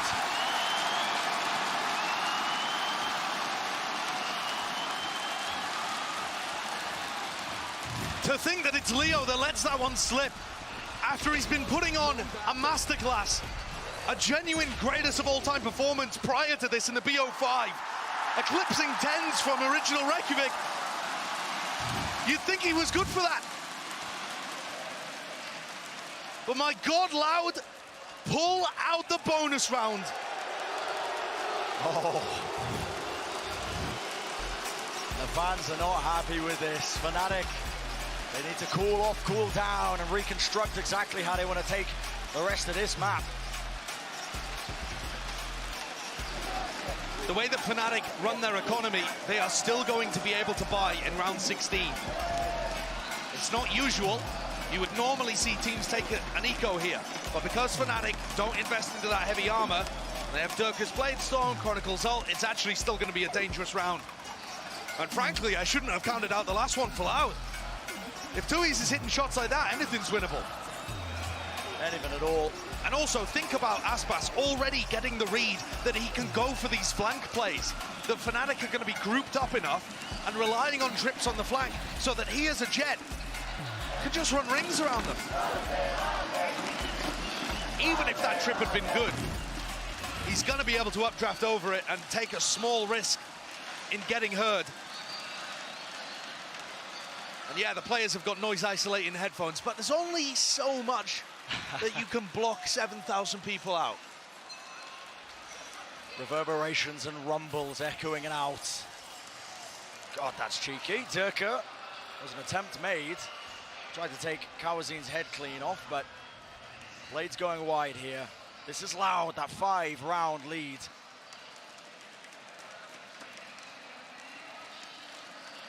They're looking comfortable. Aspas on this angle. What tools the Fnatic even have to push them away? A cage. Might give it away, but no, still holding it. The paranoia's not good. Flicking a wrist over to the side. It's a dangerous situation. And Aspas, he tries to skip and hop. He tries to jump to safety, but it's Fnatic who are coming up with all the kills. Massive 2 entries there from Fnatic. And Durka responding with another. And it's Fnatic filling up the feed. Loud are going to be in a really tough position. Their economy's good. But I don't think there's any chance of them pulling off this retake. Alfia's in such a safe spot. And that just shows you the danger. The explosivity of both of these teams. Is that... It felt like they had no chance in hell of being able to save that. Tears could do some proper damage now in this 4 position. Yeah, no one aware of it. Durka wanting to save the operator too. Seems strange to me actually, because the explosivity of Durka and Chronicle together has been what's caused Loud so many problems, but yeah, are they going to go with it for the operator saved into the next? No. So yeah, I like that decision, because look at the value that Durka's getting by going aggressive, by putting pressure on the site anchors, by taking space and collapsing on all sides. Nobody from Loud is being... Nobody on Loud looks comfortable in those spots. They've been able to recover the rounds in different ways, but the actual getting into post plants has been working fairly well for Fnatic. Fake TP from Boaster, threatening some B main control. Is Aspas scared about it? Is he? Hell. He's ice cold. Not a care in the world. Flash re-clearance, no overstep from Kawazin, but they do take that B main control. Good information.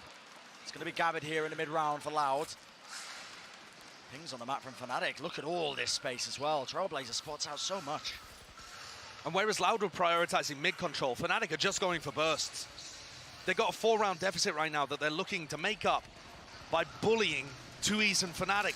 2Es and Sadak on the A side. 8 at the feet, slow war, pull, Durka! Left, right, and center, the man's just fighting off swarms of the utility.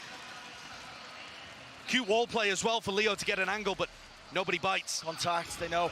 Alfie is there, Les strikes back! And will he get the 4th? Yes, indeed!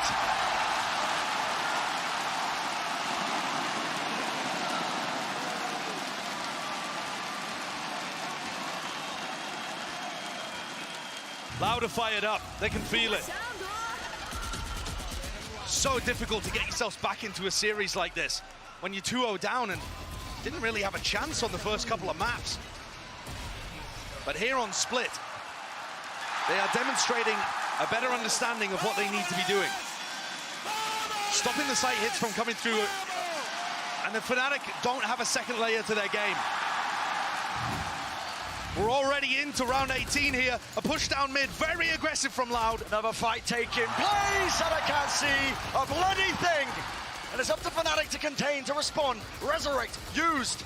Space has to be found. You have to try and weave your way around, and look at all that damage. Supposed to drop down to just almost nothing. And mid control is just never in favor of Fnatic. Loud are piling so many different things in. But Fnatic do have a player advantage right now. And it looks like Les is going to get pressured. I don't think he's going to have the time, particularly, to ult. All over the place. Ult to the back, Sadak. How did they spot that? Possibly just from being pinged out. Boaster's own ultimate giving that all that information. It's up to Les. Positioning's known from the neural draft. The spike is going all the way around, but just that much easier. Cosmic Divide splits a side tap, fight's still being taken, and this is no good from Fnatic. They're falling, dropping like flies. Les is repositioned fantastically here to even try to deal with Leo, but it brings it down to a 2v1. Leo somehow getting 3 in the mix. Wall, plant, 4 position, and 2 is just running. Knife out, not expecting it. Fnatic, not out of this map just yet. A really good response, actually. Fnatic's coordination falling down a little, but I just love this individual decision-making from Leo to go all the way through screens, because it creates such a pinch on that player on site. His raw skill on demonstrated there, right? In terms of how he takes that fight. The pull just not quite timed early enough.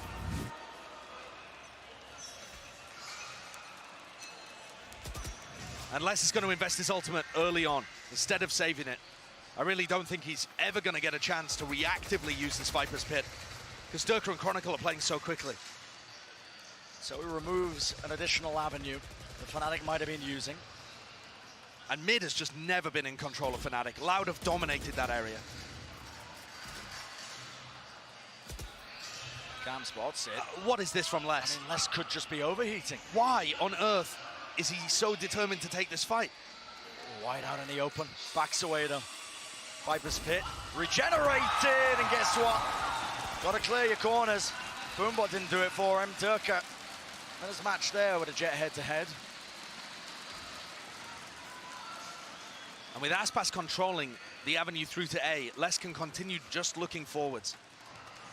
Trailblazer is going to spot a couple of people in mail here, and there's still 3 players ready to collect on B. This round looks very difficult for Fnatic to convert. Tyron and Lodo, and a call is made. Commit.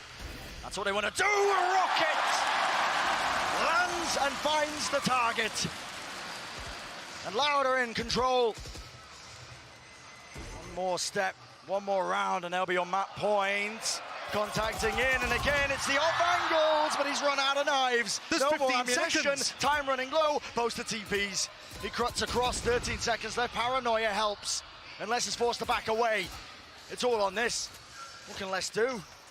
Wading into the util. Poster will get that plant down. How has he managed to concoct that situation? What a great mid-round pivot from Boaster. And they've actually got decent post plants. The problem is the flank is coming through. Whoa, from Sadak. All good though, still giving the information to Alpha, yeah. Still that 3v4 though. Alpha, yeah, do you really want to take that fight? Sadak None the wiser, and he just didn't have the crosshair placement. Looking dangerous, 2 years, good response and patience, discipline. Showcased the bait and switch on the ropes. All up to Boaster. 1v3, finds one. No! We're in sight. And no kill to be claimed. It's Loud approaching map point.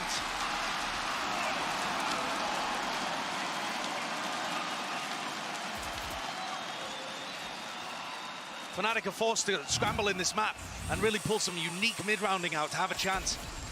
I mean, you're seeing how stressful it is for them to be able to take mid. And, I mean, Leo's rough to die in that position. But Loud are playing so well here. This is what you were looking for on Ascent, honestly. But they are looking primed to make this a series. And we saw in their game against DRX that going up 2-0 does not mean you're guaranteed to win the series. That one went all 5 maps. Perhaps this could do the same. Loud going to be trying their darndest for that. Aspas, no sound cues. Paranoia, TP across, but this time Boaster's managed. Percentage play, just bordering from insanity to genius. And of course it doesn't work out. High ground position! And the clearance isn't there. Fnatic, how did they do it? Another crazy TikTok wall coming out from Leo. And Dirk is going to keep this position for the post plant. Spike planted, nade. That's troublesome, that's dangerous. Yet somehow Leo survives on 19 health. And his crossfire. Good luck containing it. Sadak just wades right into it. How many of these set plays do Fnatic have in their arsenal? We've seen now a couple of different flavors, some very unusual mid-rounding. How deep does the strapbook go? Do they have other ways of being able to generate rounds without that mid-control? Do they have enough? Even this, I'm amazed that they get it back, with Cowan Zine doing so much anchoring A. But they eventually brute force their way in.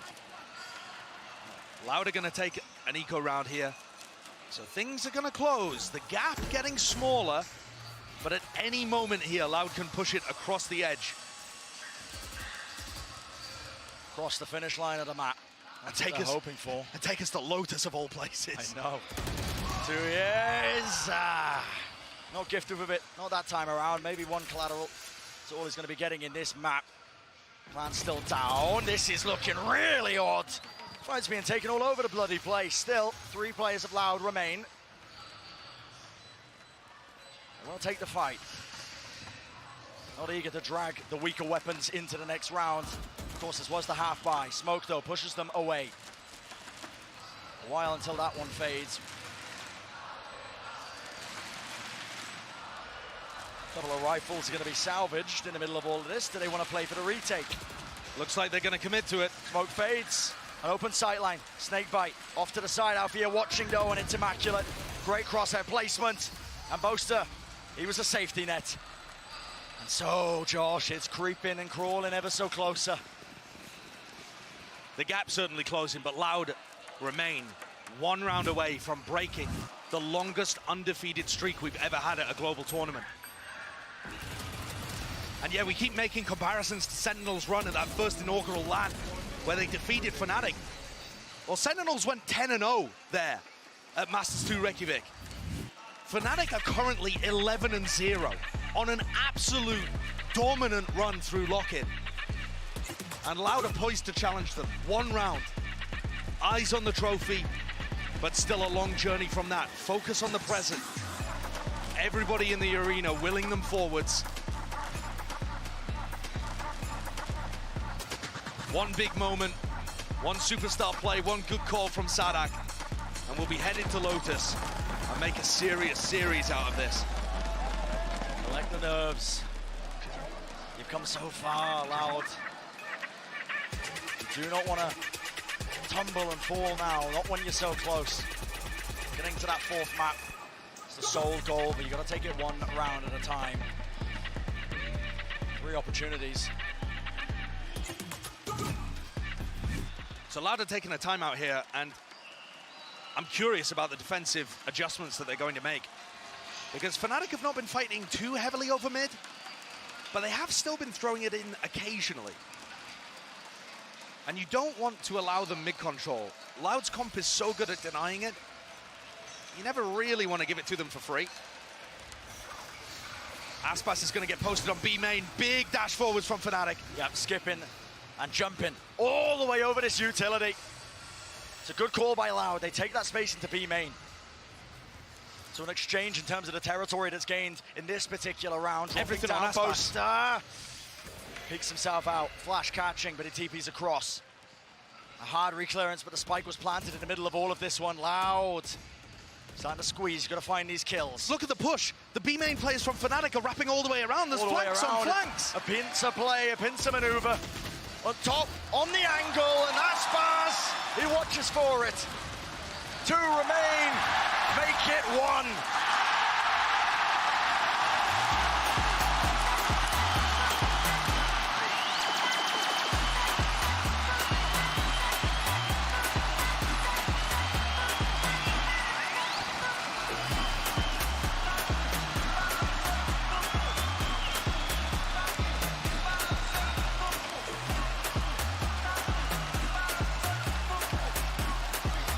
Loud proving that they've still got what it takes to stand toe-to-toe with the greatest in the scene here in the grand finals. That resilience, that grit, they pulled it forwards, and they've earned themselves that 4th map.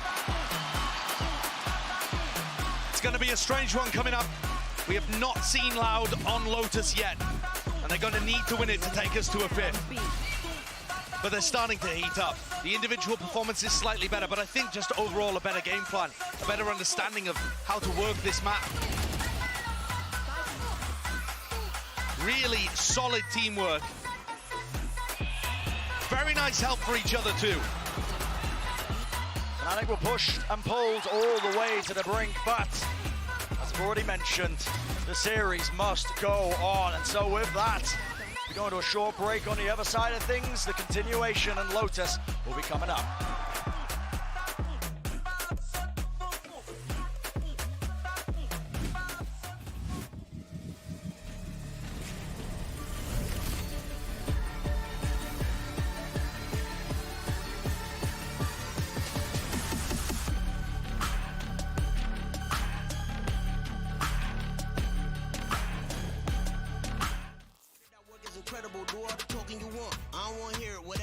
Incredible. Me and the losers are just not relatable. Don't call my phone cause I'm still unavailable. I've been the greatest, it's still undebatable. Breaking the records and make them unbreakable.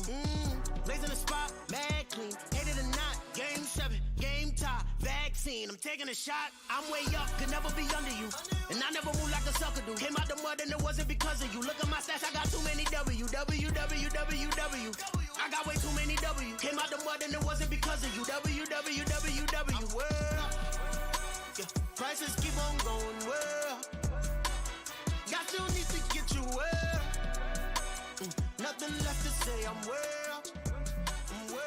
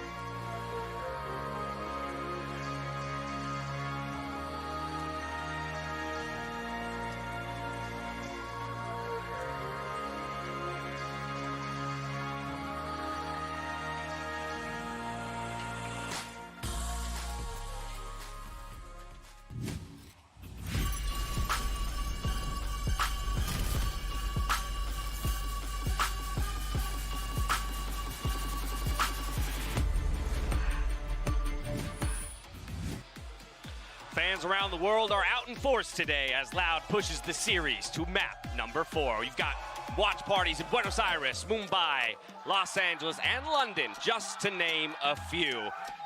And their nights will extend just another hour or so at the very least, as Loud has handed the very first map loss of the entire tournament to Fnatic here, Bala. Yeah, there's not going to be the undefeated streak that we might have thought after map 2, after Fracture, and we're going to map 3. I think that was a ridiculously good comeback for them on Split. Just the fact that Fnatic even came out on that looking pretty good still. It looked like Alfir was going to start having a game with the anchors, and they adjusted very well in the second half. Yeah, they really did. And for the side of Loud, it really felt like they were just like reinvigorated in this game. The individuals started stepping up a lot more in the second half. We started seeing more of the clutch situations, and it reminded me a lot of some of the previous series that we've seen from Loud. One of their strengths is that when the going gets tough, when the pressure applies, they're fantastic at coming up with these miracle rounds in scrappy situations, like the pistol round here for Sadok. Whereas on the other hand, for Fnatic, I feel like in these situations, they start to crumble a little bit. And in this map, we saw so many moments where Fnatic was making mistakes, not clearing corners, missing out on a trade,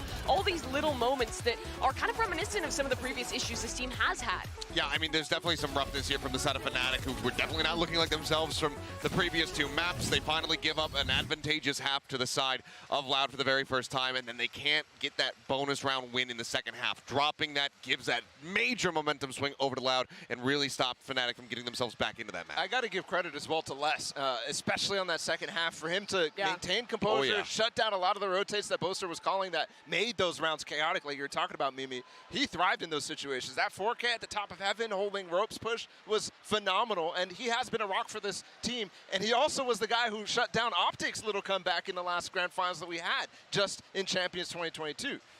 I mean, Les, he owned the leaderboard in this map. Aspas not too far behind him either, though, Mimi, and that's another player that we've been wanting and waiting for something here today. Yeah, the first 2 maps were a little bit slower for the side of Aspas. Game number 1 in this series in particular. But here on Split, with this double duelist composition, he really came alive. On their attacking side, this team did a fantastic job, I think, of varying up their executes, making this double duelist composition feel like it has a lot more dimensions than maybe we've seen them throw out in the past. And Aspas, as an individual, did great in varying up his play, going different directions, and still finding impact consistently. That's a pretty steady ramp up. Game 1 to 2 to 3 there for Aspas. And so if he starts getting cooking for real here, Seth, now I'm wondering what he can pull out on Lotus. So that's what you want to see. But the big question is, Lotus. Right, yeah, exactly. Is it just going to be a similar situation where we have, you know, this raised jet coming through once more, but with Lotus being a 3 spike site map, it feels like that really limits the amount of utility that you have. I'm really curious to see what they put together. Yeah, I mean, given what we've seen on Pearl from them, on Icebox from them,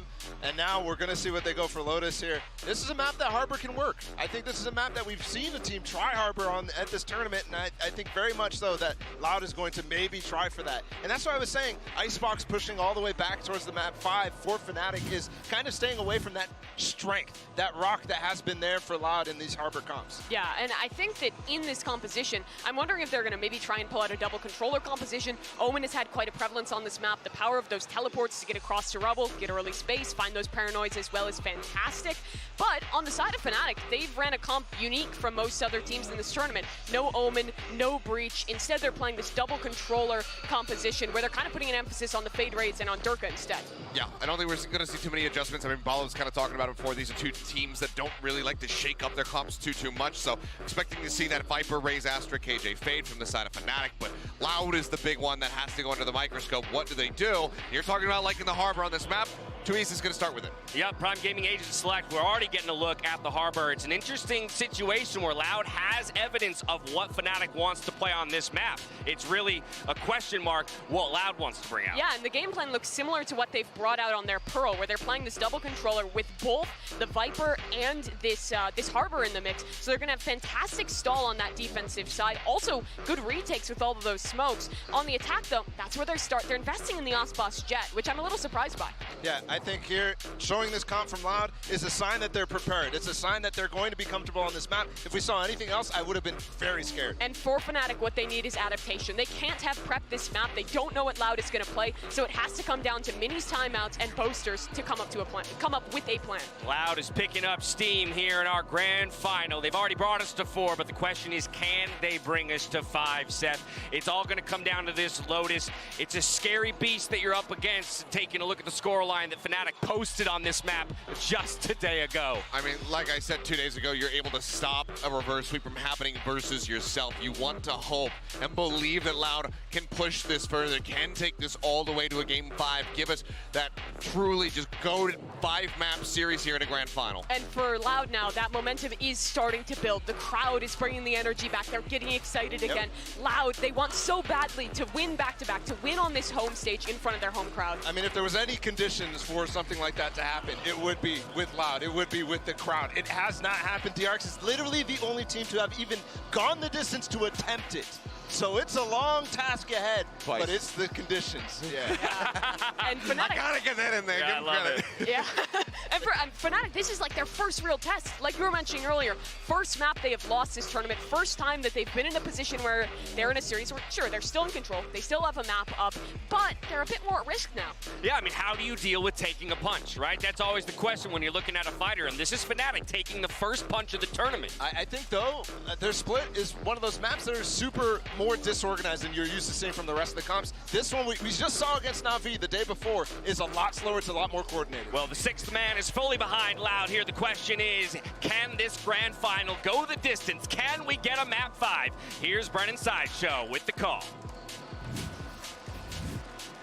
Will be a dream come true for us, I think, but for the competitors, listen, Fnatic are going to be putting everything on the line to stop Loud in their tracks. The desk was hammering it home, Josh. Momentum is behind them. The crowd's starting to get their energy back, and this is a potential dangerous situation for Fnatic. You need to close it out here. I think part of the danger also comes from you have no idea really what Loud are going to bring to Lotus. You've seen the composition before on Pearl, but it's going to play very differently just because of the map.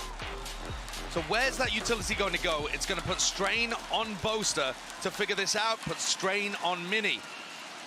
Prior to them losing on Split, the closest Fnatic had come to losing a map was Furia throwing a weird composition at them on Haven. So definitely this team being one where they like to know what they're going up against. Yeah, the counter-strategy and prep. It's a big part of their game plan. And what is that? Might be seeing glimpses of it. Maybe they just knew that Leo was going to be posted up on that angle. Spam brings him down, and now a fast play right into the... Oh, my! Wow, what a play. Snakebite into the pull, and Boaster sprays 2 down. The frenzy is so good in those moments. And you ain't surviving that. It's thrown uncertainty into the mix. A tap of the spike.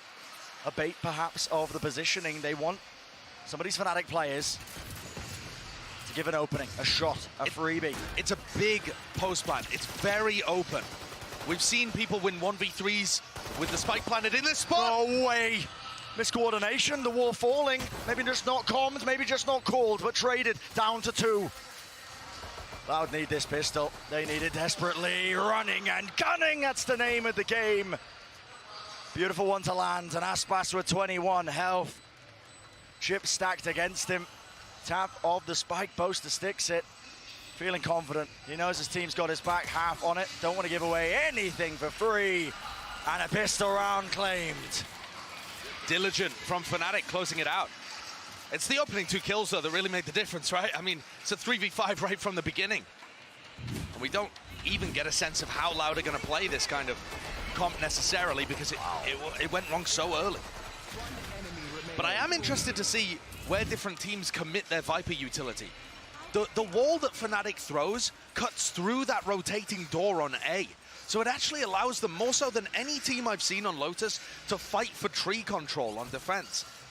But it does also weaken, you know, slightly the BC areas of the map. And Chronicle showcasing there that the snakebite is imperative to holding. Another 2K, sure. Boaster blessed by God. 2 away from the Cosmic Divide. It's farming up these players. Fnatic so comfortable in this round. Throw a bit of chaos into the mix, the rotating door. It's going to mean that Fnatic are like, okay, well, are they pushing B? Are they still C? Game plan from Loud, though, seems to be claim the ult orbs, build up those big ults. Yeah, playing Hungry Hungry Hippos in round 2. Cows in with a contact play here. What is a Q? He's, just got right past it. All that util that was otherwise going to dissuade. And crosshair placement's not quite good enough. Boaster spots it out. He knows his position is compromised still. There was a chance, a glimpse at a head or neck shot. Chronicle, though, contains. Doesn't look possible here. Boaster's just going to tighten the net. Sadak's just getting swarmed from all angles. Yep. The coordination from Fnatic in these moments is still really good. I love this discipline that we're seeing from them. Prime gaming flawless. And now we get to see whether, you know, all of that from Boaster is actually going to result in something interesting this round. He's 5-0 right now, and you called it out. He's one away from a Cosmic Divide, really useful for retakes. But it just seems like their default setup again on defense side. First round that Loud can really buy rifles, and I'm assuming they're not going to lose 2 immediately, but you never know.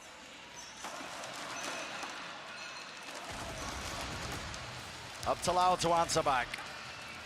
Patience. Waiting it out now. It's a slow creep towards B main. Althea broke the door immediately at the beginning of the round to go and help the A players. They're leaving B just off the turret contact. And this wall is also really interesting in terms of its application for B retakes. Turret's going to be revealing quite a bit. Durka just has to contain here. Doesn't need to peek. And he's just not looking. Punished for that one. With him falling, High Tide rips its way across. Trailblazer has to clear a lot there of the side connection, but now to Cove. Lets down the free plant, but Boaster getting that kill has now got his ult online. Yeah, that's pretty huge. Cosmic Divide. Now he's going to be using it. Why not? Throw it into the mix. And alongside it, fight's being taken. And it's all coming up Fnatic. A kill feed of green. And it's vibrant. It's looking good. Well, if Kawazine and Sadak have got something to say about it. Winnable for Sadak. Instant trade. Sadak repositions here. Is it going to be known? The answer is yes, and that's so well played. Dodging, juking, weaving in and out, using the Cosmic Divide, never giving an easy target. Yeah, really solid movement. Very nicely done. But from Loud, I expect Aspas to be able to win that duel. I expect Aspas to be able to take out Chronicle. And I certainly expect Tui's to be able to get a trade. These are the moments that have been seriously letting Loud down in big rounds. And if you want to start an era in Valorant, if you want to get back-to-back titles, lift a second trophy, bring Kawazine and Tui's into the fold as, you know, make your mark on the Brazilian scene, you have to see Loud winning those rounds. You have to see Loud winning those moments. And everything has gone the way of Fnatic, apart from Split so far. Unconventional miss from Durka. But this isn't unconventional. He went for a second peek. He's always aggressive. And that's one of the things that's so exciting about watching Durka and Aspas play, actually. They're really comfortable on both of the duelists that are meta right now. Cascade. Attempt there to push them back. The Nano Swarm at Alvia's feet knew he was not going to be swarmed. But this is what's different about Fnatic's defense on the map. Every other team just gives tree there. And this team is very happy to fight. It is so difficult for Loud to get through that door. Opened up. Dog moving forwards, but it's exchanged with the Prowler, and I believe Fnatic should know there's nothing behind this one. And while all this was happening, again, it's a slow play. Just the Sheriff's in their hands. What can Sadak do with it? Space gain, spike nowhere near, and with 35 seconds left, this is looking a bit dodgy. The push here, Close if to close. Boaster isn't ready for it, he is. He spots it out. And so aware that they've gave up the side, still, Chronicle, what was that? It's a great shot by Sadak. Plant's gonna go down, Cove. Defensive barrier, yeah.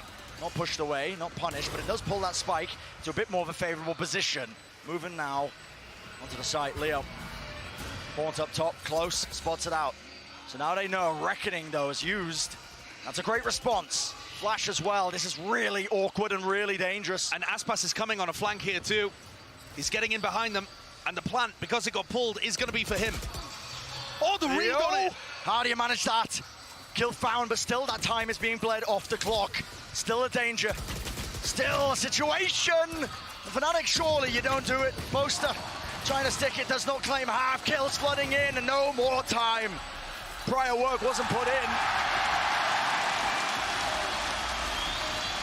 And what a huge round for Loud to claim. Cowanzin's death does not go in vain. Rifle still saved. And Loud take a massive thrifty there. Off the back of Sadak too, a player that we've been criticizing, and I think fairly, for his lack of impact. He's found it difficult to get the read on the game as well, but after Split, this guy maybe with a bit more confidence.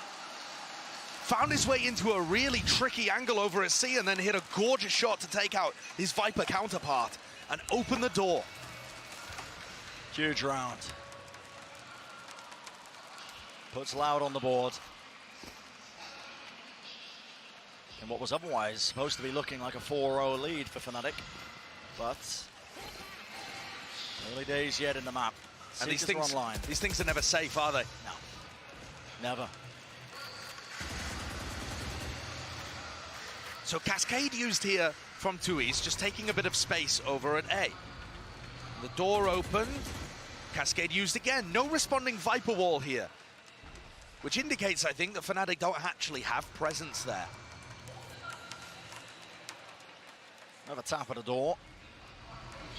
Trying to throw a bit of misinformation into the mix. It's Loud though that are steadily gaining that position. Less attempt was made there from him. My goodness. What a kill. Great opener, and look at the rotations drawn. Fnatic are giving up all this space. I love the contact play that Sadak has started adding in. He started doing it on Split, and it's working so supremely well. Fnatic on defense are always waiting for the cue, and Sadak just isn't giving it to them. Plant drop down, powerful post plant position! Leo, what is that? Spray control finding two. And now it's dangerous. Spammable angles though. Les has done his homework and he's got the lockdown online. Could be the difference maker, and I think it will.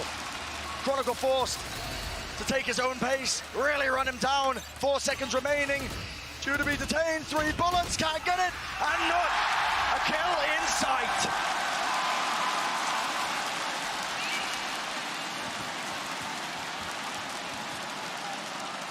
Coming into this game, Brent, coming into the grand finals, I had 2 people in my head in an MVP race, and it was Leo on the side of Fnatic and Les on the side of Loud. I think Les has been the best player for Loud over the course of this tournament, and rounds like that demonstrate why. Finding the opener in a lurk and closing things out on the opposite side, huge level of impact, really intelligent repositioning. And after Leo's been a bit quiet on Split, maybe Les has a chance here of being able to impose his will upon the series. Take that fight directly to him. Leo was leading the charge on almost all of the prior maps. I mean, the first 2 maps, he was putting on genuinely the best performance we've ever seen in a grand final. Tough to beat. Present showcase though. Neutral shot down, dash forwards, but no one's clearing. At least the tree area. Door. Now to rotate around and spamming it. Really smart by Les. Good clearance. Yeah. And now it's about just being safe. You know, making sure that the flank coming out from Boaster doesn't catch anybody. It's very claustrophobic post plants here, actually, from Loud. They're all stuck on site. All grouped up, and that could cause some difficulties. But the weapons Port just laid down. Weapons surely are aren't good good for enough. it. Spraying it. Here with just the one. Is that 2v4? What is he waiting for? Recall star at his feet as he opens up the door, maybe? Waiting. Pops it up. Up close. That's Boaster's domain, but nevertheless, it's Loud who take the round, draw it even, 3-3. And thus far, the actual gun rounds have been going the way of Loud. I mean, that one, a bit of an anti-eco as Fnatic take a half buy, but I've been liking the way that Loud are working the map. I think they're putting a lot of heavy emphasis into controlling A early, faking towards tree, using Les as a lurker on the other side of the map. And Fnatic are going to take quite an early timeout. I suppose we're halfway through this defensive side for them. But this does feel like coming up, round 7 could be a massive turning point. Fnatic are 1 round away from having to go down onto an eco, and there are huge ultimates online for both sides. You're expecting both teams to invest extremely heavily. And it's tricky. If Loud get into post plants, they have the Viper's Pit to work with. But both teams are loaded with absurdly good ults. I'd say over the course of the tournament, Fnatic have been better at constructing game plans around them. Certainly have. This map on that knife's edge. The advantage that we've been placing in Fnatic's hands, that we've been singing their praises for, could rear its head once more. Just because Fnatic have 2 maps already does not mean that they are favored in the current map. It's true. Momentum doesn't work like an avalanche. Mostly just a mental thing. And Loud look like, from my point of view, it looks like they're back on track after split. Finding that presence in the server. And of course, we hadn't seen Fnatic's Lotus until they demonstrated it against Na'Vi. It looked excellent there. But again, just because Loud have never shown Lotus does not mean they're bad at it. We kind of learned that lesson yesterday with Fnatic. Yeah, not much showcased, but the map pool was deep. So Chronicle uses his Viper's Pit to completely lock down C. They're committing Viper and Killjoy to C, completely controlling that. But Loud could run a fake here into B and pivot A, or just go for some kind of pick. Door broken. They have so much map control. Yep, it's an opening. A squeeze now into the B site. Looks like that was a solid goal, Durka. Let him rip that showstopper. Nothing to show from it, and now a Viper's Pit of their own. Lays it down. The toxic fog rolling deep. I think Leo's ult is going to be massive here. Nightfall into this and follow the Prowler. You might be able to get inside this pit and still win. And there it is, Nightfall. Tagging onto Aspas. It's going to be a Prowler at his back. Maybe he can't quite hit anything. Wall, everything on this one, Boaster. Good positioning for him, but still.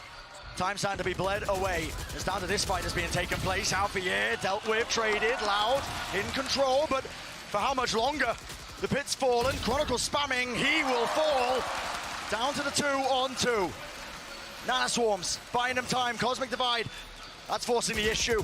And Leo, he's holding the ground, he's a stalwart defender.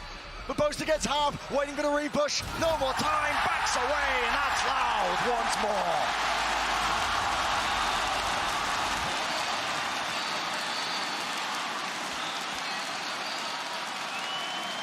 Every round feels safe with less involved. It's a Red Bull clutch for him technically, but I mean, the Nana Swarm has just delayed so much time. And then he's so diligent at being able to trade out Leo there. Very nicely done. He knows it. He knows he's put his team in a position to lead the half now. Loud have won one of the most crucial rounds. I said it was a pivot point, massive ultimates invested, and Les is one away from having another lockdown. They need to navigate this aggression over towards Rubble though. Fnatic have 4 players pushing this one through. And there's no eyes on it. It'll be Les who is tasked with containing this. A deeper push. Turret's not even watching for it. Smoked off. Moving back. Off angle held, tap, tap, tap, ADSing, looking like yay out here. Certainly doing the damage. So much done. I mean, the round already over, the big gambit from Fnatic fails. But it was only an anti-eco that Loud have managed to repel. Having said that, Fnatic have only really won pistol round, the follow-up, and then the bonus. So Fnatic have demonstrated one round, essentially, round 3, where they had some form of rifles in hand and were able to put a stop to Loud. Other than that, this composition that Loud have showcased, that Loud have invented to apply to Pearl, also is working wonderfully as an ace in the hole here on Lotus. Maybe evidence of just how reliant Fnatic are on that preparation, the counter-stratting play. But when it's taken to the limits, map number 4 of Lotus, the unknown quantity. Loud steadily but surely claiming that lead. And maybe even running away with it. It's another really important one for Fnatic to get on the board in order to halt this. I was talking earlier about momentum not, really mattering too much over the course of a series like this, just being in the players' heads, something that true competitors are able to shake off. But within the game, momentum is massive, and the economy's blooming, the ults are cycling. Loud are firmly in control. Durka goes for aggression off the back with Alpha, yeah. Sadak does not look like he's ready for it, but he still picks up one. Getting the one kill there when he was really just being assailed from every angle is just magnificent. Still they do all that. Bullets flying through, not enough to claim the kill through into Kawazin. But he takes a forward position. Dog clearing through, spots the one. Cove, a safe plan offered.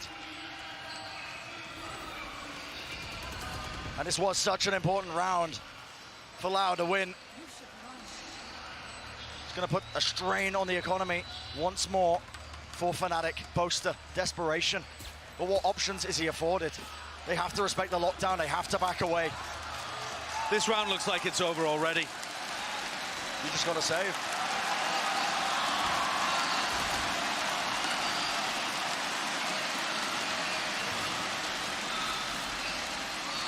When both of these teams are so good at their fundamentals, at their trading, rounds can be over based on such a small thing.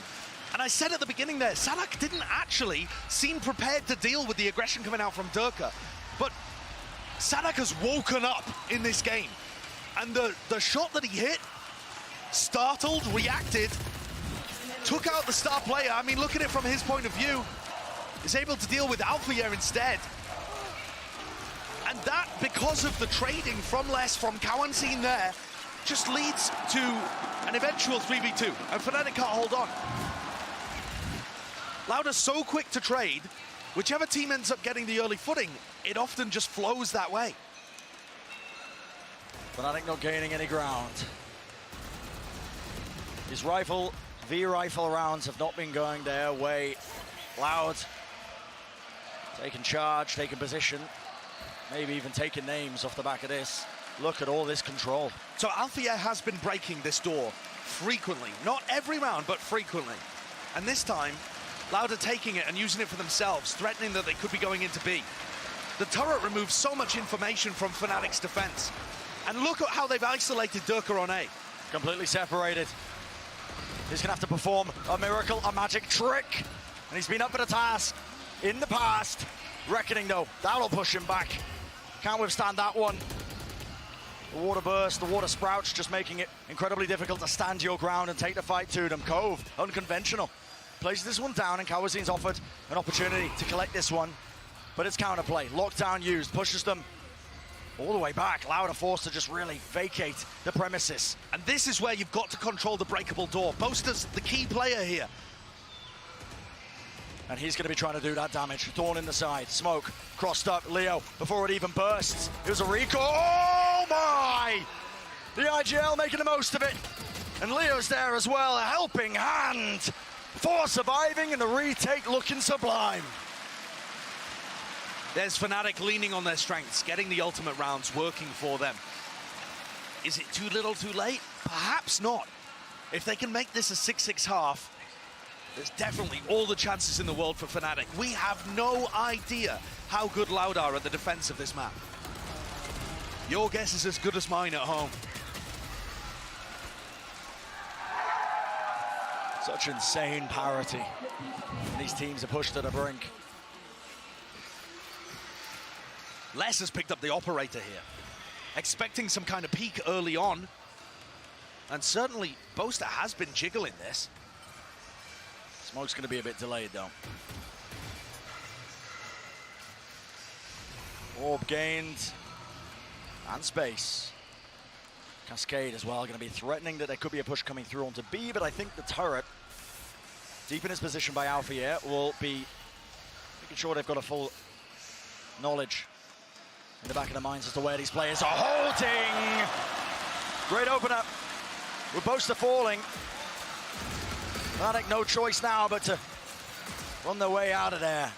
And this post plan now that Loud are getting set up into, it's a brutal one. Still counter spam, a faster play indeed. With Aspas falling, there's a possibility, a chance. Possibly an overheat there from Aspas, looking to take the fight a bit too early. This is going to be a standard Pearl C post plan. Everybody playing off site, just spamming from sand. This could be nigh unwinnable if you are trying to retake into this one. Sanak holds his ground, stands his ground. Kill found, Leonodi off angle, unconventional. But all they got to do is hold the sight line, and it should just be gifted to them. Alfier, so much to do. Time still running, taps it, forced the fight, can't hit the shot. 7 bullets, and he knows he has to stick it. It's the only percentage play, but it's shut down nevertheless.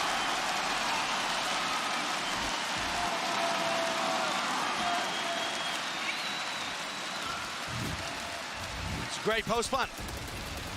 It's really difficult. I don't think we've seen any team properly dismantle this.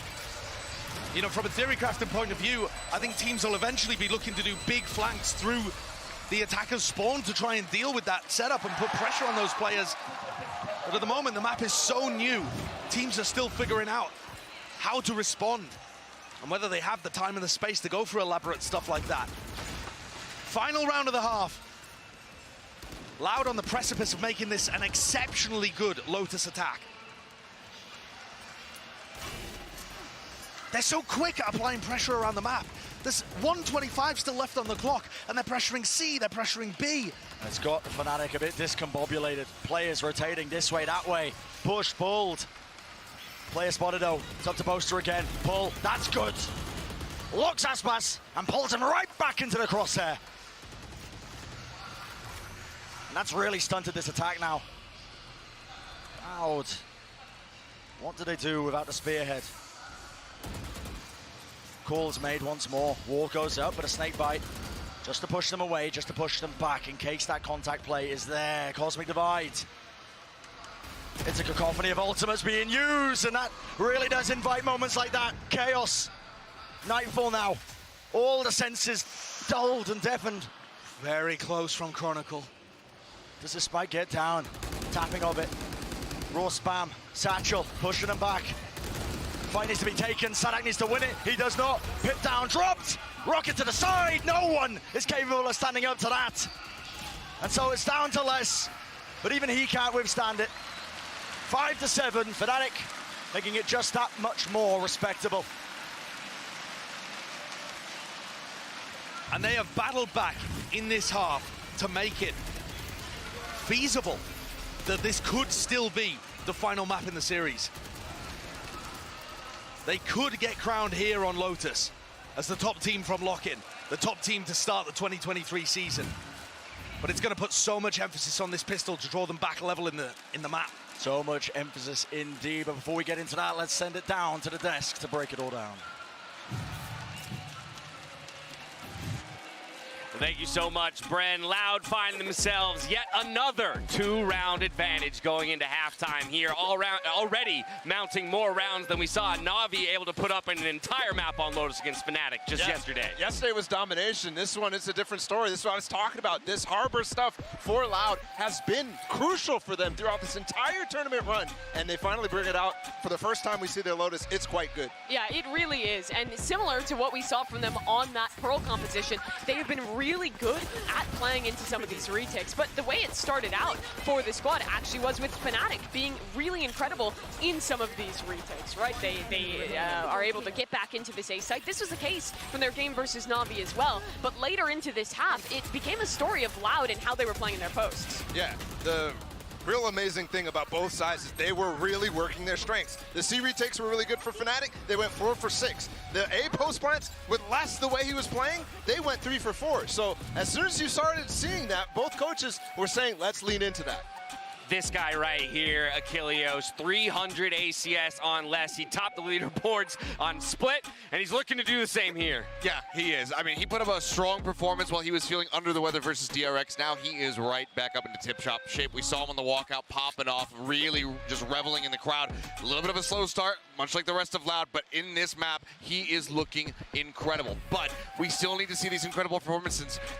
This Harbor finding value as they get ready to swap sides. Prior to coming into this map of Lotus. 61% win rate for the attackers. Fnatic are definitely not out of this despite that 2-round deficit. Yeah, in the first half it was about Les's lurks. Now it has to be about him anchoring, because Fnatic is very good on these side executes. They are not out of this game yet. Do you believe in magic? Because Loud is pulling out all the tricks here in map number 4. Let's get the second half underway. Back over to our casters. This pistol round gonna have that vital importance for a team like Loud. A reverse sweep, that magic that is necessary. You're gonna need more than tricks. Maybe even just a blessing, some divine intervention. It looks like Loud are set up to try and contest Sand here. 3 of their players. Cascade and a Trailblazer stops you from being able to shoot that so easily. And they get a lot of information out of it. And start loading ult orbs early. No, they didn't go for it, actually. I thought that was going to be the game plan there, but they're just clearing the area out and starting very quick rotates towards A. Already predicting where Boaster's going to be taking his team as a reaction. Second guessing themselves, though. All picked up for good measure. Drag those rotations, so Loud trying to put a stop to this. And Fnatic on their attack side were loading orbs into Durka. You'll see this all across the map. Durka is their focus for getting his ultimate online on the attack side. And then they use the showstopper to create space on B and on C. I don't see why they would deviate from that plan when it worked so well against Na'Vi. But now Kawanzin is really going to get tested. They cleared Sand at the beginning of this round. How quick does the help come? There's still 4 players defending A. Yep. It's Alpha here. He's really pulled the brunt of that all the way over to defenders just swarming the position, and it's given over that free site. Leo set up for the plant. Nothing to dissuade him, nothing to push him back, and this is a call to be made. Look at this from Fnatic. 3 players, looking like they want to fight tooth and nail. Up close here. What have they got to play off of? Jump peek, wider swing, and the guns rain, but oh my God! The heads fall and tumble. Twisting off the necks. That's ridiculous shooting from Fnatic. And in a 4v1, Les just is not going to be afforded any opportunity. Boaster weaving in and out, no easy fight. What a play. And that is massive. The call to be made, but also how collected Fnatic were to be able to withstand that. Look at the shooting here. And that's ridiculous. I think that's a Kalat headshot. Yeah, that like Durka hits. That's nasty. That's nasty. And then immediately follows up. Everybody on Fnatic is disgustingly, sickeningly skilled. But Loud have demonstrated in this series already that they have mental resilience. That they can take a hit and bounce back. We've seen it from them in prior series too. They're off balance for now. Play made over towards the C section. Look at that. Orb gained as well. Counter spam. Goes in, you're lucky to get out. Even 4 health, but he's holding the flash. Pop flash play around the side, and readjustment is there. Fnatic are going to be swarming into the A site here by the look of things. Les, only with a frenzy to hold them off. But for Loud, this round is not the one that they're playing for by any means. A couple of guns out of hands would be useful, I suppose, but Loud are going to be firmly thinking about the future of this map. No clearance at the back of the site, Les. Oh my. Reaction. Alfie majestic with it. Alfie wants to be a bit more of a presence as well. It's a flank play by him with the Marshall, but he's going to have to aim for the cranium. If he manages to pull this one off, be the most absurd play I've ever seen. Won't be allowed. 7-7 for Fnatic. Drawing even. And a back and forth game. The dance has been played by Loud and Fnatic. Draws so much more closer. Putting serious pressure on the Loud squad that's playing in front of their hometown here. São Paulo, where these teams have been based for a long time in Brazilian Valorant. Lifting the back-to-back trophy here would be everything, but they need to convert on Lotus. And remember, Loud have only ever lost to 2 squads in the history of this team. They've only ever lost 4 series ever. They barely know what it's like to lose. It's the first time playing against Fnatic, and the heat is on. Turned all the way up. Pistol out. Deals with that one. Gotta respect the util though, so Sadak backing away. Loud also going for that reclearance today, main. They've got a lot of information with this one. Trailblazer. And it's a really heavy defensive hold over B. I mean, you've got a cascade in your face, a Viper Wall that you take damage, or decay rather, as you go through. An Alarm Bot, Nanoswarms, B looks really difficult. But I told you they were going to load Ult Orbs into Durka. And here's where it pays off. Showstopper in hand, some kind of strategy is going to be crafted here, most likely around Durka's entry. B looks very difficult, though. Even if Durka himself gets through, I don't know how everybody else would. And it looks like they're heading back to Aspas. Holding the off ankle. No heads to be found, backs away.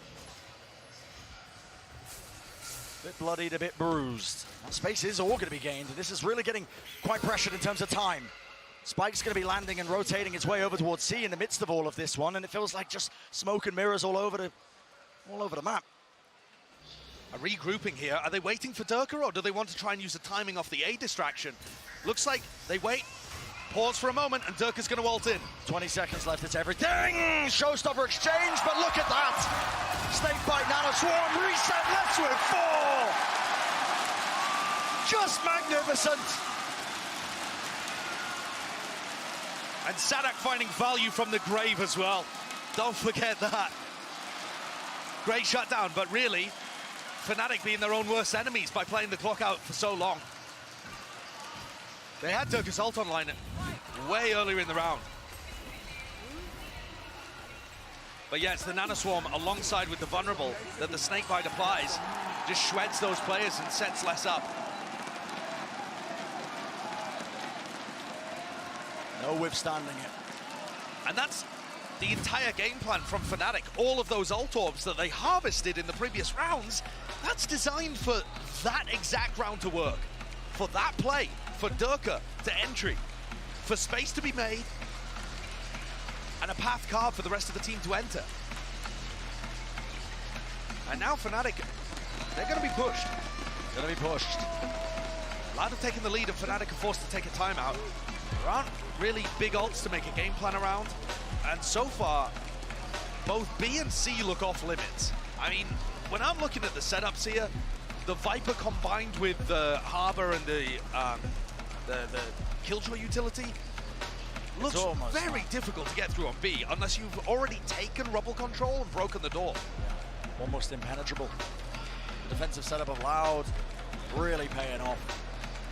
Forcing Fnatic to take their timeout. Second one of the map.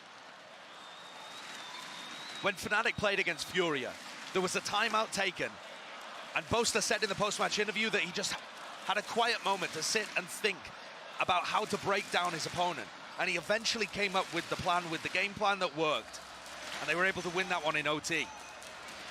The longer you allow Fnatic to ponder on it, they got some good minds there, experience too. But Loud currently winning the Pret battle, I would say. Shoes on the other foot, Fnatic.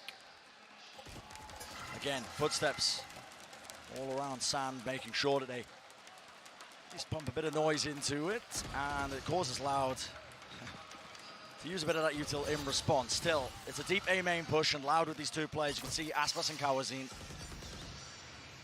They're disrespecting it for now, holding these angles. Prowl around the sides. In the middle of this, yeah, faking that presence. It looks like B was their goal, but this is going to be such a tough sight to break through. Dog broken, and now they're alerted to it. Less will fall. Major, major pick. And none of that util is going to be helping them out to push them back. It's a fast pivot, a call made, straight into C. Sadak has to be the man. The man of the hour. Prowler latches on still, but again, Fnatic, they waited out. This is such a strange move. Fnatic under time pressure again. They're grasping. They wanted to get back into C, knowing that there was no nanoswarms there, and now they have to re-hit. 25 seconds. It's so uncertain, but it's skipping a hop over it. No way! Shut down! Spray down! It's all sad hack. Angle watch for pure reflexes, pure precision. And the ace is denied, but I think he's okay with it.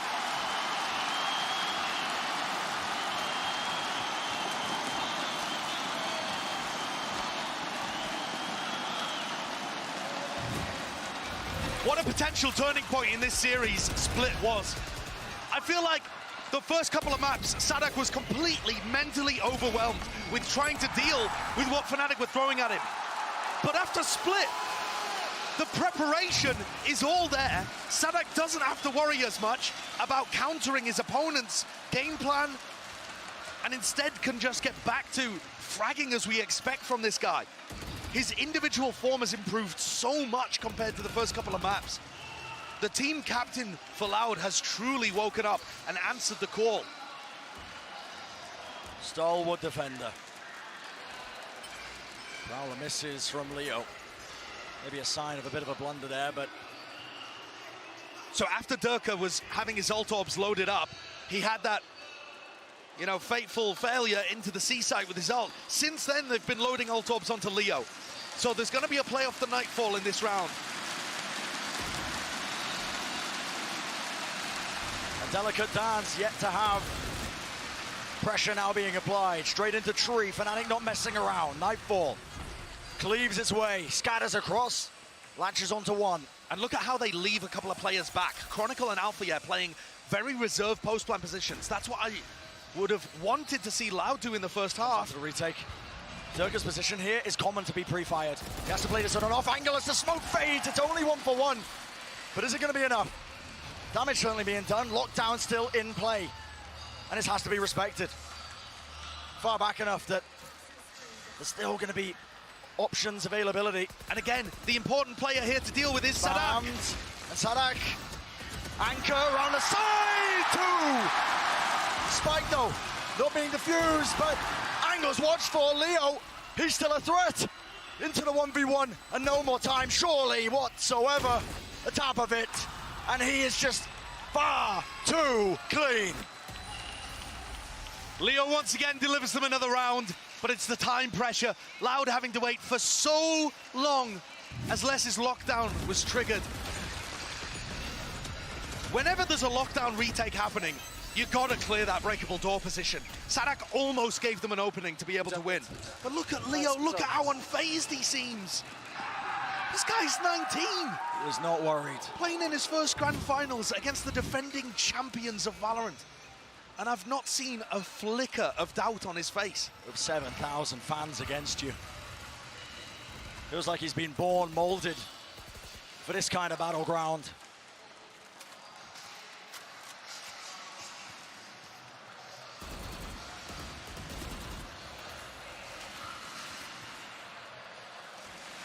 I do like that Fnatic have adapted to try and take Rubble early. It pulls people away from B and C and allows maybe a pivot back there later on in the round. Now, I mean, we can see that Aspas is set up on a really dangerous line with the operator. So Fnatic's best bet might just be to try and shove this into 3 defenders on A. Layers of utility. That dog is spotting the most. And that's all the info gained. Viper's Pit. How do you get around this one? They pop the Viper's Pit and rotate players to B, anticipating the pivot from Fnatic. It doesn't look like it's coming. Lockdown, close into the corner. Anything to break this one, it will clear that Viper's Pit. Sadak really forced to respect this one. Has to back away. Rejoins the rest of his team, but the pit will fall off the back of that one. Nana Swarms, buying time. Seeker broken up close, that's Durka, who wanted to take the fight to them. One round is ahead, Cosmic Divide. It splits them up, but Les has dropped down into the back of the site, into the pit. In the midst of all of this one, it's a pop flash play, and fully blinds it up. Durka can't manage it. Loud with 2. Making their way across now to Scale. Is in action. The run and gun between the wall, back and forth. In the 2v3, Aspas wins his fight. And Chronicle, is it planted for you? It is, but it matters not.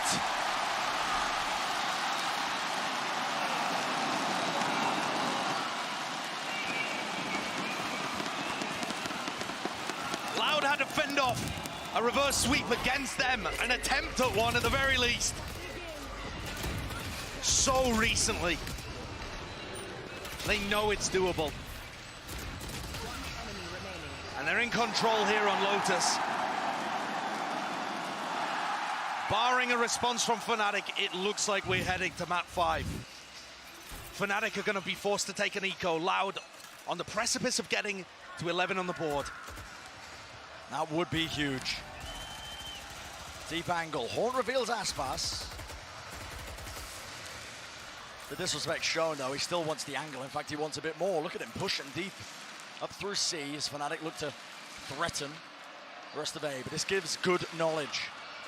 Loud can force a lot of their players to rotate around, containing towards B and A.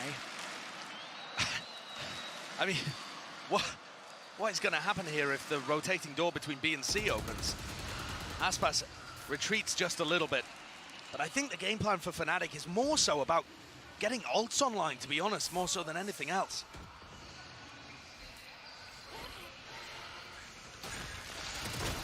Door broken. Kawazine to hold. Lovely shot from Alpha. Pushing, lurking, waiting their way in now. Plants. Able to push this back, so it's going to get that extra money in the bank. If Fnatic want to secure this round, they need plays to be made. Alfiez got himself tucked into an advanced position. Spraying 2 down with the Spectre would be surely more than they can hope for, but Boaster's ready to help. And clears. Holds his ground, and the angle watched for. No funny business. 2 walls in Chronicle's face. It's not planted for him. And the defuse just being stuck. Full peace of mind for Loud, and that 11th round is theirs.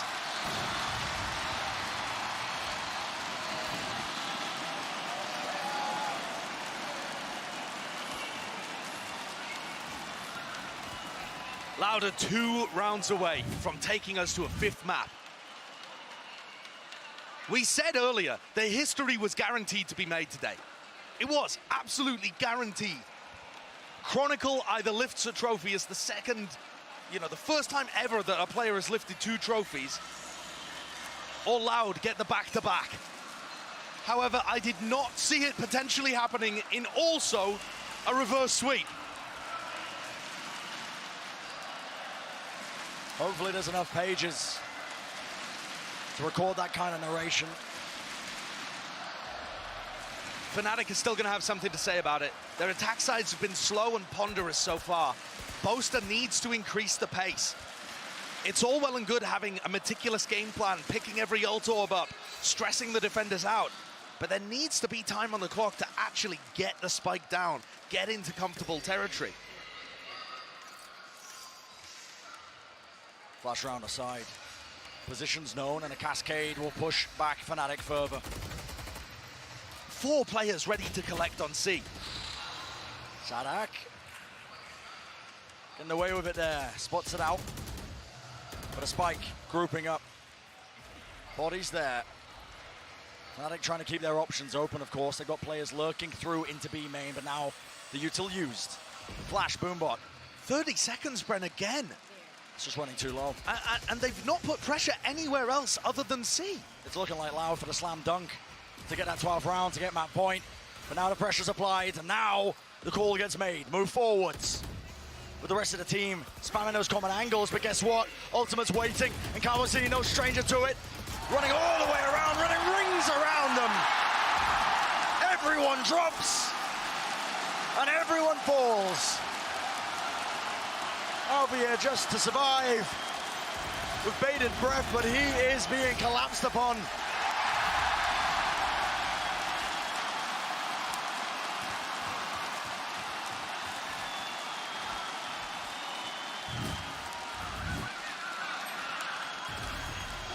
Unbelievable.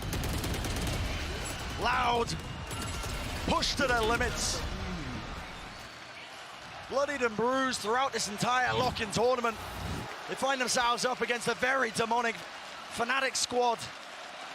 Claiming the first 2 maps, it was looking almost over, but they have wrangled it back into control. And 1 step removed from bringing us to that 5th and final map. Dash said, what do you do? What do Fnatic do once they first get hit? Once that first punch lands, do Fnatic have what it takes to be able to rally back? At the moment, Loud are swinging. Pure desperation.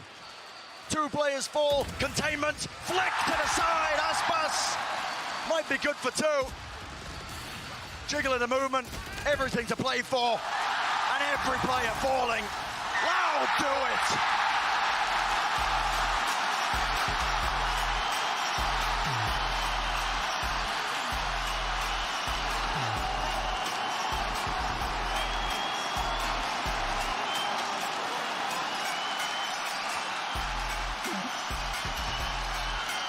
Outstanding stuff for Loud to bring it all the way.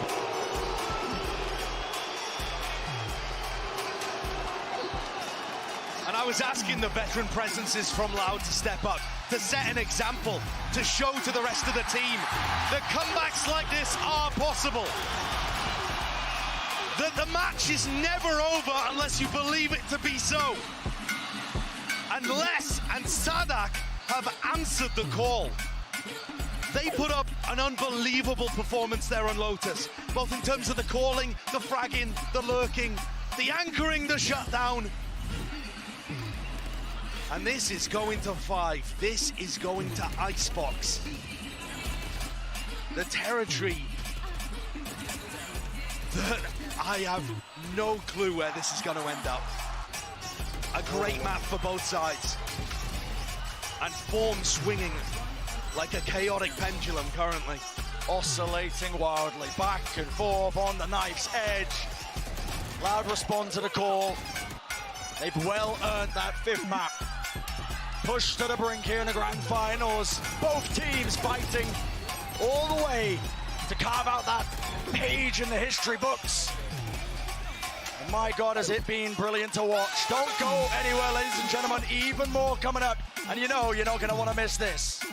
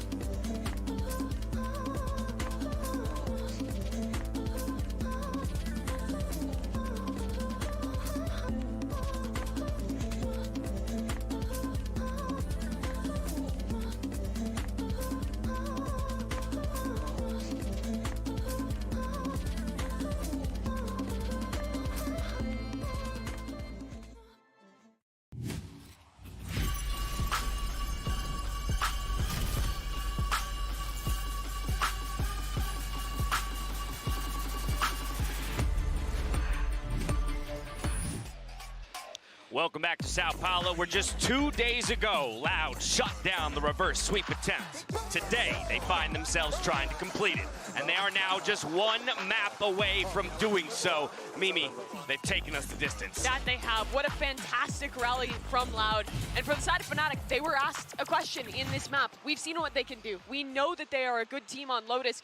We had no expectation of what would be brought out by the side of Loud. And for Fnatic, they failed to adapt. They failed to find the solution to that game plan. And now they're headed the full distance, and the reverse sweep is very possible.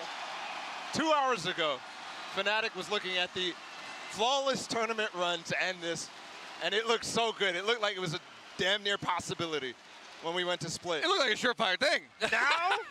Now they're looking like they might be the first team to get reverse swept in history. That would go back to the original narrative about this team a little bit, though, would it not? But yeah, I mean, the very identity they've been trying to shake this tournament. Exactly. They still have an out, though. They just need to be able to rebound from this Lotus loss. They like to go there. They fall flat on it. Loud able to look very strong on both sides of that map. Follow once again, it's Les leading the charge here for this Loud squad on map number 4. Yeah, and honestly, he was the engine to this reverse sweep getting started, right? He was the guy on Split who brought rounds like this back into it. Then on Lotus as well, he continued that same momentum forward, and I honestly think a major reason why Loud is still in this game is him alone. Absolutely it is, and if you think back to Champions 2022, it was Les who helped get this team over the line to help them win their first championship. And here again, when they're up against the wall, he is performing to a level that is absolutely incredible and keeping them in this series. His lurks on the attacking side were excellent. The way that he was anchoring on the defense was perfect. And for Fnatic, they were really struggling in that map. It felt like consistently on that attacking side, they were letting that clock run down. They were kind of folding a little bit under the pressure and then running into these strong setups and getting mowed down by Loud. It just feels like everything for Les is just firing on all cylinders. His decision-making, his crosshair placement, his reaction times, everything is incredibly on point for him right now, and Fnatic need to find a way to shut this guy down if they want to walk away victorious and hold that trophy. So Les, the consistent top performer for Loud, but we had also put some onus on Sodak to pick it up here in this map on Lotus, and he did exactly that. He picks up our HyperX reflex moment for the day. In the grand final highlight, it belongs to him and him only. Yeah, I think the casters, Brennan and Josh, were talking about it really well. This guy was asked a monumental question. Can he bounce back from the weak 2 maps that he started off? The first 2 maps, very weak for him, especially Fracture, where he was asked to play the Raze, and then Split. He starts going back a little bit, the mind games start going. He looks like he has answers to Boaster. And then on Lotus, he looks like a completely new man. He's back to the normal roles, and he's calling like a beast. Yeah, that he is. Sidak, he managed to answer that question, but now that same onus is being put onto Boaster heading into map number 5. He was the guy in charge. He was making the perfect calls in the first 2 maps, and now he's struggled to find that solution. And here on Icebox, which is where we're headed next, a map that used to be Fnatic's absolute bread and butter, there is that big question. Is it enough? Will Boaster be able to come up with a plan to win this series? And I have to continue to bring back up Icebox for Fnatic against 100 Thieves, right? It was a amazingly solid start, and then it fumbled, and then it looked like 100 Thieves was going to bring back the entire map, and they had a miracle round to save it, but there was still the question, is there actually going to be Fnatic succumbing to the pressure? And I think right now, with this pressure of the reverse sweep happening, Icebox, the decider, I think, again, both teams should feel confident on the map. It's more a question of the confidence they're feeling in the moment, because it's the pressure moment. It's the biggest stage you played on. We're heading into our Prime Gaming Agents Select Achilleos. This is it. All cards on the table here. You're making your final run. You're bringing out those strategies. If you got something special, this is the time to show it. I mean, there's so much pressure on both of these teams right now. For the side of Loud, you've got being able to pull off that reverse sweep for the first time here in front of the home crowd, getting that back-to-back trophy. For Fnatic, it's about not losing out in this series when you had such a strong, consistent start, not falling back into the trap of just being able to drop these series and not being able to win championships. There's pressure on both sides. They go back to the composition that I think kind of defined this team in 2022. This was their best map then. They played fantastically on this map of Icebox. And now here, with a new roster, with the same expectation of winning a tournament, they have to prevent this reverse sweep or Loud is about to make history. Yeah, this one's really interesting. I think, yes, they started to lose that lead against 100 Thieves, but what we saw in that was a lot of strategy, was a lot of attempts from Boaster, from Mini, from the team to work on the executes that they had, and it was a lot of new stuff, not just what was happening in that old composition that Mimi you were referencing. So I think there's still a lot left in the tank, but they have to find a way to siphon it out. History will be made here today. Either way, this is it. The grand final, map 5. The winner brings their region an extra spot at Masters Tokyo in June.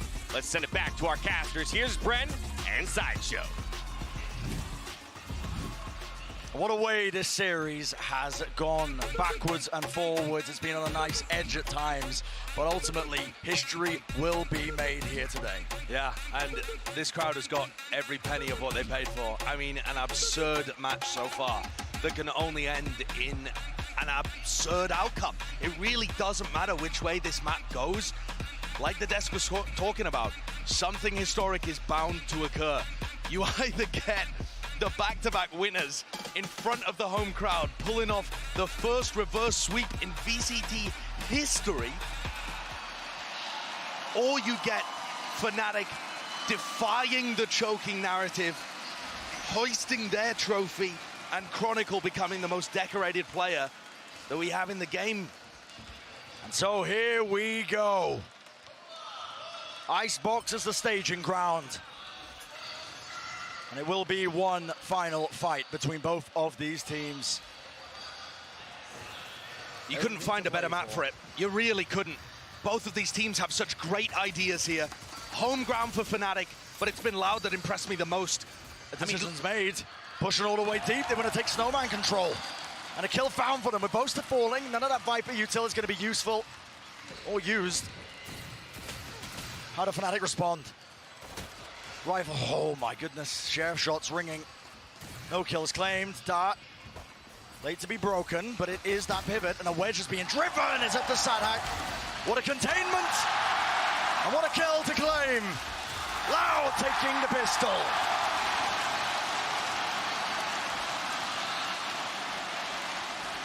And what a time to get a flawless pistol as well. Loud have been able to answer back with some of these towards the end of the series. At one point, only 1 out of 5 pistol rounds won. But they look absolutely immaculate there. And that's a demonstration of why I think their attack rounds have looked so clean. The way they use the Harbor and the Viper add so many different layers into this. Sometimes they flash through the Viper wall. Sometimes they take deep control on the site. Many different layers. Surely Durka doesn't get out of that. I mean, they're just going for something aggressive early, but Durka is not going to get away with it. Not a single misstep. Loud are hoping to have a clean closeout, but Boaster has something to say about it.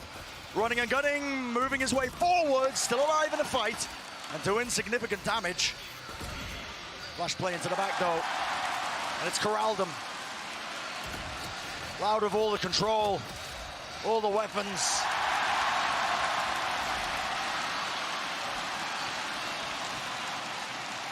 Fnatic mentally have got to hold on in this series.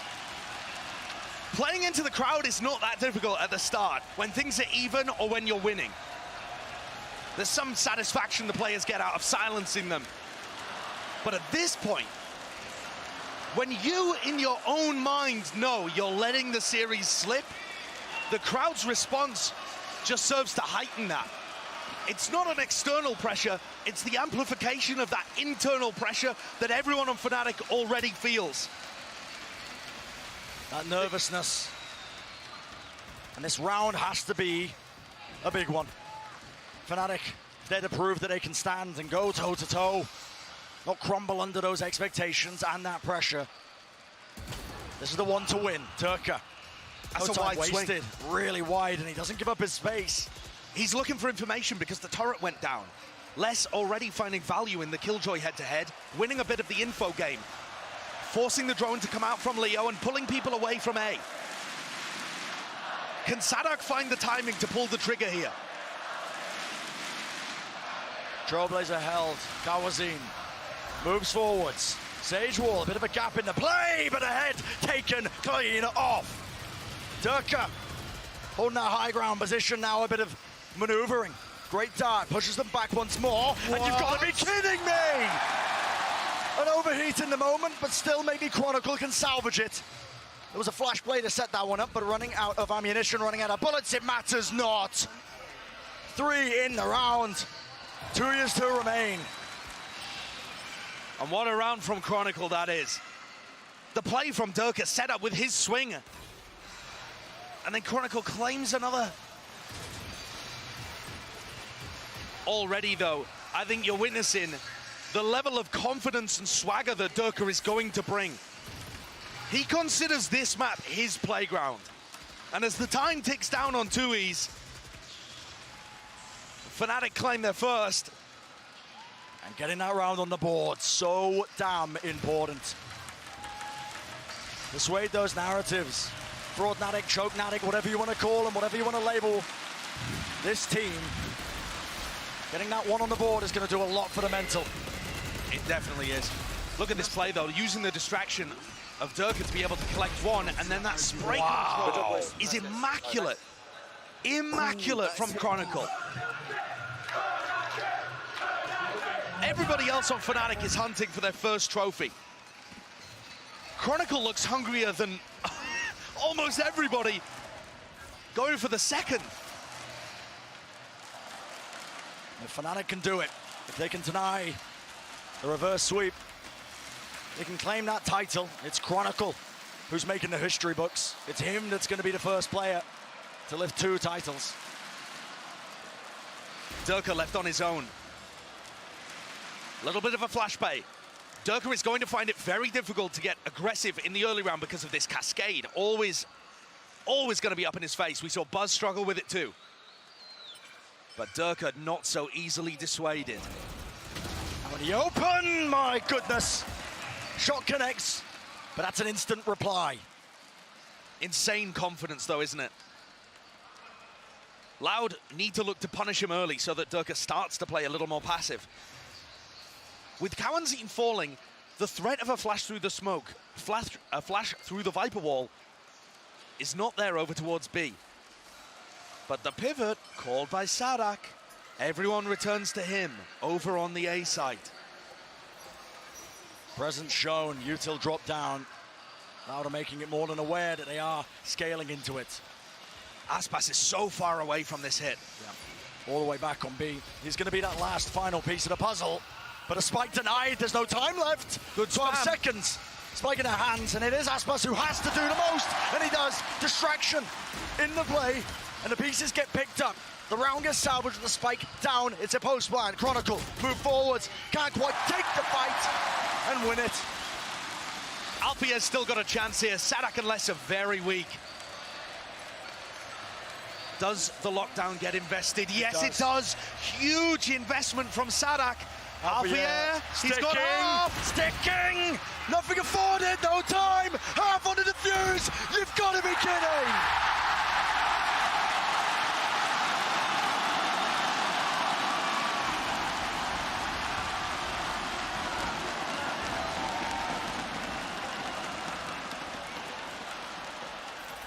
What is that? What an absurd round. How Aspas got that much value on the flank, I'll never know. And how on earth does Alfia get that and bring things down to milliseconds, the difference?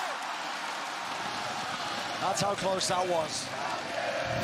Hair's breadth away. But you got to put full focus forwards. Durka's looking for an early fight again. He's got a hero rifle in the round. Fnatic normally are unassailable on their defense side. Sometimes their attacks don't look as solid, but defense side of Icebox, they are usually immaculate. And so far already getting tested. Everything to play for. Viper Orb stopping the approach. No one watching top nest. No kills on either side, but the Cove gets brought down, and Durka, he finds one. Great opener. Dash disengage. Aspas tries to play his life here. The weaponry's not ideal. Util now to try and buy some time. A bit of spam as well. Chronicle was aiming to get 2, but Durka, Boaster, run and gun. It's pure chaos. RNG in the moment. And what can be done from this? Durka with 3. Another tap though. It's on a knife's edge. So tenuous. War broken. Players falling. And Aspas, he has to back away. He cannot afford to fight it. He knows he's lost the battle. What an absurdly... I mean, back-to-back rounds that are just bonkers. Durka is a maniac. He's an animal. How is he getting 3 kills in that round? He was the only player with a big rifle in the round. I mean, Leo had a bulldog as well, but the opener is ludicrous. The kill on Sadak is pretty clean too. And he's just peeking with all the rest of Fnatic as they swarm. You see how fast they were on the retake there? As soon as the spike got planted, Sadak didn't even have enough time to throw his nanoswarms before Chronicle was trying to defuse. Disrespect showcased. All the way through into B main. No one from Fnatic going to be meeting this one, but they've got the util. It's so deep from Sadak.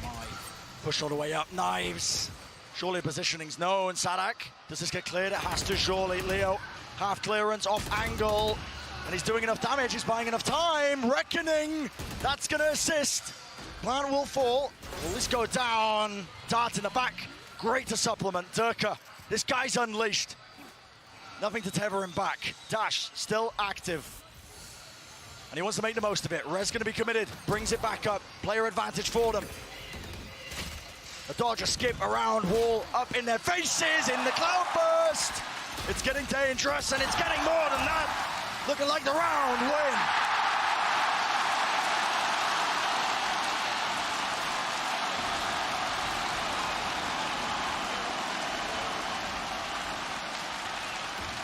Every time you feel like one of these teams should have the advantage based on the economy or the early picks that they're generating, it can turn in a moment.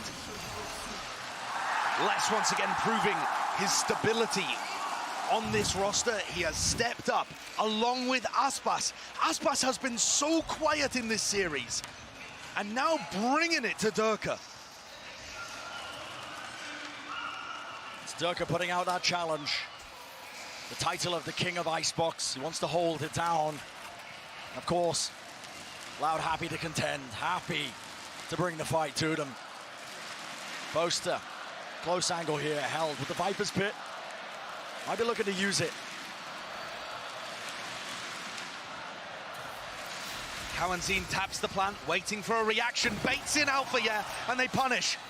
Updraft dash, Durka gains nothing. It was a great idea, but he just can't land the shots. And in the meantime, Les has taken everything from them. He's pickpocketed them from A. The back of the site, Durka. One more blade in his hands. How does he contain? Fires wide. And the call is made already. Spike steadily making his way now over towards A. Alarm bar close, broken, and Durka spammed. Where does the weaponry hold? How do they win this? High ground angle, Aspas. He sees everything. And you can smell the Fnatic crumble happening in this first quarter of Icebox.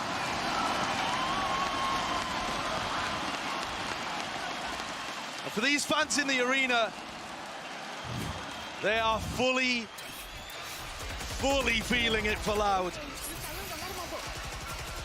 It's the manner in which these peaks are happening. Rushed from Fnatic, opening up space on the other side of the map. Loud are one step ahead, the pressure being applied, the individual ability too.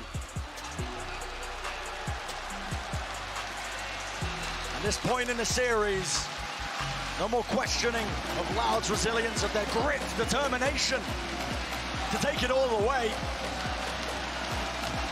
They want to carve out their spot. They want to be that back-to-back team to take a title. And so far, it feels like map 5 in Loud DRX, where Loud were able to summon something extra, another gear when their team needed it the most. And they put the pressure on their opponents who crumbled. Fnatic are taking a timeout as Mini tries to reinforce the squad. Boaster speaking words of confidence to the rest of the team too. They have been within a fingertips distance of this trophy all day. To see it snatched from their hands on Icebox of all maps, where Fnatic are definitely the greatest team of all time on this map. There is no one else that comes close. This is Fnatic's playground, Durka's playground, and so far, they're getting destroyed. Fight taken. That's confidence. The kind of response you need, Basanek. Oh, not willing to let it go for free. And it's a great trade. Is immediate with the Seekers spamming it down. Durka getting so much done, but maybe overstays himself. That welcome no longer. Look how much value they're getting out of the high tide. It becomes impossible for players at Snowman to swing and help. Durka tries to make a play, but he's completely on his own. There is no one there that can help. This harbor is getting so much value. And a regroup. 3v3, rifles in the hands of everyone. Could come down to just singular moments. Glimpse in time to turn the tide. Loud are not afraid to call a rotate sometimes in rounds like this. And oh my God, Fnatic Pushed are going up. for an info push. Boaster, wow, what a way to shut that down. Kill found, still no one's watching the angle of Sanak. The IGL with the most to do. Dipped in the end and a doubled up position. Fnatic, it's calm. It enters their camp off the back of the timeout. Massive improvement from Fnatic in terms of how they dealt with that. The three players didn't rush things. They still allowed Durka to do Durka stuff at the beginning of the round. But when things got tense, they grouped up together and went for a coordinated play, re-pushing towards yellow, catching Loud off guard and creating an advantage for themselves where the pressure was on Loud to plant. There are so many ults in play here. Lockdown for both sides, Viper's Pit, natural counters to each other, you could argue. There's no way. What is he spotting? He's Stray just bullets. prodding them. Oh my goodness. And this is an ankle watch for Durka. Where you looking, son? What's going on? Out in the open. He's trapped. It's amazing that he didn't end up falling. Chronicle's got his back though. Util there, back against the wall. Durka somehow comes up with the kill.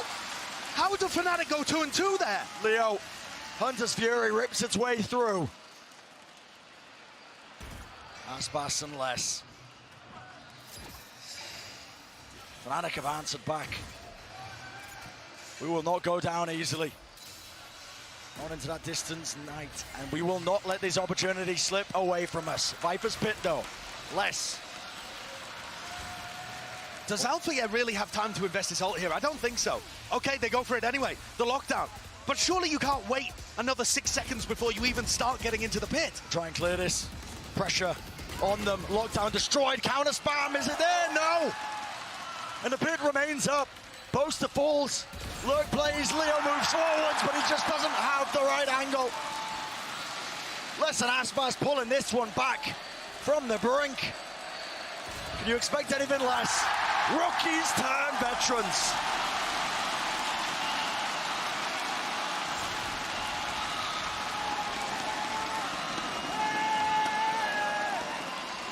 All of these crucial rounds are going the way of Loud. Amazing play. So stable from them. The way that they navigate that pit, get the spam on the lockdown. And so many dangerous situations where Fnatic, you know, maybe even get away with too much, and Loud still come out on top. I think the massive difference maker so far, though, not that he's closing the rounds out, but Aspas is really delivering. He has been so quiet in this series so far. And all it takes is one player to step up, and suddenly, massive shift. Matching the kind of performance that Durka loves to put on in a regular basis. 14-4. And as long as Aspas and Durka are having a similar performance each, the rest of Loud looks like they've got it. Forced into the angle by Durka. Shots going stray. Lovely bit of util though, Leo. I'm going to claim that one. That was a shot dart straight at the feet of less. think it hit him in the eye. Yeah. Even as the fight goes, they still don't have the weapons, so Fnatic are going to be struggling to make the most of this one. What's the call to be made? Loud. They push forwards, they push deep. Cove used, blocks up one of the angles, one of the avenues, and Boast, or I should say Chronicle, almost going down, Tart going wide. Maybe that panic again settling in. An extension to the round though as time goes their way. Fnatic though, Danger. returning fire. Major danger here. The pistols lighting these players up. Reckoning has to be pulled out, has to be used to contain, has to be used to shut down, and it's all slam dunk.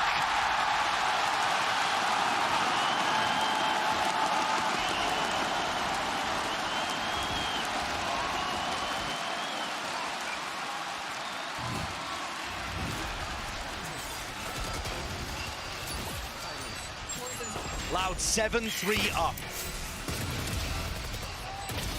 Getting huge value out of the Harbor pick. This new innovation in the meta. And on the maps where they've won, I'm thinking back to Split, where they're playing almost a revamped version of Fnatic's composition. Perhaps here it's the same. Loud have had a great read on the meta this entire tournament. Their compositional picks, the Harbor usage, the Sky from Cowanzine, it's all fired them forwards to this spot, this moment. Less on the lurk up tube as the rest of the players put pressure towards A. Fnatic left wondering, where do we find that advantage? Where do we find that edge? And it's certainly not here. Aspas moves forwards, but a denial. Looks like up the plan. There was a spike being used. Durka has to respect it. Dash back. But Aspas is causing chaos, carnage. Right in the back line. Les was trying to lurk up and, well, dealt with.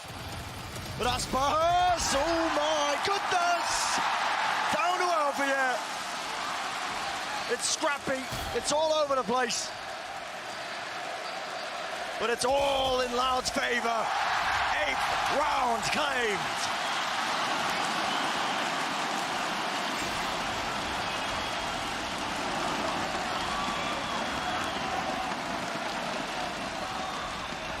Fnatic dominated the first two maps.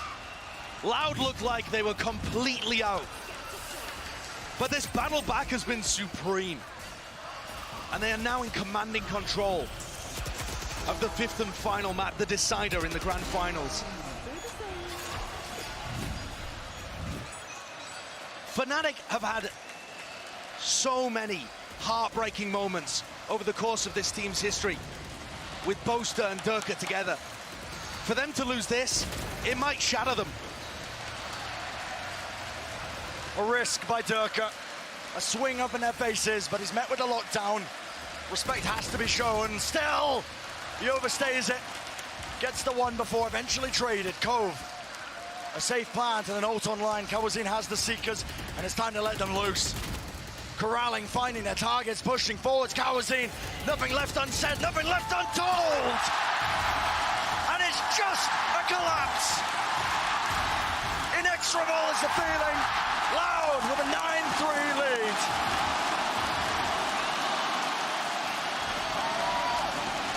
I have never seen an attack side like this on Icebox. Loud are reinventing the map. It's gorgeous to watch. They are in control, writing their own destinies, with both eyes firmly on that trophy in center stage. What a difference. Loud, this commanding lead, crowd all on their side. Let's send it down to the desk to break it all down. Thank you so much, Bren. Loud have brought this series back from the brink of defeat to a 9-3 scoreline. First half Icebox, Mimi.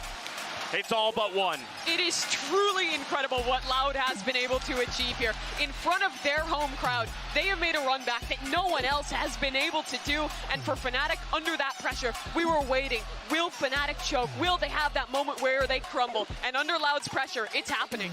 This is such a potentially legendary moment for Brazil, for esports, for Valorant here that we're witnessing. And I think it comes down to Aspas really having a game. He's come alive in this final map, in this final attempt to take the trophy here. And against Durka, too. This has been a head-to-head that we've been waiting for the entire series. It finally comes alive, and honestly, Durka's having a couple of fumbles. Fnatic entirely are having a couple fumbles, and Aspas is thriving in it. I mean, some of the decision-making that we're seeing right now from Fnatic, from Durka in particular, has just been baffling, to be honest. They don't have somebody that can flash him in to really help escort him and get these aggressive picks, you know, to be pushing through these smokes, pushing through these walls, but he's trying to go for it anyway, and oftentimes he's getting punished. I mean, look at that push out on, you know, by Yellow. He doesn't have any updrafts, he's walled in, and then you just get picked apart one by one. Right now, the fundamentals are falling apart for Fnatic, and they need to gather the pieces together and glue them back together one by one during this halftime. But for Loud, what a moment this is. They look down and out, 2-0 in the series. Split could have maybe gone a different way, but they come back, they rally back. Now they're on Icebox 9-3, one of their opponent's strongest maps, and they might just be able to make this reverse sweep happen in front of their home crowd. And for Fnatic, this is potential tragedy. This arena right now is a pressure cooker, and Loud are thriving in it. We're heading into the second half. History will be made. Bren, Sideshow, take it away. History looks firmly on the side of Loud, and a tragic tale is being weaved as Fnatic so close yet so far. It's been 643 days since they had that last chance in a grand final to lift a trophy. They've been to 5 global lands since then, 68 matches. And this has been their best chance. Durka and Boaster's lifelong quest, it does seem to be ending in that poetic tragedy. Everything is in favor of Loud to pull off our first BO5 reverse sweep in VCT history. To think that no one's pulled it off in almost 2 years of international play. Less overwhelmed though, as Boaster responds. That creates that 4v4. It's up to Fnatic not to drop the ball now. Spike going to be planted, down over the top, relieving it. Still Sadak, lucky to escape. Snakebite at his feet, Kawazine with the heel. Still a wall in their face. Now 2 years coming through. Cascade breaks it up, flash play. Boaster fully blind, and with every shot rattled, it feels like the nail in the coffin. Kills found, bodies fall. Alfia and Leo, they've been amazing. They've been immaculate. But this might just be too much. Aspas, 3 in a round, sticking the spike, pistol is theirs.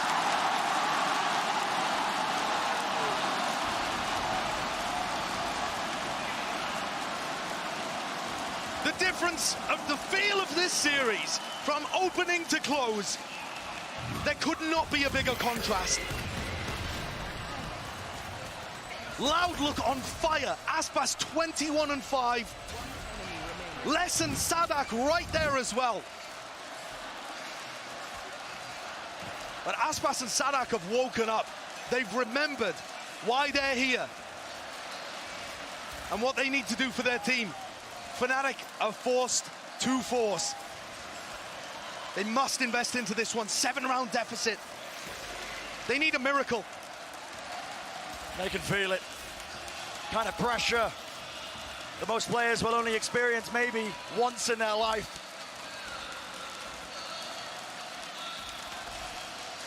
And if you start doubting yourself, it can spiral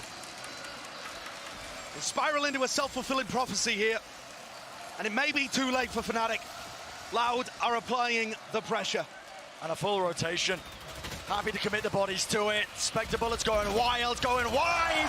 Kawazine, an opener with Boaster falling. It's a scramble, a mad dash to make the most of the round, but they are being collapsed, they are being swarmed. And Loud in control of their own destinies.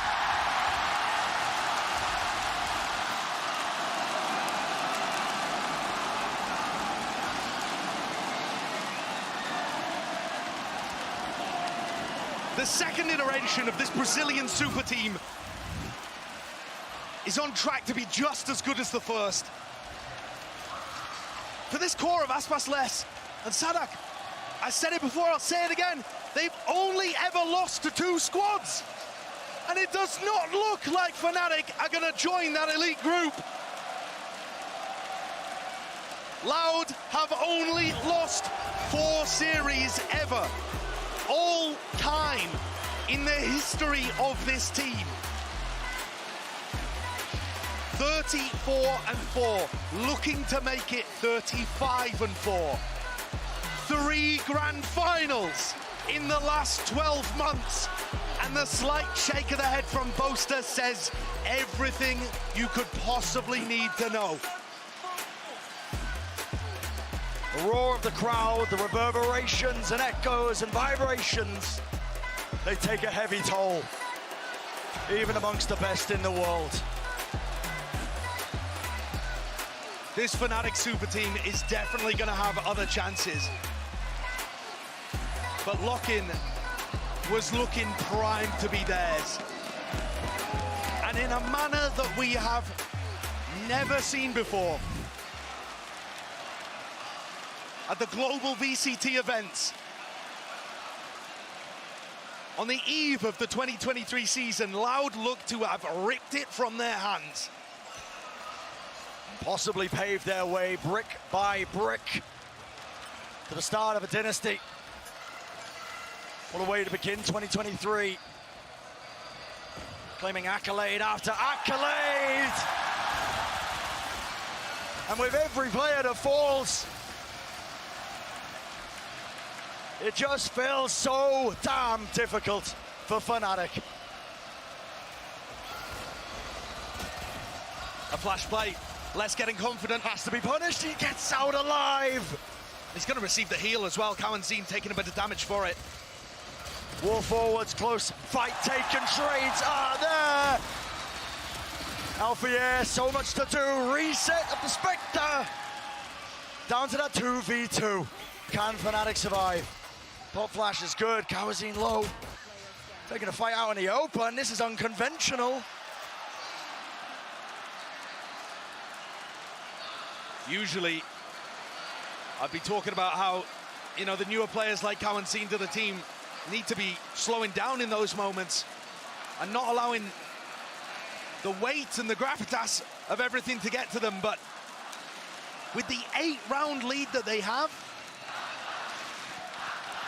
I think they can throw that one away. Aspas with a Guardian and 7,000 Brazilian people behind him.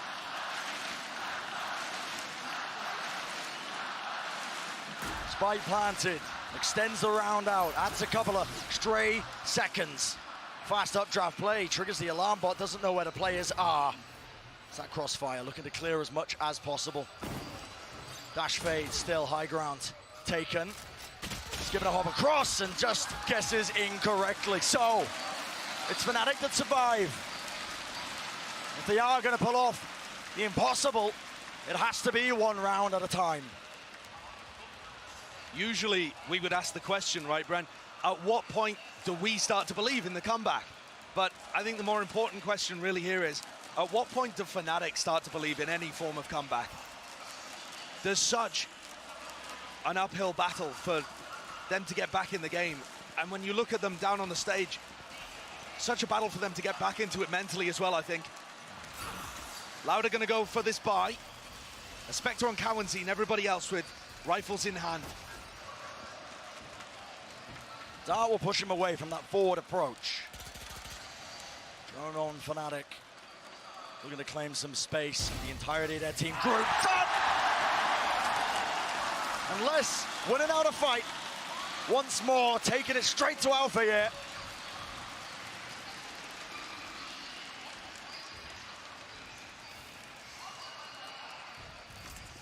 Wall in their faces. Time to think. Time to brood. The emphasis is going to be on Fnatic. Wall beginning to be broken. Plan push back now to Seekers. It's every single element included into this game plan. Up top, angles watched for. Chronicle, stand up, wider swing, Leo's good.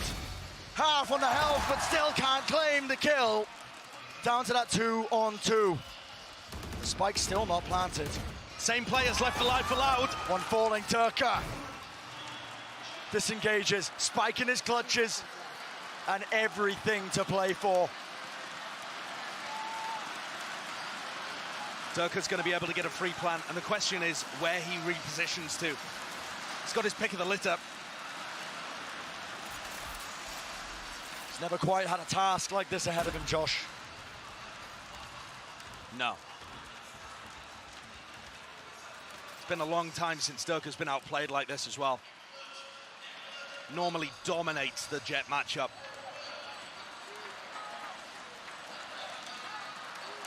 Aspas, 21 kills to his name. Looking to make it 22. Looking to put it on map point. Looking to put it on series point. Damage done though, Durka. That's good.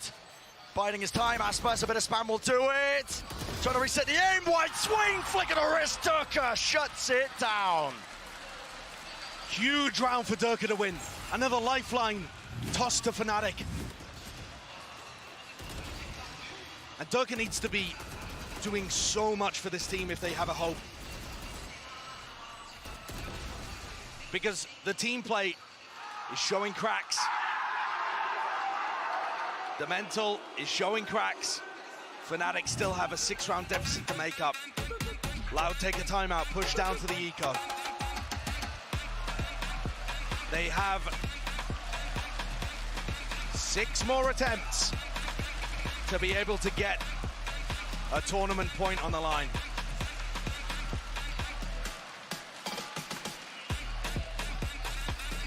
I'm not ready. Used here, Josh. I'm not ready for a comeback, Brent. I'm not ready. I don't think my voice is either, but I'll do my best. 11-5, such a massive lead. Timeout maybe just being used to cool down. We're getting a bit panicked there, forcing into it, just trying to end it early. Going for a lot of those early fights, yeah. And I think also possibly over-rotating. Stacking 4 players onto the A site, and then Aspas also joins, leaving that rotate back through for Durka late. Though at that point, it's a 1v1, and it's not like you can really cover the map. 4 players down here towards B. I've seen so many potential comebacks ruined by a gamble on a thrifty. And it could happen here. Loud move forward, steadily, slowly. But a rifle spam. It's Fnatic looking to try and contain it. Lovely. Alpha making the most of this one, and the coverage, every single angle watched for, spammed. Any sort of threat of this getting out of hand looks like it's basically done and dusted. Less. Shot to find, but he is being squeezed, and it's low enough that slight breeze will put an end to that. Sadak with a kill or a death is going to be able to get his ult online, and Loud taking the timeout, probably for mental reasons, like you said, Brent, just to keep themselves collected. But if it was for strategic reasons, it's going to be looking forwards here towards round 18. There's major ults to play with here. And Fnatic are normally going to build an attack side strategy that revolves around them. A lockdown push, maybe a deep Hunter's Fury onto the side. Either way, honestly, A or B. That's the style of Boaster's calling. He tends to build around the tools he has at his disposal. Can Sadak come up with an answer? We saw him pushed in the match against NRG and he came out on top, but my God, did he give it everything. Aspas caught on to the tricks of the trade. He knew Durka was playing for that updraft plate. No bullets exchanged, no blades really being fired. Close drone, broken. Fnatic want no part of B main. Gonna be evacuating. And at this point, I'm wondering whether Les is going to reactively use his ultimate on A. Because currently, Loud are in full control of the B side. High tide goes down. Boaster doing a similar kind of lurk as we saw from Les in the previous half. Goes up, removes the turret. And here it is, a reaction. They know it's heading towards A. Alfia looking like he wants to use this lockdown, clear that space out. That's in a deep position. No threat of any util, any ultimates to clear this one out. Boaster watching the flank. Watching for it, and he needs to get out alive. He needs to He's caused that extra level of threat, but right now he is being squeezed. And also less detained. Attempt of the punish inside the pit. Will we see it happen? It's a war being fought on multiple fronts. And water falling into the back of the side. It's Loud looking to reclaim that space. Tap on the spike. Hiding their position though, planted up into a top angle. Fnatic performing surgery with the way that they are executing these players. It's precise in nature. Beautifully orchestrated. They have not given Loud any opportunity here. Boaster getting great value watching the flank. And then Alpha, tucking himself underneath, using the lockdown that he had invested to get into such a great spot. I asked the question earlier, Brent, at what point do Fnatic start to believe in the comeback? I think if they win the next round, the next rifle round that is, I could definitely see it happening. Confidence getting back up, Alpha trying to keep the spirits high. There's only a 4-round deficit right now. Already Fnatic have clawed their way back. And as long as they can dodge this Thrifty, the next rifle round could be everything. Push to the limits. Aspas has been such a demon, and he's got the Blade Storm. What damage can he do? Sadak in the tube. Doubled up position, Fnatic looking to not give away any errors. Anything at all that will shift and turn that tiny, tiny buffer that they've got to work with against them. Diligent there. Snake bite, shock dart, used to clear the close cubby. High tide though, threatens a reposition. Fnatic are taking quite a while dealing with B. They still haven't cleared yellow. And nobody's taking space on the opposite sides in response to this. They've met resistance. On top of the tube though, looks like Durka setting up for it. Dash forwards. It's gonna be that pincer. Another level to it, making sure that he attracts the attention. And all eyes are on him. Gotta deal with this guy currently. Watching juking, waiting around these players, but as the util gets used, it's just giving Durka a target-rich environment. Everyone crumbling, everyone falling. And that short Aspas dropped down to 10 health. Disengages, dashes away, but the reactions are all in the hands of Durka, not to be outdone. We talked about that jet diff, we talked about Aspas having the map of his career. Seems like Durka was not happy with all the attention. The way that Fnatic are using mid is showing why they're considered the best team in the world on this map. The greatest team that we've seen on Icebox. The flanks on flanks that they've got, the way that they're prodding and backstabbing, it's all been excellent. And I can tell you, there is a ripple of doubt, a ripple of unease circulating in this arena. It all comes down to round 20, I think, as to whether or not Fnatic's comeback will become a reality. And a big investment. Operator. For Aspas to hold this angle. Team going to be holding his back, making sure that he doesn't get pressured from that left approach in B main. And Fnatic going to be diligent enough with the jump peak, making sure that every single corner is cleared.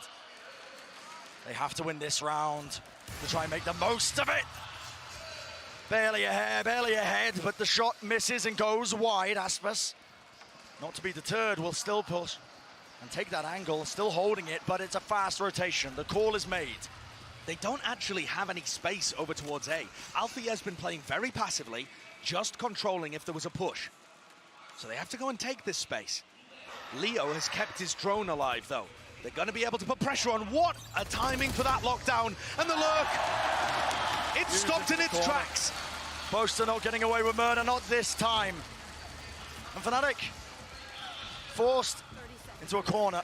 This is tough. The time pressure. It feels like Lotus all over again. 25 seconds. Wall's not going to be broken, so it should be that plan. Now starting to come through. Reckoning, Hunter's Fury, everything at their disposal, and Durka pushes forwards, making the most of it. Pandemonium that strikes back. Close position, flank. Kawazine might be earning that kill, but Durka is doing so much, goes down. Oh my goodness! Down to the 2v3. Cove in play, gives him a bit of covering fire, but that's going to get spammed down. 2 years, half on it. A dodge and skip out for the air, making sure to adjust the angles. And it's Fnatic who close in. A steady improvement, round after round. That's 6 in a row right now. Pulling the gap close, forcing Loud onto another eco, and the game is on. The comeback's afoot. Look at that play. Gorgeous space found by Durka as he picks up 2 before falling to the snake bite. And slip-ups here. Loud cannot hold on their defense. The denial on the plant, despite the fact there was 25 seconds left, did not come through. Did not matter. Wall burnt early. Sorry, drone burnt early, I should say. And that was a tool that Leo had late into the round for the Prior. Fnatic not out of that danger zone just yet, but my God, are they making a decent effort of it. They were looking dejected in the timeout.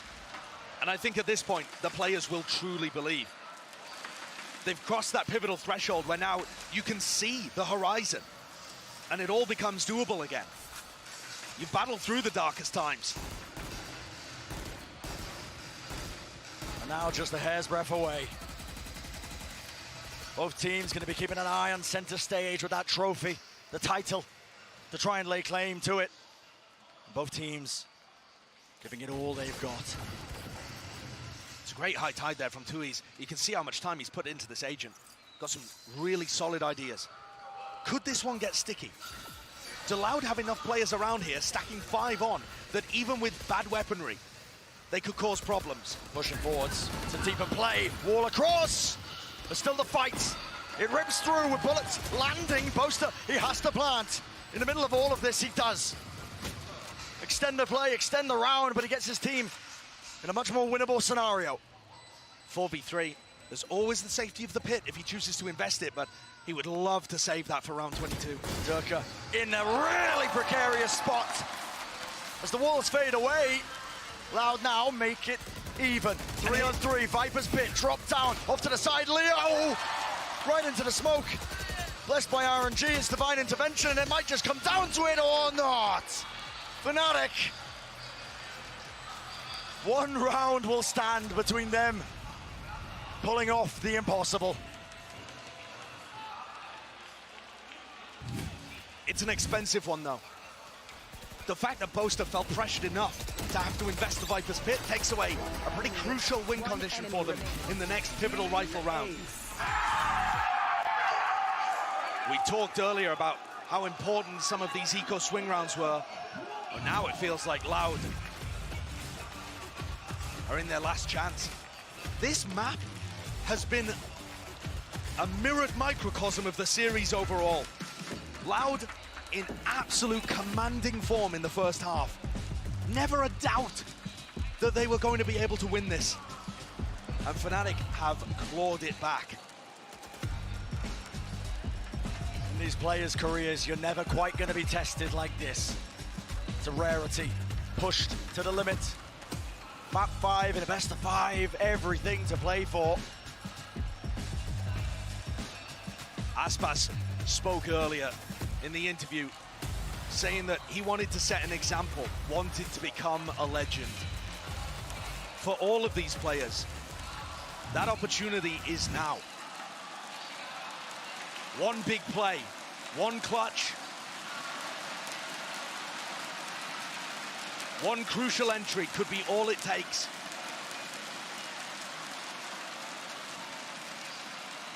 All the way here, round 22. The Jet battle, that head-to-head. Durka, he's not willing to give up that title. Look at the stack from Sadak here. The call to put 4 players on A early. And then pivots away, puts an alarm bot in mid, looking to limit Boaster on his lurk. But everything about this round makes it look like a clash in A. Now Fnatic move back. Have they somehow sensed the stack on the A site, despite everything being quiet on the eastern front? Breaths, drone to clear. Respect shown, Aspas has to do that.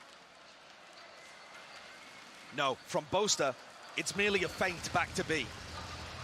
This battle is going to be fought on A. And Loud, by virtue of either some crazy read or sheer luck, have got their players in the right position to fend it off. This could be it for the tournament, for the title, for the trophy. Flash for info. Shot dart to clear. Lockdown, close. No tools in the back pocket of Loud to try and break this one. Players have to respect it. Unless we'll back away here. Nanoswarms playing the inevitable as the plant will start to go down now, but still, something's got them in a tizzy. Can't quite get the spike down. Chronicle now starting to stick it because time is running low. 12 seconds. Wall breaking. Now making the most of it tonight. It's less. Comes down to it. Him and Aspas. What can they do? Time running so damn low. But just enough milliseconds. And all put into the hands of Aspas. Leo with a falling phantom shot as well. But Aspas with the world on his shoulders. The mantle and responsibility. Can he turn the tide of this? Turret clear, doesn't know the positioning. So much to do, so much to watch for. Durka leaves his feet hanging, an easy target. But time running low, and Fnatic know all they have to do is wait. All they have to do is buy that extra time. And as the spike ticks down, Alfie comfortable in his mind, comfortable in the presence, knowing that they have drawn even.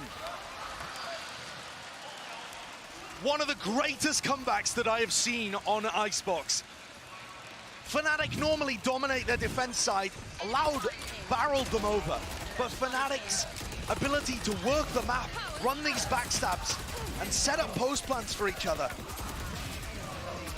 has been immaculate. And also, little moments like that don't hurt whatsoever, do they? Loud are now forced to take an eco and play for overtime. What an insane shift in this series. Fnatic are in the driver's seat. Thought it wasn't possible, yet here we are. Fnatic silencing the doubters, silencing the naysayers, but it's not over yet. Couple more hurdles left. You know that Fnatic are going to be raring for it. Their story is one of tragic moments over and over again. The last 2 years, players like Boaster hunting for that trophy, coming so close to the first ever LAN event that we held in Valorant. Now we can taste it. The stack is set up. Sadak finds the first, and there is no lurk play, no return back. That was Zine. If they go for this pivot, Cowan Zine oversteps himself, wide angle, gets out with his life. And gets all the information, but Boaster knows that, and they're going to go for a re-hit on B. He's anticipating these rotates to have moved, and Loud have. They've relinquished a little bit of that pressure. Trailblazer sees nothing on A, though, and these players return to B. War Force, though, was it gone properly? Resetting through. Rifles carries them forwards, but it doesn't win them around, not just yet. 2 on 2. Aspas and Cowanzine again for the 3rd time in this map to try and convert a 2v2. Tags him. Aspas low. Nanoswarm almost taking him out, but 10 seconds ticking down. The spike will be planted. An extension once more. Updraft. Aspas hunting for information, hunting for a glimpse, a glimmer. Anything to make this doable. A tap on the spike. Aspas! Jet Force. It's all down to Alpha here. Noise everywhere, the double swing! Spray down! Unbelievable! And a groan of absolute disbelief from everybody in the building as Alfier pulls off an absurd 1v2 to take his team to the very brink. This round should not have been close, though. Loud on an eco. And Loud have one shot, one chance at stopping the magic like that. Look what it means to these guys. Durka telling the crowd to shut up. You can feel it. It's palpable. It's in the air. Fnatic taking destiny into their own hands, wrestling it away from Loud.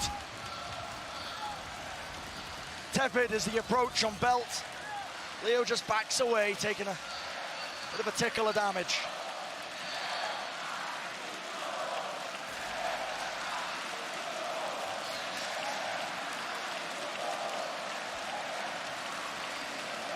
Loud with so much to play for.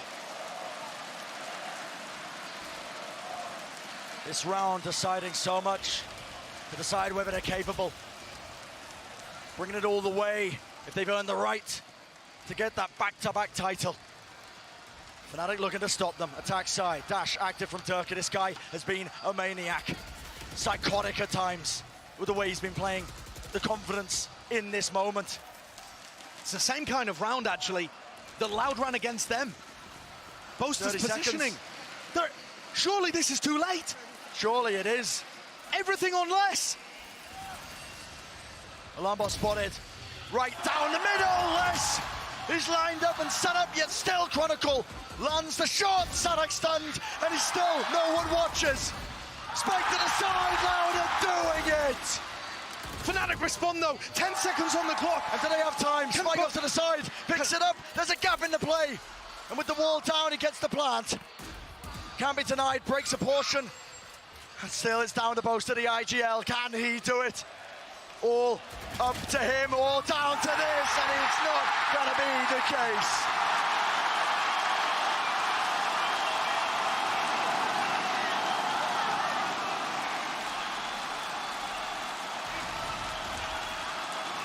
Boaster giving his shot to earn that trophy there with a 1v2. And Loud used the advantage that they had generated to pull themselves to overtime. Truly, could it have ended any other way? Stretch to the distance.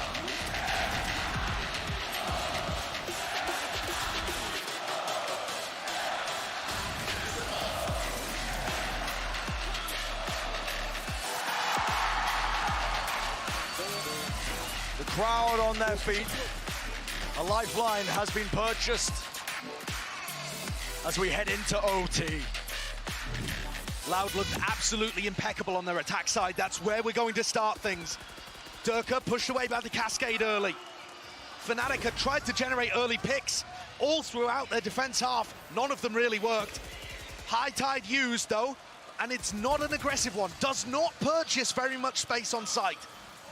So Fnatic already offered a bit more space on the defense than they had in those first 12 rounds. To Gavirin. Less is to be the backstab. Down mid. But the rest allowed. Make sure that they can creep and crawl and right into the line of sight. Turka will not let that go unpunished. Big flash play through, and it's a collateral. Durka runs Icebox. If you want to win this trophy, you got to go through him.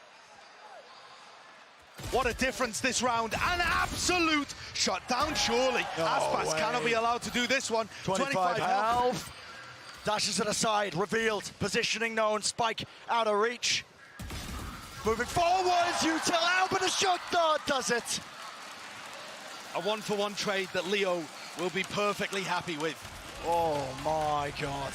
Fnatic get their second tournament point.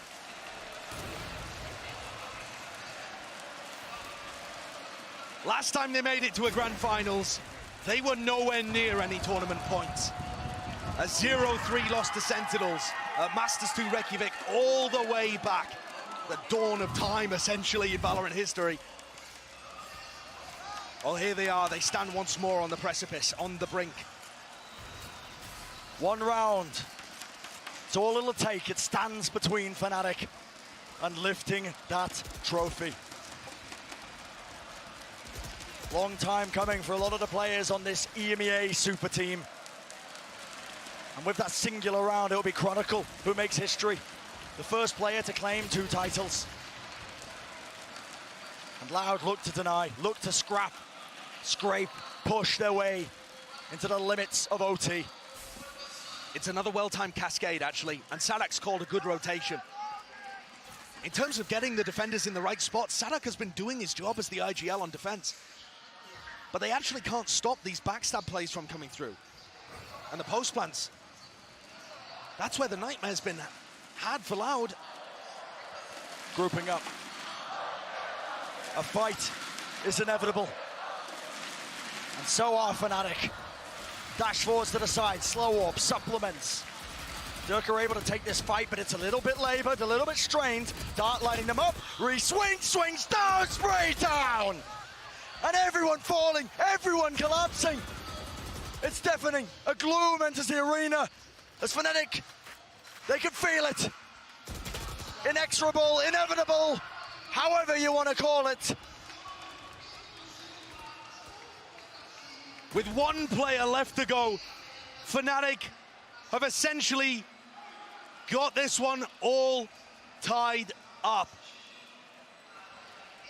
One round away. And the fight is over. 14-12, denying the reverse sweep. Fnatic, they pull off the impossible.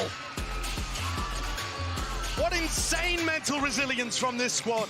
To be able to battle back, deny the trophy in front of the home crowd.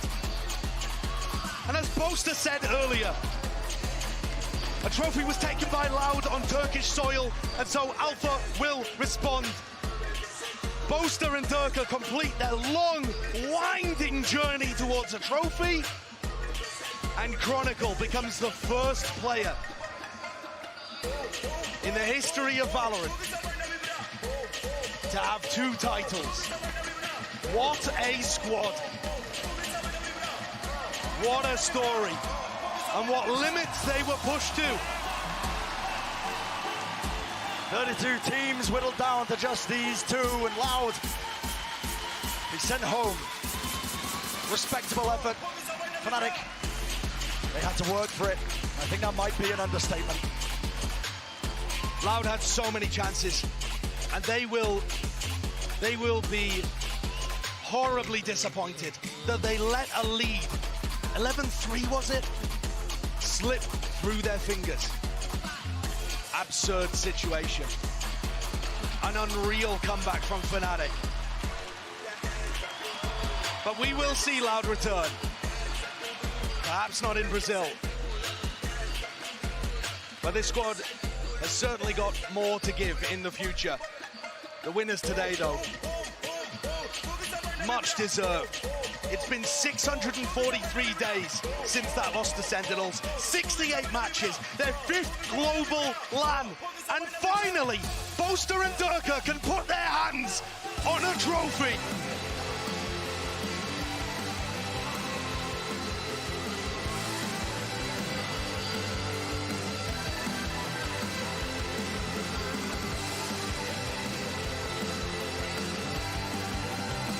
Overwhelming emotions, not just in the crowd as they were denied that trophy, but Fnatic, with pride, they lift that trophy high above their heads. The goal that they set out for so long, Durka, Boaster, it's finally theirs, obtained. And all of that working out at the gym, finally paying off. Magnificent. And I'm sure it tastes just as sweet the second time for Chronicle. What an insane addition those 2 new players have been. Leo and Chronicle have added so much to this squad. For both of these teams, I was not expecting them to be at this spot. With only a couple of months of practice heading into lock-in, both teams looked so refined. The ideas, the teamwork, the individual talent, there in droves. Truly pushed to the absolute limit. As he said once before, we'll say it again, Chronicle, defining history, defining that moment for him. The only player to ever lift 2 trophies. And what a player to do it. Last year was a disaster for him. He lost out by 2 milliseconds to Fnatic and failed to make LAN. left as a free agent in the offseason too.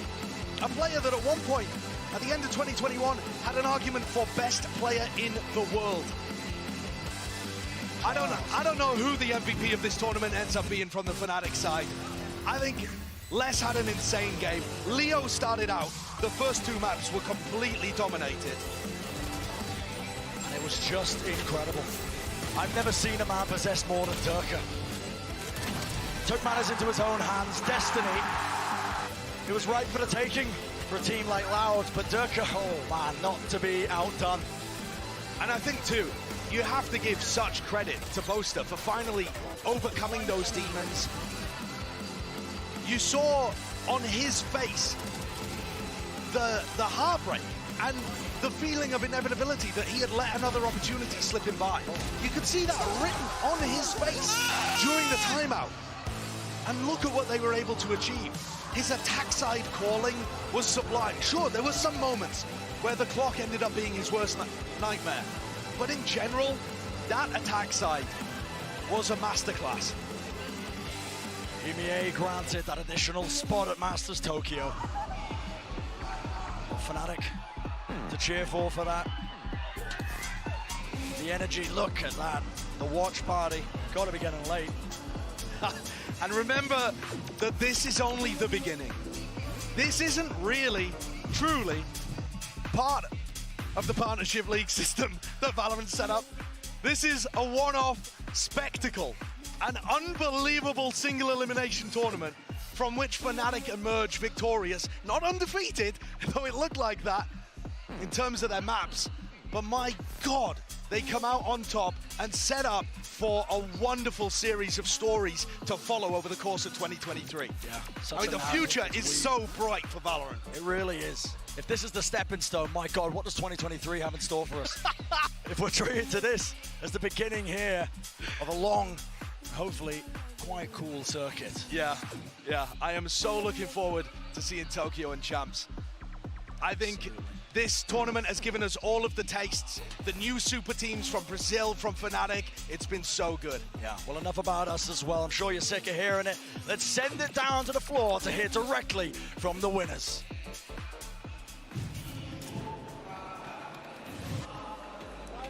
Salve, salve, Ibirapuera! Olha onde eu tô aqui no palco ao lado dos nossos campeões. Mas antes da gente trocar aquela palavrinha com eles, eu quero apresentar meus dois convidados que tem um recadinho muito legal para você. Primeiro a Ana, que é produtora executiva do Valorant, e o Léo, que é chefe global de esports do Valorant também. Hello everyone, I'm here on the stage alongside with the champions from Fnatic. But before we talk to them, I want to introduce two special guests. Ana, executive producer at Riot Games from Valorant, and Leo, the global head of esports for Valorant 2. They have a quick message to share with you guys. Hey everybody, I really just wanted to say what an amazing day of Valorant, what an amazing month of lock-in. I want to thank the entire Brazilian community for being such amazing hosts. The energy in here today was incredible. You've treated all of our rioters and all of our teams so great. So great, in fact, we're thinking of coming back. We're already making plans, so more on that soon. Aí, então primeiro ela gostaria de agradecer, né, todo mundo que recebeu aí, né, esse lock-in, foi um evento maravilhoso, agradeceu toda a comunidade brasileira e toda a comunidade de Valorant no mundo e deu um spoiler, falou que foi tão legal que vai voltar, então temos aí uma esperança de ter mais eventos internacionais aqui. Léo, seu recado. Hello everyone. So lock-in was all about celebrating the new era of the VCT. It was all about bringing 32 teams from around the world to come here for a big fest. But right now, it's about one team. The one team that made no mistake. The one team that defeated the best teams in the world, including the 2022 World Champion. It's all about you on behalf of all of us at Riot Games. Congratulations on your championship. And if you don't mind, I'll switch to Portuguese. Pessoal, o lock-in foi sobre celebrar a próxima era do VCT. Foi sobre trazer os melhores 32 times do mundo inteiro para competir aqui no Brasil em uma festa incrível, mas agora a gente quer reconhecer o time campeão, o time que não fez feio, o time que ganhou dos melhores times do mundo, inclusive do campeão em 2022. Então, um grande parabéns de todos nós da Riot Games para a Fnatic. Congratulations on the championship. É isso. Muito obrigado. Thank you so much, Ana. Thank you so much, Léo. Eles vão cumprimentar agora os nossos campeões e agora sim a gente vai trocar uma palavrinha com eles. Stay here, Alfer. I'm coming. Ah, ok. Eles vão só cumprimentar aí. E aí a gente vai trocar aquela palavrinha com os nossos campeões. Ele foi abraçar o Bolster. Tá, então. Now we can talk with you guys. Oh my God, what an amazing series. I believe you guys must be exhausted. Alfer, last year Brazil took the trophy in Turkey. What? Last year Brazil took the trophy in Turkey. Now you got the trophy here. Yes. Is your revenge done? Yes, I take my revenge from Brazil. Like, I'm so happy because we win with this team. We won all the time, win with this team. Like, viewers didn't support us, but thank you for everyone, guys, because we are here for you. É isso, galera. Ele falou que sim, teve a revanche dele, né? Mas agradeceu bastante o time da Fnatic e agradeceu todo o público que mesmo não torcendo para eles, é por vocês e é por vocês que eles estão aqui também. Now I want to talk with you, Dirk. Man, how did you guys manage to come back from a 2 map losses in a row and then an 11-3 in Icebox? What happened? I think it's because Icebox is one of my favorite maps and our favorite maps. And then when we got that bad defense half, I said to the boys, like, yo, we got this. If these guys got 9, we can get 10. And then we proceeded to come back, got to the overtimes, and then finished the job. But I think everyone did super well. Everyone was amazing today, even though it was hard, but I think it was super good for us. Thank you. Congratulations again. Bom, eu perguntei pra ele, né, como eles conseguiram voltar de uma série de que eles tinham perdido 2 mapas na sequência, depois de 11-3, ele falou que a Icebox é o mapa preferido dele, e ele falou, pessoal, se a gente fizer 9, a gente pode fazer 10, e ele conseguiu realmente, foram atrás, ele que agradeceu o time, todo mundo que jogou bem. Que emoção pro lado do time da Fnatic. Now it's you, Chronicle. Man, I missed you in 2022 in the international stage. Now you're back, you're playing super well. How does it feel to come back and to lift and make history, to lift your 2nd trophy? I mean, it's definitely unbelievable feelings.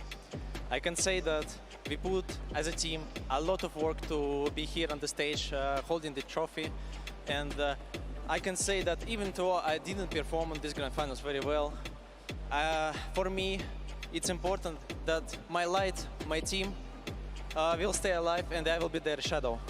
And also, I want to dedicate this victory to my wife, Angelina.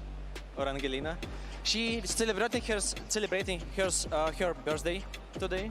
And as I said before to her, I wish her all the best and I hope we will meet soon again. É isso, tá aí. Então, perguntei pra ele, né, que eu falei que senti falta dele no palco internacional de 2022, que foi bom ver ele jogando de volta aqui. Ele falou um pouco sobre esse sentimento, falou que ele não jogou tão bem, né, no dia de hoje, ele não achou que ele jogou tão bem nessa grande final e ele quis dedicar essa vitória pra esposa dele, Angelina, que tá fazendo aniversário também, né, então muito bacana a dedicação do Chronicle. Leo, now is your time. Man, for me you were the MVP of the tournament. You played really, really well. You're now in this final, what a hell. Man, I want to talk to you about, did you ever imagine to be in the top of the world so early in your career? Early in my career, been competing for 3 years.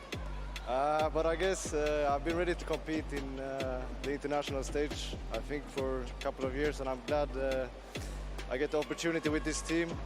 We have full confidence playing with each other.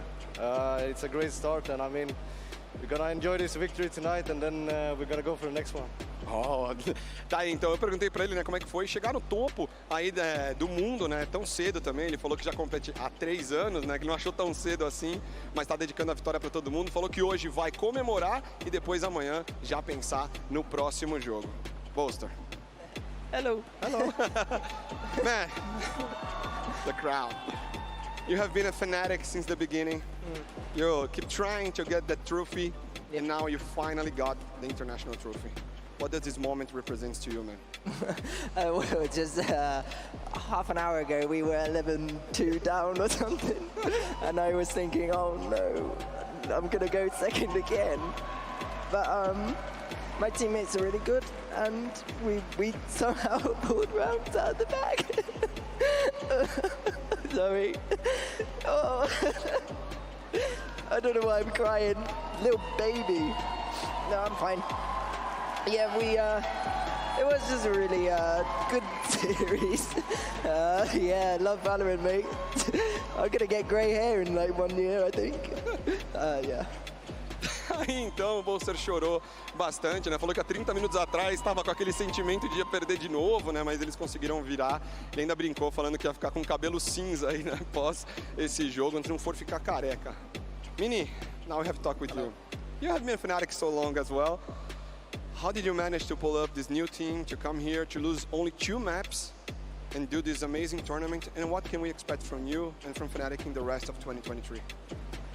I mean, I have no idea how we went on the run we went on. I mean, scrims went well, but that was kind of ridiculous. So I did get a bit nervous in that game. Some grey hairs like usual. We got a meme in Fnatic that we do it for the viewership, so I think that was a 5-month viewership game. For the rest of the year, this is the first one, and we're going for the second one and the third one. Hey, thank you so much. É isso, guys. Eu perguntei pra ele, né, como é que foi chegar aqui, perder só 2 mapas e ter um campeonato praticamente perfeito. Ele falou que não esperava, né, que os screens não estavam indo tão bem assim, mas eles acabaram indo muito bem. E sobre o resto do ano de 2023, ele falou que a ideia é ir um após o outro e conseguir mais títulos ainda pra Fnatic. Can I just say one more thing? Yes. Yeah, I'm more composed now. I'd like to thank everyone in the audience today.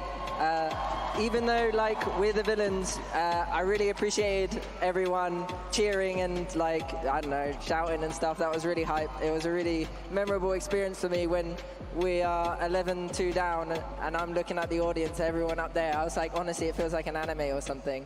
And then I'd like to thank everyone at home who supported us and our journey. And I'd like to thank my family for watching my games, even though I'm giving them anxiety. And I'd like to thank Yinsu for all the support as well. Much love. And yeah, thank you everyone. Tá aí, ele agradeceu a torcida, né? Ele falou que quando estava 11-2 lá, que ele via a galera vibrando e parecia uma cena de anime também, né? E conseguiu agradecer todo mundo, agradeceu a Inso, agradeceu todo o pessoal e a torcida brasileira principalmente. Alfred, you wanna... Can I talk Turkish? One sec. Okay. I'd also like to thank our assistant coaches that are at home and can be with us today, SRK and Anders, so thank you very much for the support.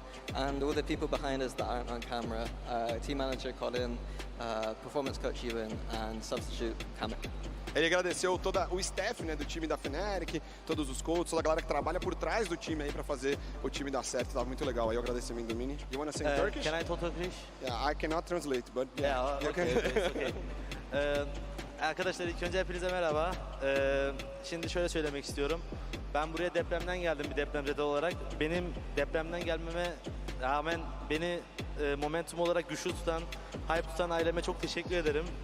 Ve arkadaşlarıma çok teşekkür ederim. Bu süreçte benim çok yanımda oldular. Onlar olmasa büyük bir ihtimal ben bugün hiç oynayamazdım genel olarak. Teşekkür ediyorum onlara. Buradan da izleyicilere teşekkür ediyorum. Então é isso, pessoal do Ibira. Barulho mais uma vez para os seus campeões. Once again, make some noise from Fnatic. Thank you so much, guys. Congratulations on your win. I hope to see you guys in more events.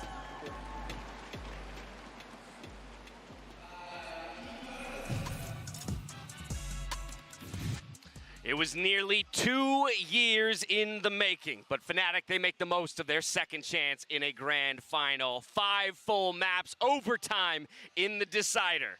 But they can rightfully call themselves champions. It felt like this series was 2 years in the making. It's been on and on and on and on. I aged 2 years, definitely, during the course of that series, without a doubt. And I mean, what an incredible moment for Fnatic. It looked like they were going to fall into the same storylines that we've seen before. Choke-natic, fraud-natic. They get to the final hurdle, they trip over it. But it didn't happen. The most insane comeback that I think we've ever seen in a single map in the VCT, in map 5 after almost being reverse swept. It's unbelievable. I mean, at this point, call him Clutch-natic. Call him Comeback because that was insane. And I think it led to the best series all time in Valorant history, in my opinion. I agree. Easily. Rewriting. Oh, go ahead. I was just going to say, you could definitely put it right up there. It's definitely within the top 2. Rewriting their own narrative, one series at a time. Here they take the first one. You already heard Mini talking about the second and the third. But while he's talking about the second and the third, let's recognize the first player to ever achieve 2 titles in Chronicle. He gets it done. I mean, the stage has been set for this to happen ever since Loud made it in. We knew that we were going to be guaranteed a repeat champion. Chronicle overtook that FPX core and Na'Vi, shut them down, and then shuts down to the Loud core as well. So our first player now to get 2 trophies under his belt. And it has been more than a year in the making. 2022, this guy did not make a single appearance at an international event in Valorant. It felt like he fell off. It felt like he wasn't going to be able to come back and do it again. He was good as an individual, but he wasn't making it here. Bala won't take this slander. Still, I mean, he said it himself in the interview after winning their last best of 5. People thought he was out. People thought he was a bad player, but he is still a good player. He is still a guy who can win trophies, and he's just made history. Yeah, I mean, his 3rd finals appearance. He was also one of the first people to make 2 finals in a row with Gambit all the way back then. So this guy's already made history, and he's doing it again. First to win 2. We've been hunting for that for so long. Yeah, I would say he undersold himself in the interview, saying he didn't have a great series. I think he forgot the first 2 maps where so much of it was about him and Leo being the carries for the squad to set them out on the right foot. I mean, it's just that humbleness coming through, not looking to say, you know, I'm the one who dominated, but he was so instrumental to the victory here. But, I mean, what a just completely and utterly wild map. I mean, compare the stats from where Durka was at the half, you know, versus Aspas. Sure, he still finishes a little bit lower as far as kills are concerned, but he overtook an ACS in those first kills. Durka absolutely leveled up after that 3-9 half. And he was one of the guys who was a reason for why that 3-9 half happened in the first place. Yes. It was sloppy for him. For the King of Icebox to have that sort of performance in the first one, that was shocking to us. But then he comes out and they regroup. Are you kidding me? How do they have the composure to regroup like that? That's ridiculous. I mean, this is incredible, too. You saw that one woman in the crowd. She came all the way out from Europe to root for these teams and gets to witness an EMEA team winning here in Brazil. It's wild. But, I mean, for this team, absolutely incredible. And I feel like we have to talk about, like, who do you even assign the MVP of the series? For me, I'd probably have to lean towards Leo. He's had an incredible tournament. He's had an incredible series. But everyone from Fnatic was really stepping up in that last moment. Hold up. Before we talk about the MVP, we put a poll up asking the audience to vote for the grand final MVP, and Twitter has spoken. The honor goes to none other than Leo. Okay, I mean, this isn't shocking given his performance in those initial couple maps, but for me, by the end, I would have to go with Boaster, and I'm happy to see that he's at least the 2nd highest option. Being able to get the team to rally back after that 3-9 half and then lead them to a 9 consecutive round streak, for me, it's all about him. I see the argument. You're looking for the person who sparked the comeback, right? Yeah. And I get it for Leo as well. I completely agree. I think Leo had a stellar performance, but if you're looking for that guy who sparked the comeback, I look at Alfier. This guy, sure, he didn't have the most electric series, but if you look at him on the stage, this is one of the few guys who is constantly stepping up, constantly saying, we got this, over and over and over. And the reason why we all have a different take on this discussion is because this is truly a super team. Every one of these players showed up, performed on this international stage, and for Leo to pull back the tournament as a whole, I think he really was making history here, putting up one of the absolute best individual performances that we've seen from an initiator player. Yeah, take a look at that. Only eclipsed by his current teammate in Chronicle by 2 ACS, but what a performance this kid has had. Yeah. Such a youngster, displaying everything that he has in his arsenal here on the lock-in stage. Yeah, I mean, we were expecting, waiting, hoping that Leo would end up on a championship caliber team because we've known for a while how good this guy is, but it's been hidden. And we've seen it all the entire time before this, right? His shock darts are insane. His utility's insane. His discipline is insane. And he just had an all-time insane performance as well. Yeah. I was just flawless in those first couple maps. I mean, the utility usage, the way that he was just piloting those rounds was just gorgeous. So, I mean, still well-deserved. Marathon of a day, an incredible tournament. Remember we had a show match today? There's a new agent. Yeah, that again, felt like 2 years ago. Final thoughts down the desk, though, as we conclude the first international tournament here in 2023. Remember, this is just the beginning. I think the biggest thing for me is that single elimination is so incredibly fun. We had every single team here from each of the international leagues, 2 Chinese teams, and being able to run this gauntlet for Fnatic and win through all that single elimination against all odds, not losing any upset, it's incredible. It was 31 matches total, right? Whew, 31 matches, and we got not only a Brazilian team in the finals, we got an insane series with Fnatic, who was the team heralded, the super team, the only super team they needed to lift a trophy this year. They did it right off the bat in 31 matches overall for the tournament. You couldn't write a better story than this in front of the Brazilian crowd. I mean, 2 of the best of 5 matches going all the way to 5 maps as well. Both attempts at reverse sweeps. It was just so incredibly hyped this whole way through. For one, I'm excited that this is just the beginning. We've got the regional leagues getting ready to kick off pretty damn soon, and then Tokyo is on the horizon, and I just can't wait to see what the landscape looks like, who's going to be on top of each single region when we get to that event later. Well, there you have it, friends. That is going to do it for us here. Once again, congratulations to Fnatic for winning the first ever lock-in and making this such a historic event. It's a heck of a way to start off the 2023 VCT season. A big thank you to everyone here in Sao Paulo as well for welcoming us and making this such an incredible experience. Until next time, stay healthy, stay safe, and be good to each other. Good night. Ladies and gentlemen, VALORANT is back, and we are kicking off the year with a bang. 32 teams will debut